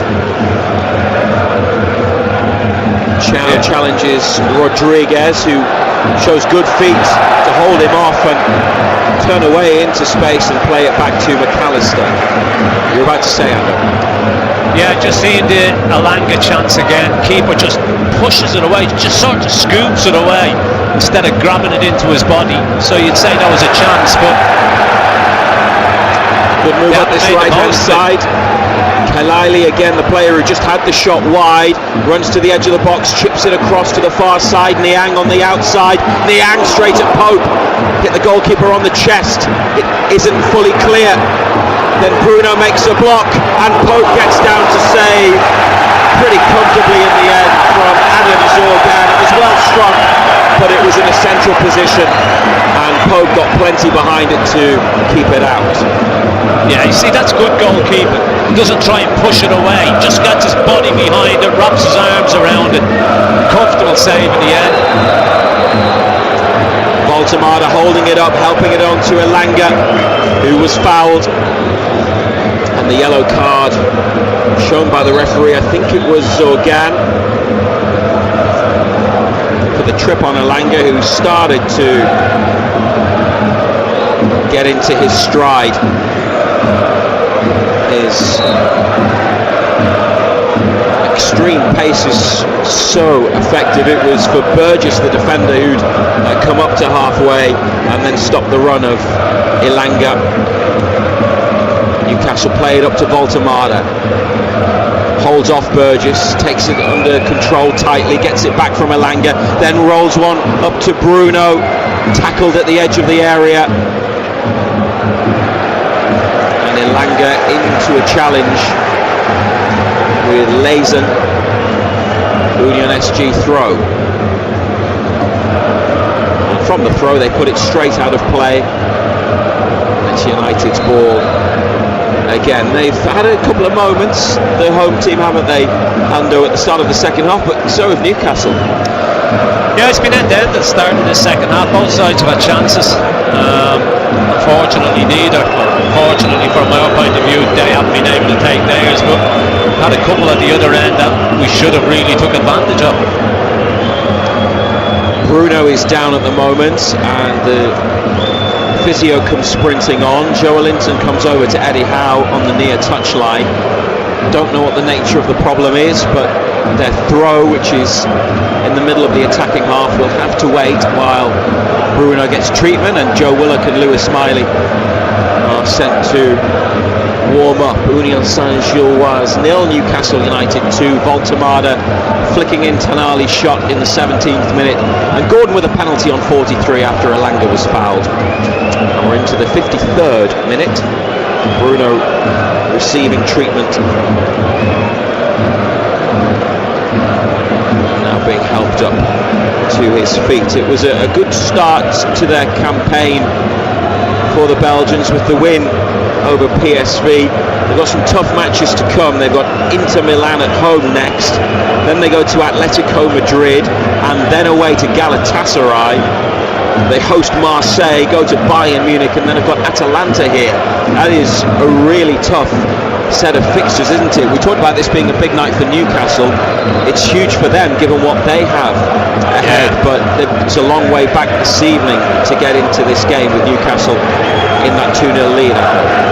Yeah, look, 2-0, you still think it's a long way back for Union, and you know, the way the second half is starting, you just feel there's more goals in it. United throw, it's now out for Union SG. Throw, Bruno's back on, header into midfield and whipped over to the near side. Good pace and strong running from Kalaili up to Rodriguez. Botman comes out to the near touchline with him. Laid off inside to Kalaili. Zorgan, who's a big lad, the Algerian central midfielder. It's a poor touch from him, chipped forwards by Van der Peer. Dan Burn lets it run behind.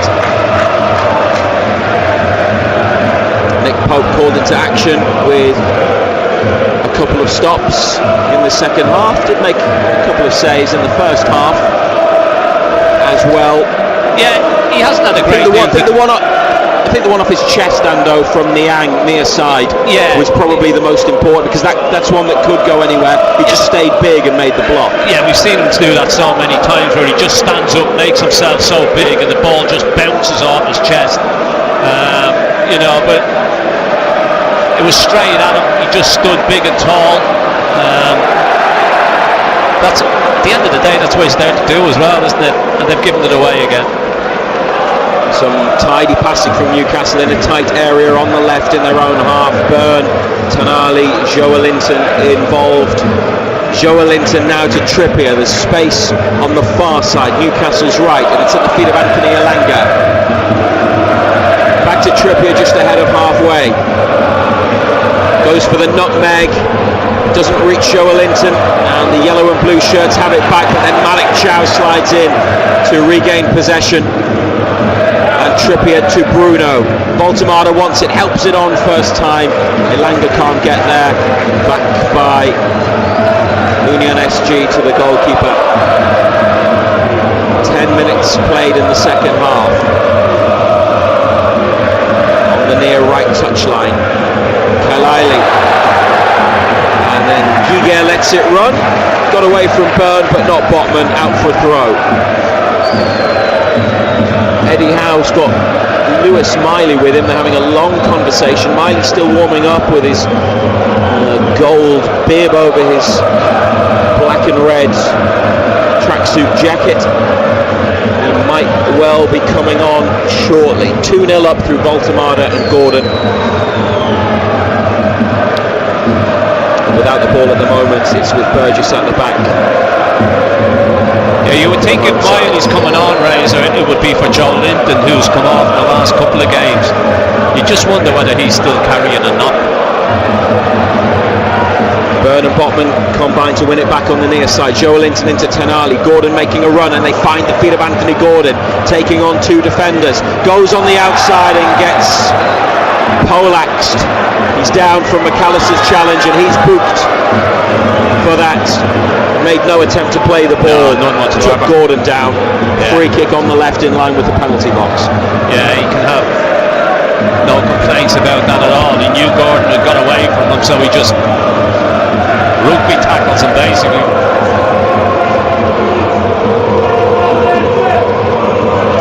Sandro Tonali, right-footed delivery from the left. Byrne makes his way into the middle of the box. Baltimore around the back, along with Chow.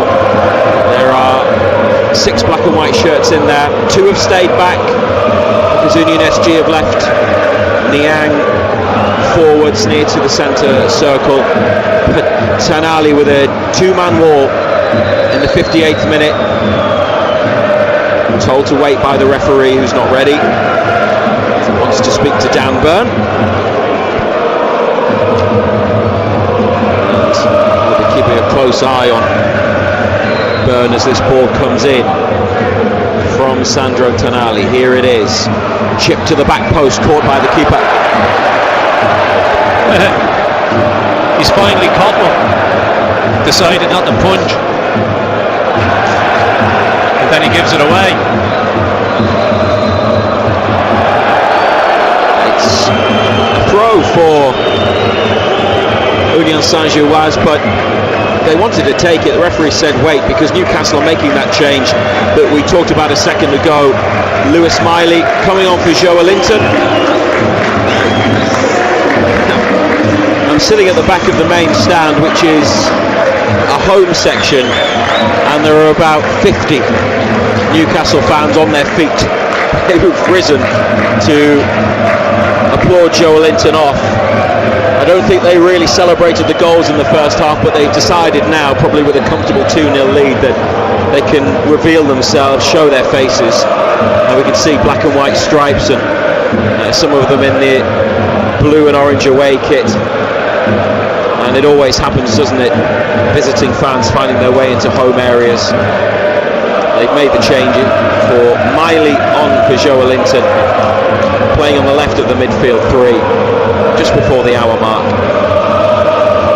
And United have the ball, Tenali winning it, looking for Bruno. Tenali from Bruno's pass, fouled, and it's the substitute, Giga. And he's the latest player to be cautioned by referee Urs Schneider. He obviously needs to get his tally up in this second half, Rays. I didn't get enough of them in the first. The fourth Union SG name in the book. Joelinton now substituted, the only Newcastle player cautioned. Malik Chow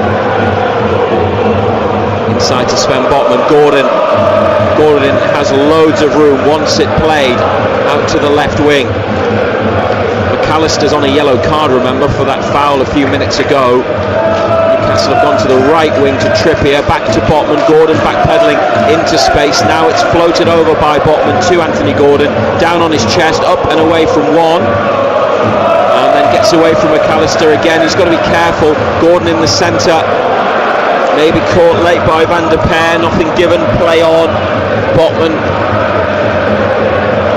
and then Trippier up the line for Elanga. Is he going to run at his man?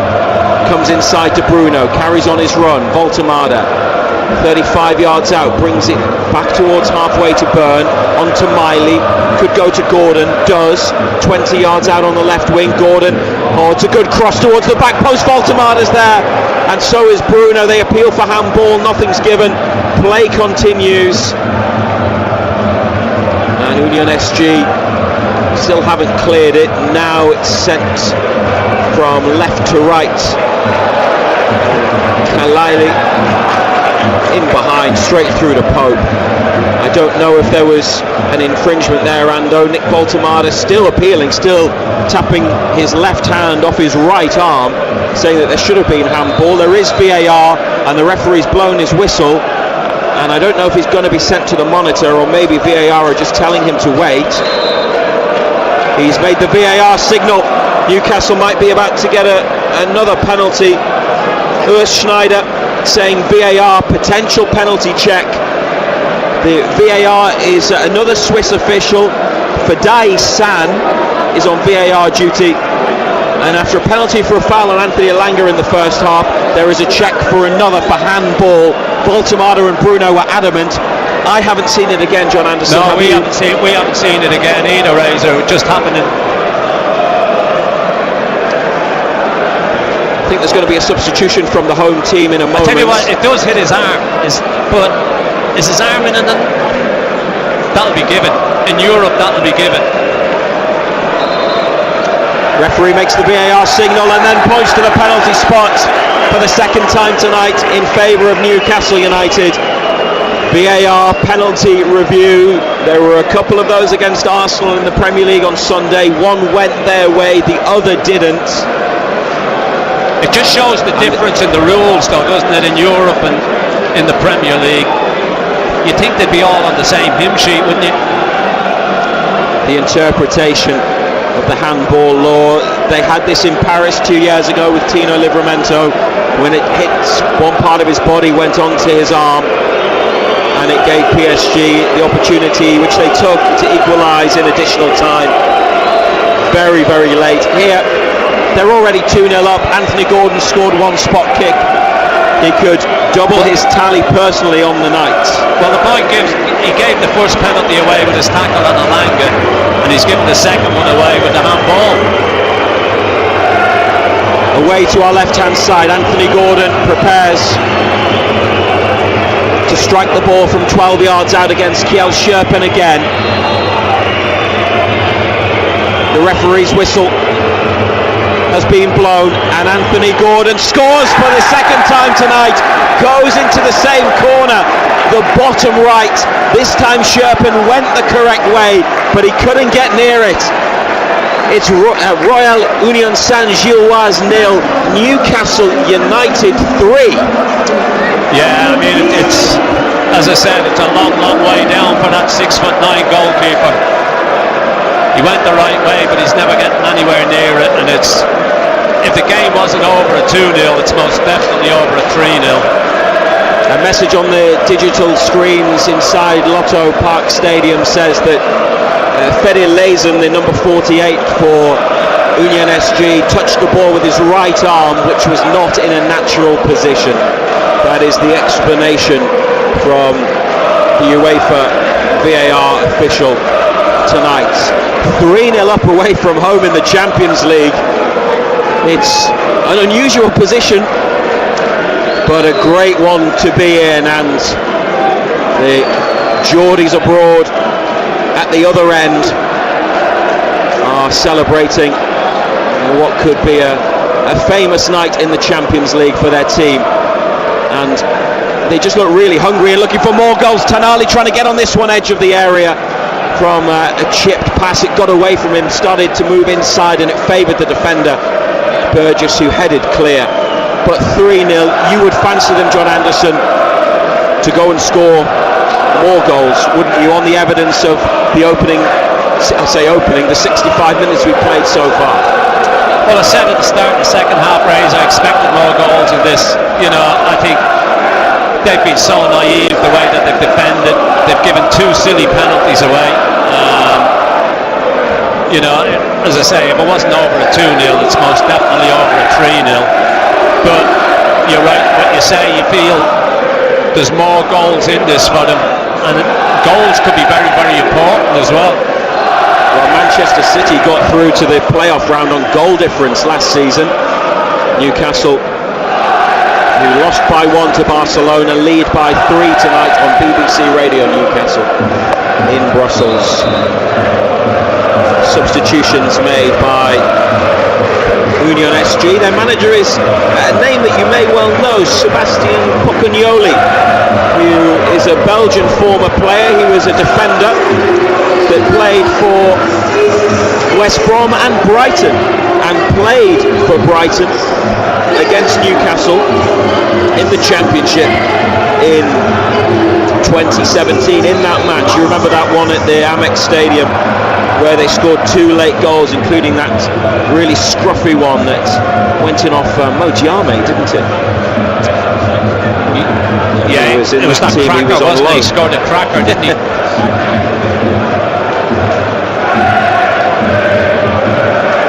They've made 2 changes, details of those in just a second. Newcastle with only 1 substitution so far, Lewis Miley on for Joe Linton.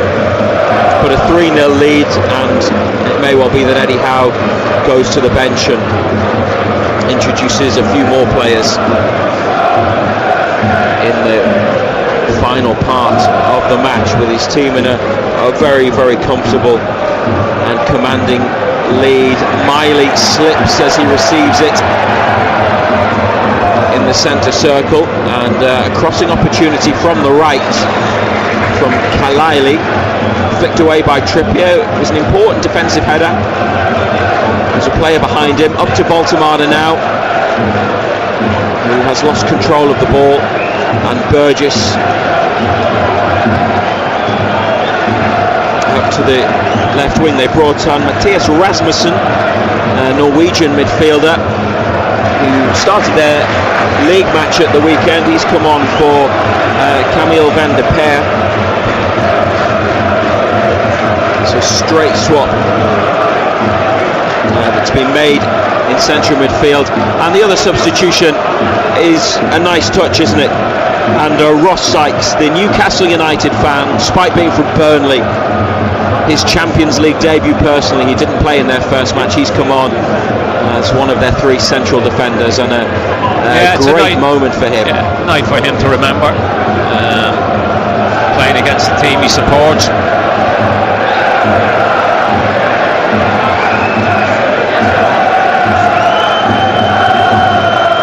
the ball now inside to Burgess, so the two English players in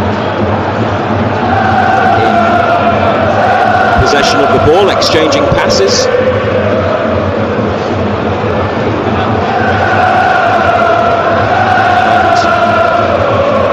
And here it is with Kalili on the right hand side. Back to Sykes, who's a big boy, 6'5". He was actually let go by Burnley when he was a teenager because they thought he was too small, would you believe? And then he had a growth spurt, a significant one. I was going to say, it must have been some growth spurt. Now stands at 6'5". And on the diagonal with the pass to Niang. That's a good ball, helped on. And 8 El Hadj goes for the top corner, but it's too high. Goal kick. Nick Pope put his hand up, didn't get a touch. Lewis Hall and William Osula are ready to come on, as is Harvey Barnes. He's done the same again. He scoops it, look, he scoops it. Doesn't get his foot through it, he scoops it up in the air. Same as he did with the one in the first half. Never troubling Pope. You'd have that type of shot done away with, wouldn't you? It just generates no power. It's never going to. No, it doesn't generate any power at all. Botman into an aerial challenge on halfway and ends up in a heap on the floor. Whistle's gone. Triple change about to be made by Eddie Howe. Union Saint-Gilloise 0, Newcastle United 3. Gordon, who'll be wanting to stay on to get his hat-trick, be looking possibly nervously at the touchline because Harvey Barnes is there. Baldermaid will come off because you'd be resting him. Who else did you say has got stripped? Hall and Osula. Dan Bourne will come off on him. Botman's back up and the free kick's been taken following that challenge on him. Chow inside to Bruno, there's space in midfield and players up ahead on the right hand side, but they switched it to Gordon on this near touchline and Union SG have won it back. Next time it goes out we would expect the changes to be made. Byrne has intercepted and then played a back pass from the touchline. Pope leaves the penalty area, gives it to Botman and now Tonali. Back to Botman. Just having a look at the Newcastle United history, Ando. On this day 23 years ago, 1st of October, you were in Turin to play Juventus. 2-0 defeat. Alessandro Del Piero with goals. He could play a bit. And that was the third of 3 defeats in the group stage that season, which then led to an incredible turnaround, and Newcastle under Sir Bobby Robson became the first club ever to go through to the next round, which was a second group stage then. After losing their first 3 matches, they won the next 3. It was history making. Craig Bellamy that night in Feyenoord when he got that late winner. Right, here are the substitutions tonight. 3-0 up in Belgium. Baltamada off, Ilanga off, Barnes and Osula on, and Hall is coming on, and Bruno is leaving the pitch. And that would suggest they're going to go to a back 5 with 2 players in central midfield. And Union SG make a change. Off comes Kevin Rodriguez, and on comes a player that you may remember from Southampton in the Premier League, the Moroccan international forward Sofiane Boufal, who has played against Newcastle in the red and white of Southampton in the Premier League previously in his career. So the changes then, and that's how it looks. Pope, Trippier, Chow, Botman, Byrne, Hall, Miley and Tonali in the middle. Barnes on the right. Gordon stayed on, so could still get his hat-trick. He's on the left, and Osula leading the attack.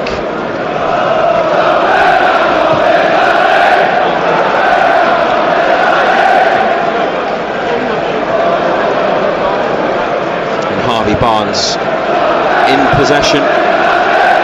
Gets tackled. It's gone out for a throw for Kieran Trippier to take, which is behind halfway, but he's sent it forwards for Osula. Out again for another Newcastle United throw.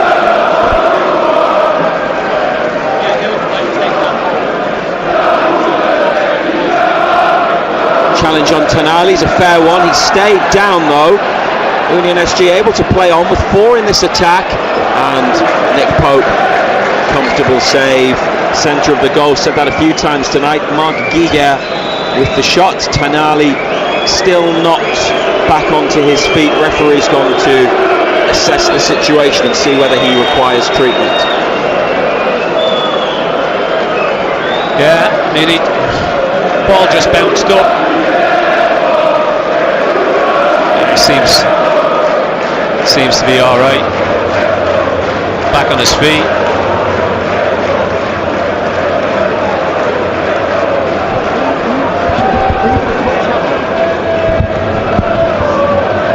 It is 3-0 in Brussels with 15 minutes to play, and Harvey Barnes lets it run for Osula, making his Champions League debut, finds Gordon, Hall's played in, Lewis Hall in behind, Barnes in the middle, Hall edge of the area, went on the outside and the challenge came in. Dan Burn to Lewis Miley on halfway as Newcastle keep possession, but they got into another great attacking position. Tonali, who is all right and able to continue on the ball on the right hand side, plays a lovely 1-2 with Barnes, cuts it back. Gordon was slightly on his heels, ball didn't reach him anyway, and he acknowledges the intention and the attempted pick out from Barnes.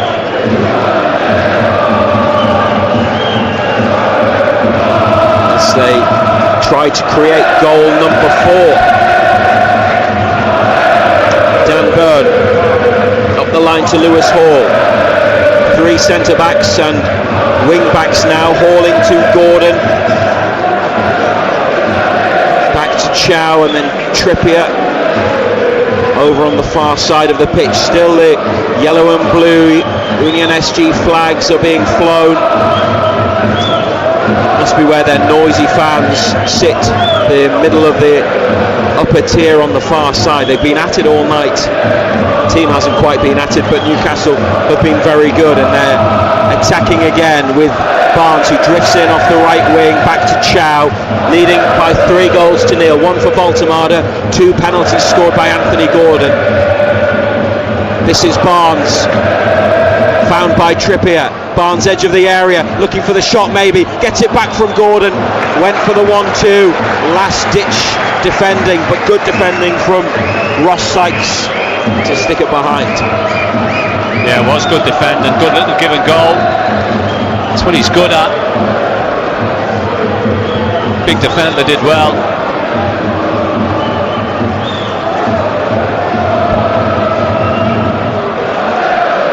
On the right hand side there is another substitution coming now for Union SG, and Anan Kalaili, who just seemed to hurt himself there and had to be helped up to his feet, is leaving the pitch.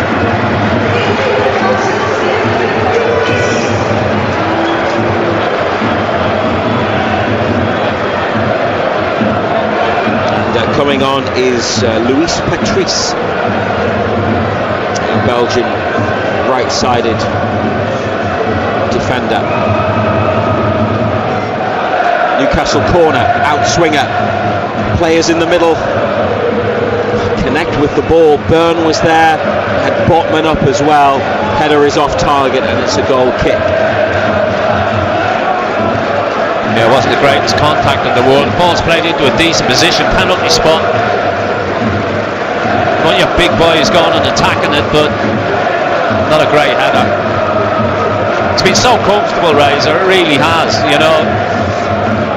2-0, you felt the game was over at 2-0. The third goal's really killed it off. but it's been a comfortable evening for us. And they got a grip of things pretty early in the first half, didn't they, Andrew? The goal came on 17 minutes, but before then you could see the way they were going about it, the control they had, the positions they were getting into. The goal felt like a matter of time, and then it arrived, and it's been comfortable ever since. Oh, it's been very comfortable. Yeah, I mean, obviously Union went to PSV and won there, and won well there. On the evidence of this, you can't wait for PSV to come to St James's, can you? That's a match that's going to be played. That's their penultimate league fixture. It's on the 21st of January. Nick Pope diving save to the right hand side, a shot that needed to be pushed away. The effort came in from Sofiane Boufal, and a corner kick for the hosts. Rare chance to send players forwards in an attack in the second half. Important save, needed to be stopped. Good save, comfortable save, decent height for him. Just got strong arms to it, pushed it away. Now Gordon's made a challenge on the edge of the area. Barnes on for Osula, and they've got a runner. It's Lewis Hall up the right wing. Osula could roll in. Barnes, he does. Harvey Barnes with a big opportunity, which he takes, and the substitute extends Newcastle's lead. Harvey Barnes is always good for a goal, and on the break they finish the opportunity. Gordon up to Osula. Good centre forward play, and Barnes with a little chip finish past goalkeeper Sherpen at the near side. In the 81st minute, Union Saint-Gilloise 0, Newcastle United 4. It's just so easy. I mean, one ball kills Union. Breaks on. Defensively, they're all over the shop.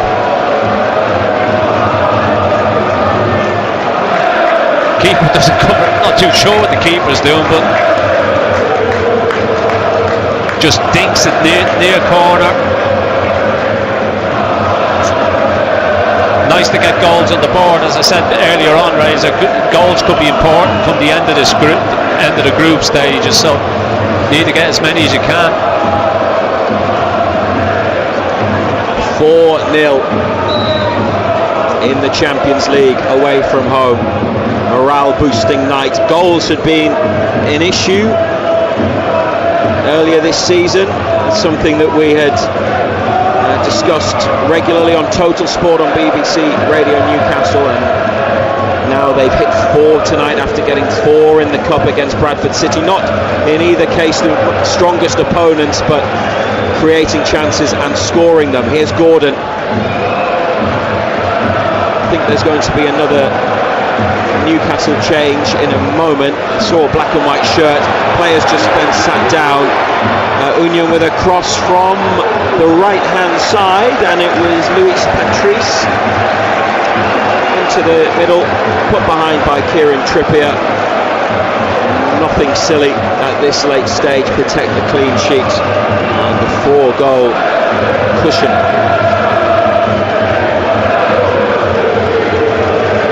Every black and white shirt back to defend. It's a dangerous corner. They were trying to drop it inside the far post. Nick Pope came off his line and it went over his head. I'm not sure he was totally in control of that. It might well have dropped inside the post. It went wide, and now with 7.5 minutes remaining, Fabian Schär is coming on for Kieran Trippier in Newcastle's 5th change. Dan Burn gets the captain's armband, which Trippier had been wearing since Bruno had been substituted. Yeah, good to see Schär back. Will he go to right back? Yeah, probably will. Malik Chow's gone to right back, is he? Wide. He has played there before, Chow. Schär goes into the middle, so I think they're going to keep the back 5 with Chow, Schär, Botman, Byrne and Hall. Pope with the goal kick. 4-0 Newcastle United. Osula tries to flick on, chases his own touch. Turned away by Patrice. Header from Giga on halfway. Miley produces a ball for Gordon, who gets away from 2 challenges. Good run by Gordon. Still got it across into a dangerous area along the 6-yard line, but nobody in black and whites up there great. able to get a touch. Great ball played in, wasn't it? Far side of the pitch, Miley recovers possession. Chow to share on halfway. Miley up to Barnes. Tonali making a run. Osula. Oh, Osula ran ahead of the ball. In fairness, I think the pass was played behind him rather than the run being necessarily the wrong one. And it's back with the Belgians with Matthias Rasmussen. Middle of the park. Here at Lotto Park, this old stadium. They last started renovations in the 1970s, and it's compact, 21,500, but it's starting to feel its age. The grey concrete facade and facilities that need updating. It's actually a ground that Newcastle have played in before. They were here in the Fairs Cup in 1970, but they also played a friendly here in 1996 under Kevin Keegan, just a few days after they lost the Charity Shield at Wembley to Man United. They came out to Belgium for a pre-season game and played Anderlecht here on both occasions, this being their home ground. Union Saint-Gilloise having to play here, as I'm sure you know by now, because their stadium isn't big enough for UEFA competitions in Europe. 5 minutes to go. Niang, couple of step overs, goes on the outside. Found the space well, but the cross was overhit. Lewis Hall ready to take a throw on the near side of the pitch.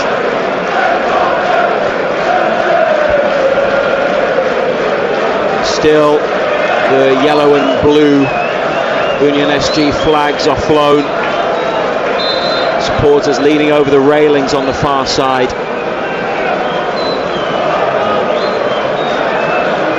The flag going from right to left. Newcastle United fans to the right, behind the goal and into the corner, on their feet. In celebratory mood. Could be another big black and white night in Brussels, like last night in the city centre. Home supporters increasing the volume levels. Newcastle 4-0 up, twirling the yellow and blue scarves they've brought with them. Some of them are half and half scarves, which are not everybody's cup of tea. The ball is with Union Saint-Gilloise in the final third. Sykes hoists it into the box. Fabian Schär heads it. Lewis Hall's got to be quick. Brings it under control, and it's come inside for Tonali. And here goes the Newcastle break. Barnes to the right. Osula makes space for Tonali. Moves to the left. His pass, though, is behind Barnes. And now defenders get back. But Harvey Barnes continues the attack. Edge of the penalty area. Wide to Tonali. Puts his foot on it. Miley makes a run. Tonali has to come back to Chow. And now Botman in the centre circle. It was the ball from Tonali, Ando, that needed to be ahead of Barnes. Yeah, it was just behind him, wasn't it? Yeah, just behind him, just killed the move. Break was on again. They just left themselves wide open again, Union.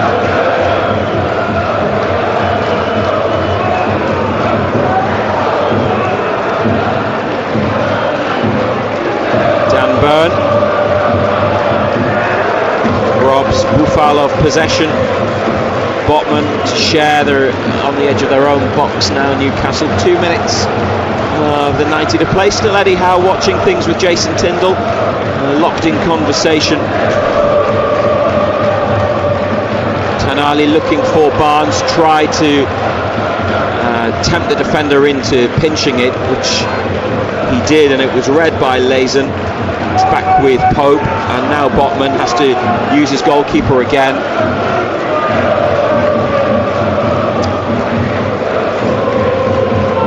Baltamada, 2 penalties for Gordon and Barnes after he was introduced from the bench.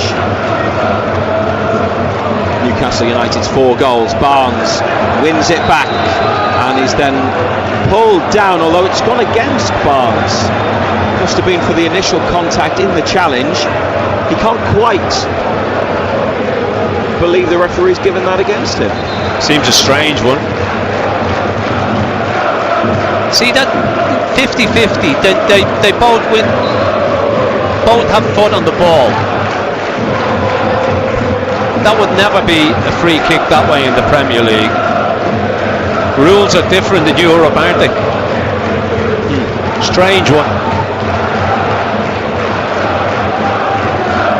Sykes out to Patrice. Botman heads away. Gordon, very tidy play, good skill on the left wing, and turns back inside but gets tackled by Patrice, who is then tackled by Byrne. And black and white shirts now not quite pouring forwards but on their way. Barnes, Malik Chow's made an advanced move up the right side. It's Osula just outside the penalty area, turns well, wants the shot, be desperate to score. Harvey Barnes has got a chance. Tanali takes over. Now back to Chow, corner of the area, deep cross. Lewis Hall down on his chest in the box. Hall threatening to take on his man. 1-2 with Barnes, the cut back. Oh, big save by Sherpen to prevent Tanali making it 5-0. Oh, they're all over the place defensively. Just letting people run all off them everywhere. Not close enough. Just ball watching. I mean, it's 4, but it just could have been so many more.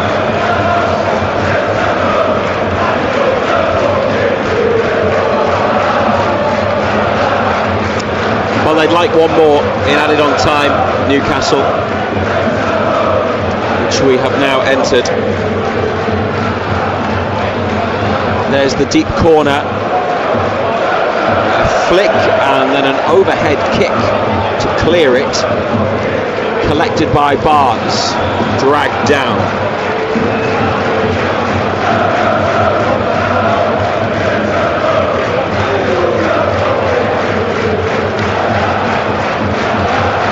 It's out on the far right hand side of the pitch.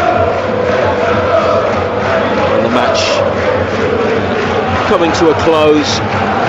Union SG 0, Newcastle United 4. Tanali injects some energy into this move, sprints into the middle to receive the ball, then gets it back from Dan Byrne. Now Lewis Hall in the attacking half of the pitch. Space is closed off, goes back to Scher. To his right to Botman. Looks like they've just rejigged things in the back 3 or back 5. Miley inside to Hall but given away. There were 4 minutes shown on the numbers board. Scher blocks a through ball, but it's come back to a yellow and blue shirt. And now Patrice towards the corner on this near right hand side. Boufal infield 10 yards. Zorgan wide to Patrice again, clips in the cross. And it's flicked up off Giga and safely into the grasp of Nick Pope.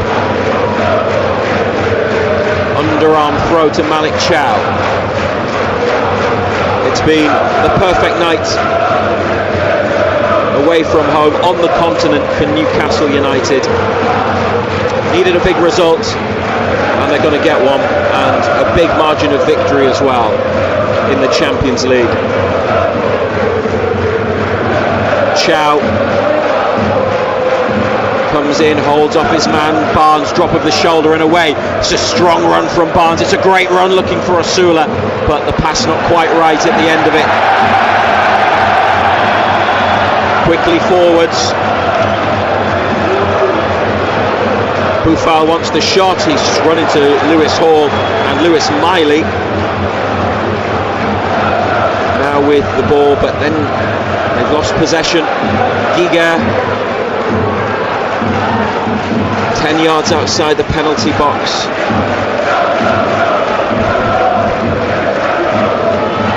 Having to defend here in the closing minutes. United 4-0 up.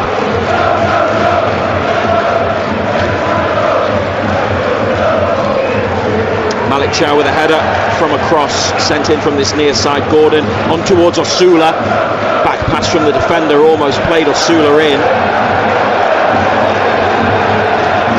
And Niang now on the left wing, running at Chow. Goes for the goal line. Cher makes a block. It's a corner kick. Union SG finishing the match on the attack, although the decision's been changed for goal kick by the looks of things.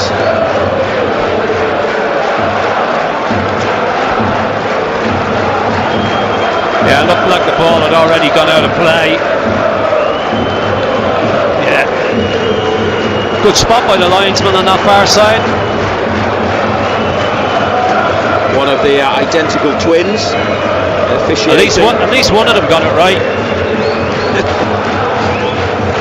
Just looking at the record, this will be a record win in the Champions League for Newcastle, won't it? 4-0. There was the qualifier against Saint-Gilloise in 2002 that was 4-0 at home, 5-0 on aggregates. Obviously they hit 4 against PSG last time, but conceded 1 tonight. A clean sheet in Belgium and a big victory, one they definitely needed, both in terms of the Champions League, but just generally with the way things have gone this season. They've got it in a very, very convincing and comfortable way. 2 goals in either half. Voltemada deflecting in Tonali's shot. Gordon with 2 penalties either side of half-time, one for a foul, the other awarded after a VAR review for a handball, and then Barnes played in with a late goal after coming on as a substitute. It's been a fantastic night, a fantastic European away trip and away performance, John Anderson. Yeah, it's just been so comfortable, you know. As I said beforehand, didn't know what to expect from these, wasn't too sure how strong the Belgian league is, but from start to finish, don't think we had too many problems. It was very, very comfortable, never looked in any danger, and it's good to score 4. Of course it is, you know, especially away from home as well, because as I said earlier, come the end of this group competition, goals could count, they could be important, so it was important to get those on the board. The players now go to the away fans, and brilliant scenes of celebration from the travelling black and whites. This is the only new opponent that they face in Europe this season, Union Saint-Gilloise. They've played everybody else at least once before in various European competitions, but a special one to see them score 4 goals away from home in the Champions League, even though their opponents were clearly not at the level that you would say that some of their other opponents over the next couple of months will be. John Anderson, they still have to go and win win emphatically, which is what they've done. Yeah, that's all you can do. You've got to go and you've got to beat what's in front of you, and they've done that very, very comfortably tonight. And you're right what you say, there'll be stiffer tests along the way, of course there will. But after watching these tonight, it makes you wonder what PSV are going to be like at St James's, as I said to you earlier, because these went to Holland and comprehensively beat PSV. So yeah, that could be another night where there could be plenty of goals in it as well, Razor. Just looking at the current standings, there are matches coming up at 8 o'clock, so it will change again. But a lot of clubs have already played twice. Newcastle are among them, and because of the 4 goals that they've scored, the goal difference is now 3, with 5 for and 2 against in their 2 matches.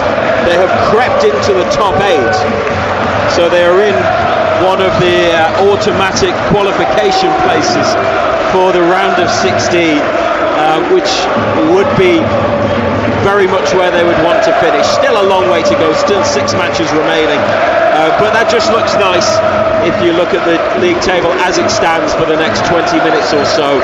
If they finish between 9th and 24th inclusive, then they will go into a playoff round for the right to join the top 8 in the last 16. Still, United's players applaud the fans who may be kept behind, as is often the case in Europe, for half an hour or so before being escorted from the stadium and then led back into the city centre. The Union Saint-Gilloise players are with their fans on the far side, those who are still flying the flag for their team, and have done so all night. Just been a really satisfying evening away from home. Would you finally pick out a couple of players, Ando, who you felt really impressed or showed some good things? Maybe Gordon putting away 2 penalties after what he went through last season, having one at Everton saved. Yeah, two good penalties put away from him. Valdemar's flick for the goal, great reaction. Look, it was a very, very comfortable night. Tonali yet again was busy. Defensively weren't really tested, didn't have a great deal to do. There'll be tougher tests along the way, that's for sure. I thought Elanga, especially in that first half, got so much space and so much of the ball. It's one thing getting the space, but it's what you do with it when you get it, and I thought he did it very, very well. He obviously won the first penalty. In the first half he just tore them apart because they just stood off and gave them all the room in the world. But look at it, it's a comfortable win, it's a good win, and it's a confidence boosting win as well. Mind you, we said that about the Bradford game as well, though it was a big confidence boost win for us, but it gets us up and running in this competition, and that's what you need to do.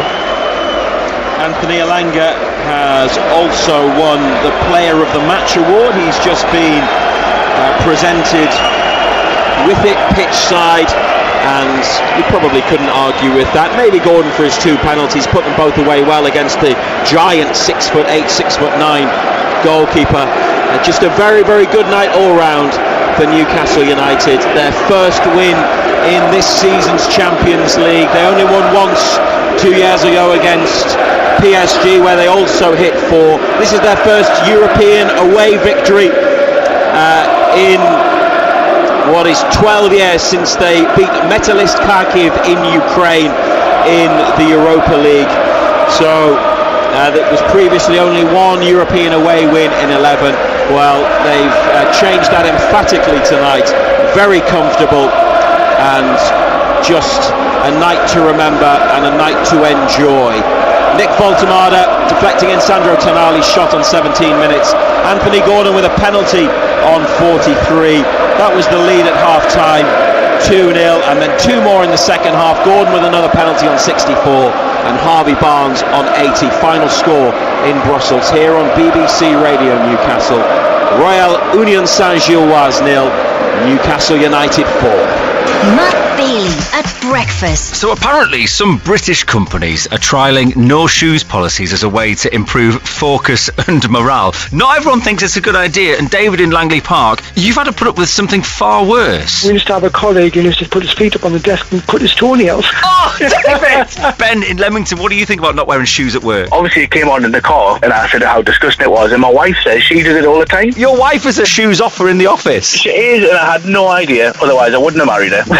Matt Bailey at breakfast. Weekdays from 6. Just ask your smart speaker to play BBC Radio Newcastle. United very much up and running then in the Champions League. That 4-0 win in Brussels against Union SG. Nick Voltemada and Harvey Barnes either side of 2 penalties from Anthony Gordon. We are on air until 8 o'clock. It was an unusual start time, but it's a normal finish time for Total Sport. So you have got time to send us your text messages and your WhatsApp messages if you are quick. 08000 321 333. 08000 321 333 for your WhatsApp messages. 81333 for the texts. Start them all with the letters BBC.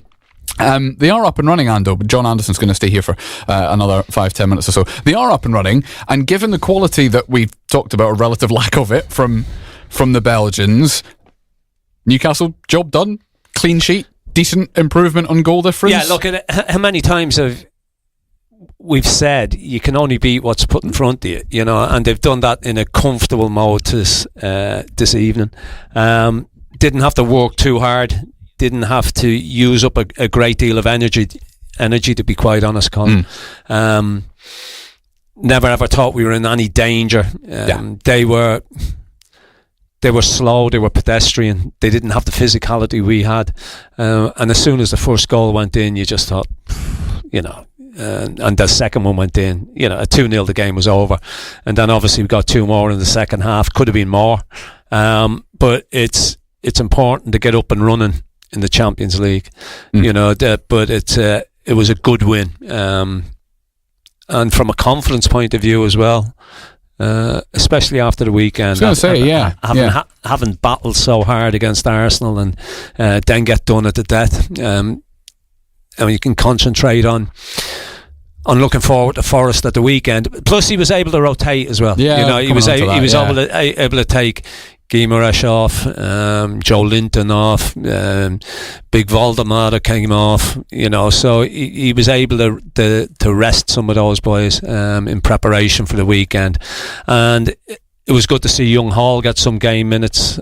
after his exertions and being tired and missing out against Arsenal because of the tiredness. So lots of pluses to take over. Anthony Elanga, the one who was awarded the Player of the Match award in the end. Do we sometimes take Sandro Tonali for granted? Because you just expect him to do all the things he does, don't you? For 95, 100 minutes as well. Again tonight, still going. He's just a real player. You know, he does everything well. He defends well, he passes the ball well, he gets into advanced positions. He's just a real player. You know, Elanga probably couldn't believe the amount of space and time he was getting, especially in that first half. You know, they just stood off him so much and gave him. And if you give somebody who's got the pace that he's got, you're just asking for trouble. You know, you're asking for trouble. But he made the best of it. He made, you know, he caused them all sorts of bother. But yeah, I agree with you about Tonali. He's just, I forget about him sometimes because you've got so used to the performances that he puts in. You know, it's his level of performance game in, game out is unbelievable. It never seems to waver. It's always on the same level, where you've got others who'll go from being extremely good to not seeing them at all. Yeah. Where Tonali is just on a level all the time. Just because you had a big conversation with Razor at the end of the game as well about Newcastle, and we've talked about individuals. Just one more on Union SG, because they had nearly 50% possession. They had more shots than Newcastle did. Same number on target. Forced Nick Pope into 2 or 3 saves. Maybe not spectacular saves, but enough saves. And yet lost 4-0 and were never in any. Never looked like getting back into the game at all. No, they didn't. Why not? Where were they deficient, if you like? Well, the physicality aspect that I mentioned earlier on, and the pace as well. You know, everything they did was very precise and very laboured. Gave you time to get players back behind the ball, so you're seeing it all. And I know you're on about the shots, but you look at the shots where those shots have come from. You know, they're all 25, 30 yards out. You know, it's not as if they've got in behind you, and they did once when they got in behind Dan Bourne and the boys tried to bend it and he got no bend on it and put it past the far post. But it was all from distance. It was all relative. Yes, they were saves, but they were relatively comfortable saves for Nick Pope. It's going to be interesting. There's 2 of the games that kick off at 8 o'clock tonight involve 4 teams that Newcastle have either played in Barcelona or will play. So Barcelona take on PSG, and the one that I'm fascinated about is Bayer Leverkusen against PSV, because PSV, as we know, were beaten fairly comfortably by this USG side that Newcastle have dispatched with no issue tonight at all. Very interesting to watch how Leverkusen and PSV match up. Yeah, I mean, after watching Union tonight, you wouldn't think that PSV are up to much. No, on the basis of results. On the basis of that. But you wonder about Dutch football, because Ajax have been battered in both their opening games as well. You know, so you wonder what state that Dutch football is actually in. We asked the question before the ball was kicked, what level is Belgian football in? You know, these are unbeaten in the league this season. Yeah. You know, what does that tell you about the rest of the league, to be quite honest? Yeah. But as we said, we'll end the conversation as we started it. Yeah. And, you know, to do it in the manner that we've done it, okay, there's 2 penalties in there. The second one, handball, is it in an unnatural position? Well, he's a little bit unlucky, to be perfectly honest. Yeah, probably. But, you know, the rules... The rules in Europe are different to what they are in the Premier League. The first one, no complaints at all. The boy didn't need to make the challenge either, because Alanga had knocked the ball away. I'm not too sure he was getting there. There was a defender coming across. So it was very, very naive defending. But look, it was so comfortable. It really was. And it could have been more. Yeah, indeed. John Anderson, thank you very much. Cheers, Colin. Thank you. Enjoyed that. And we'll be back on Total Sport on Friday. Steve Howie in for him in his usual Thursday slot tomorrow. I'll mention a couple of the games. I'll tell you the rest of them. Well, actually, the other game that kicked off at 5:45, Karabag beat Copenhagen by 2-0 in the end. But the other 8 o'clock games: Arsenal against Olympiacos, Borussia Dortmund against Athletic Bilbao, Monaco against Manchester City, Napoli take on Sporting Lisbon, Villarreal are at home to Juventus, as well as the 2 games I mentioned earlier: Barcelona, PSG, and Bayer Leverkusen against PSV. Yeah, it's confusing with PSG and PSV and USG that Newcastle took on tonight. A few games in the Championship as well. Portsmouth already 1-0 up on Watford. And in the game that we're keeping an eye on in the National League as well, Carlisle against Hartlepool. Carlisle are already leading in that one too. The other big news from today, the non-football news from today, was Newcastle Red Bulls this afternoon announcing a raft of off-field changes. Steve Diamond, the director of rugby, has gone. Rumours this morning that he'd been sacked. The official wording was that the club that he had left. Either way, he is no longer the director of rugby. No direct replacement for him though, but there is a new sporting general manager, a new head coach, a new academy and pathways director, a man returning to the club after a time away. And all of this happens between their first 2 Prem games of the season as well. Here are the thoughts of our rugby union commentator, Dean Gray. I interviewed him yesterday, and if he had a clue that this was going to happen, I would be absolutely amazed. We were talking about the team, we're talking about the Red Roses. I spoke to him for probably 10 minutes, and he's either the best actor in the world ever, or he didn't know. And I'm leaning towards the latter rather than the former.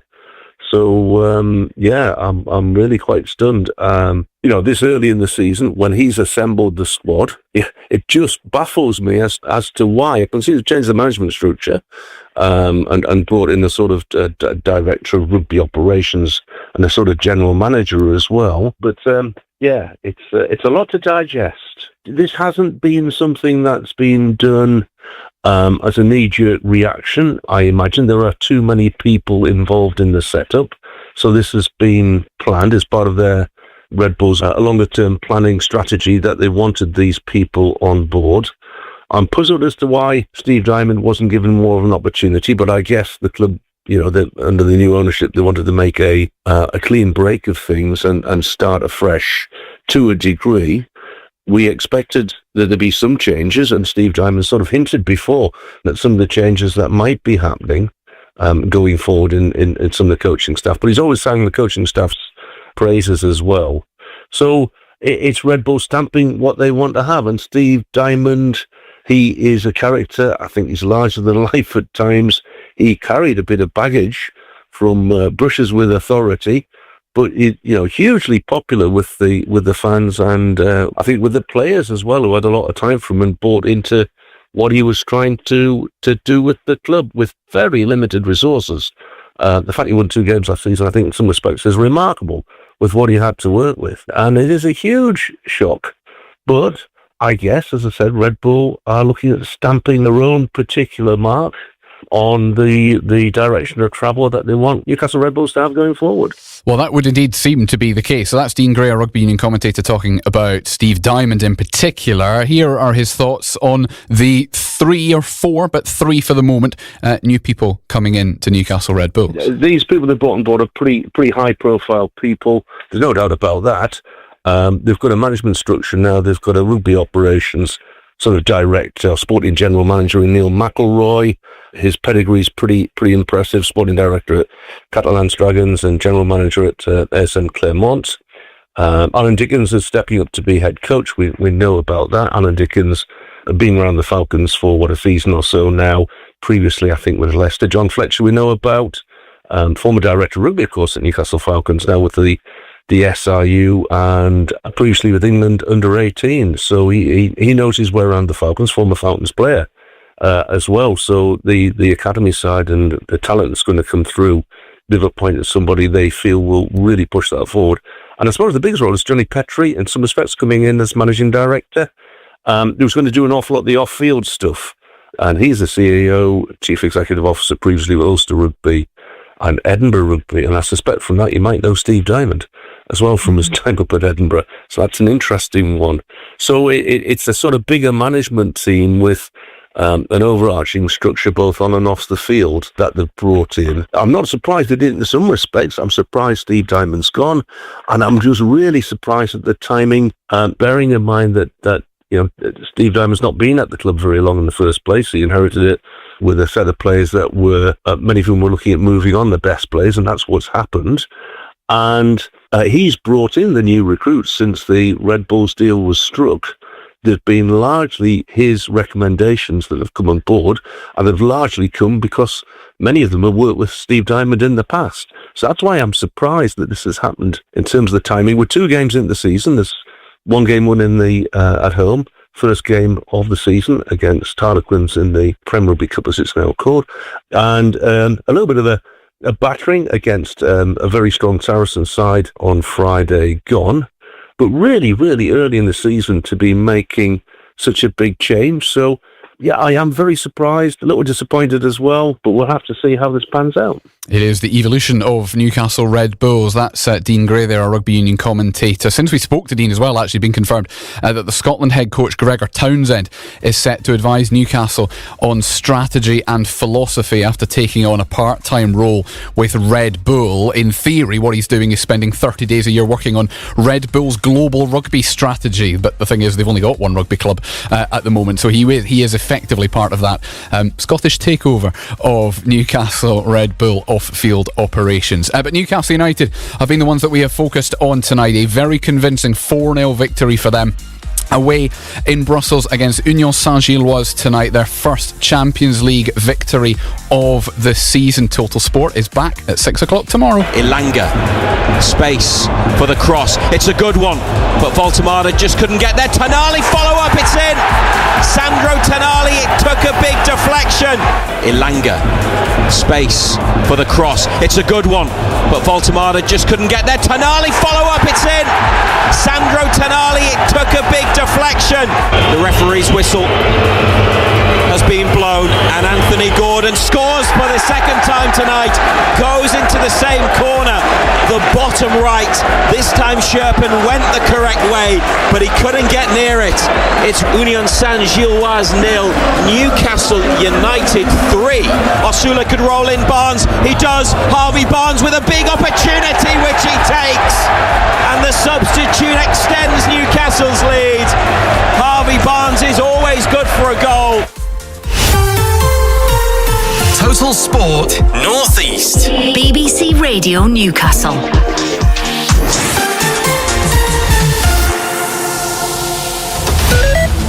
the BBC Sounds app, on your smart speaker, Play BBC Radio Newcastle. and on your radio. The sound of the North East is BBC Radio Newcastle.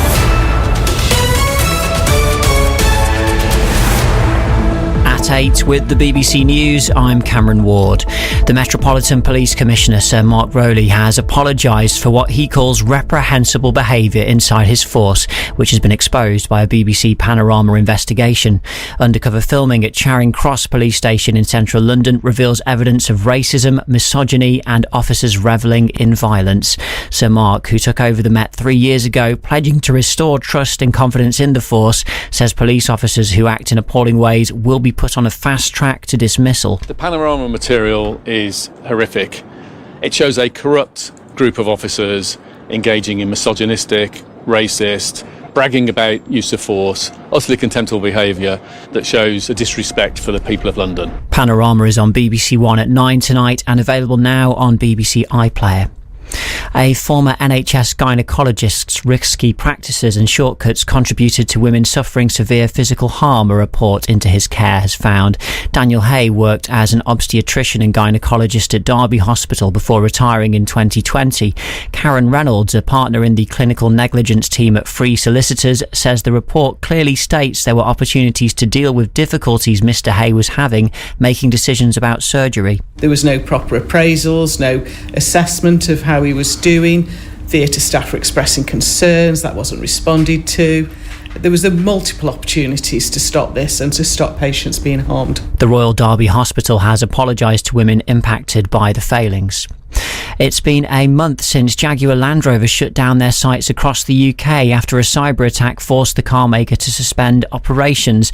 The government says it's giving a loan worth £1.5 billion to help smaller firms who supply to JLR and protect jobs.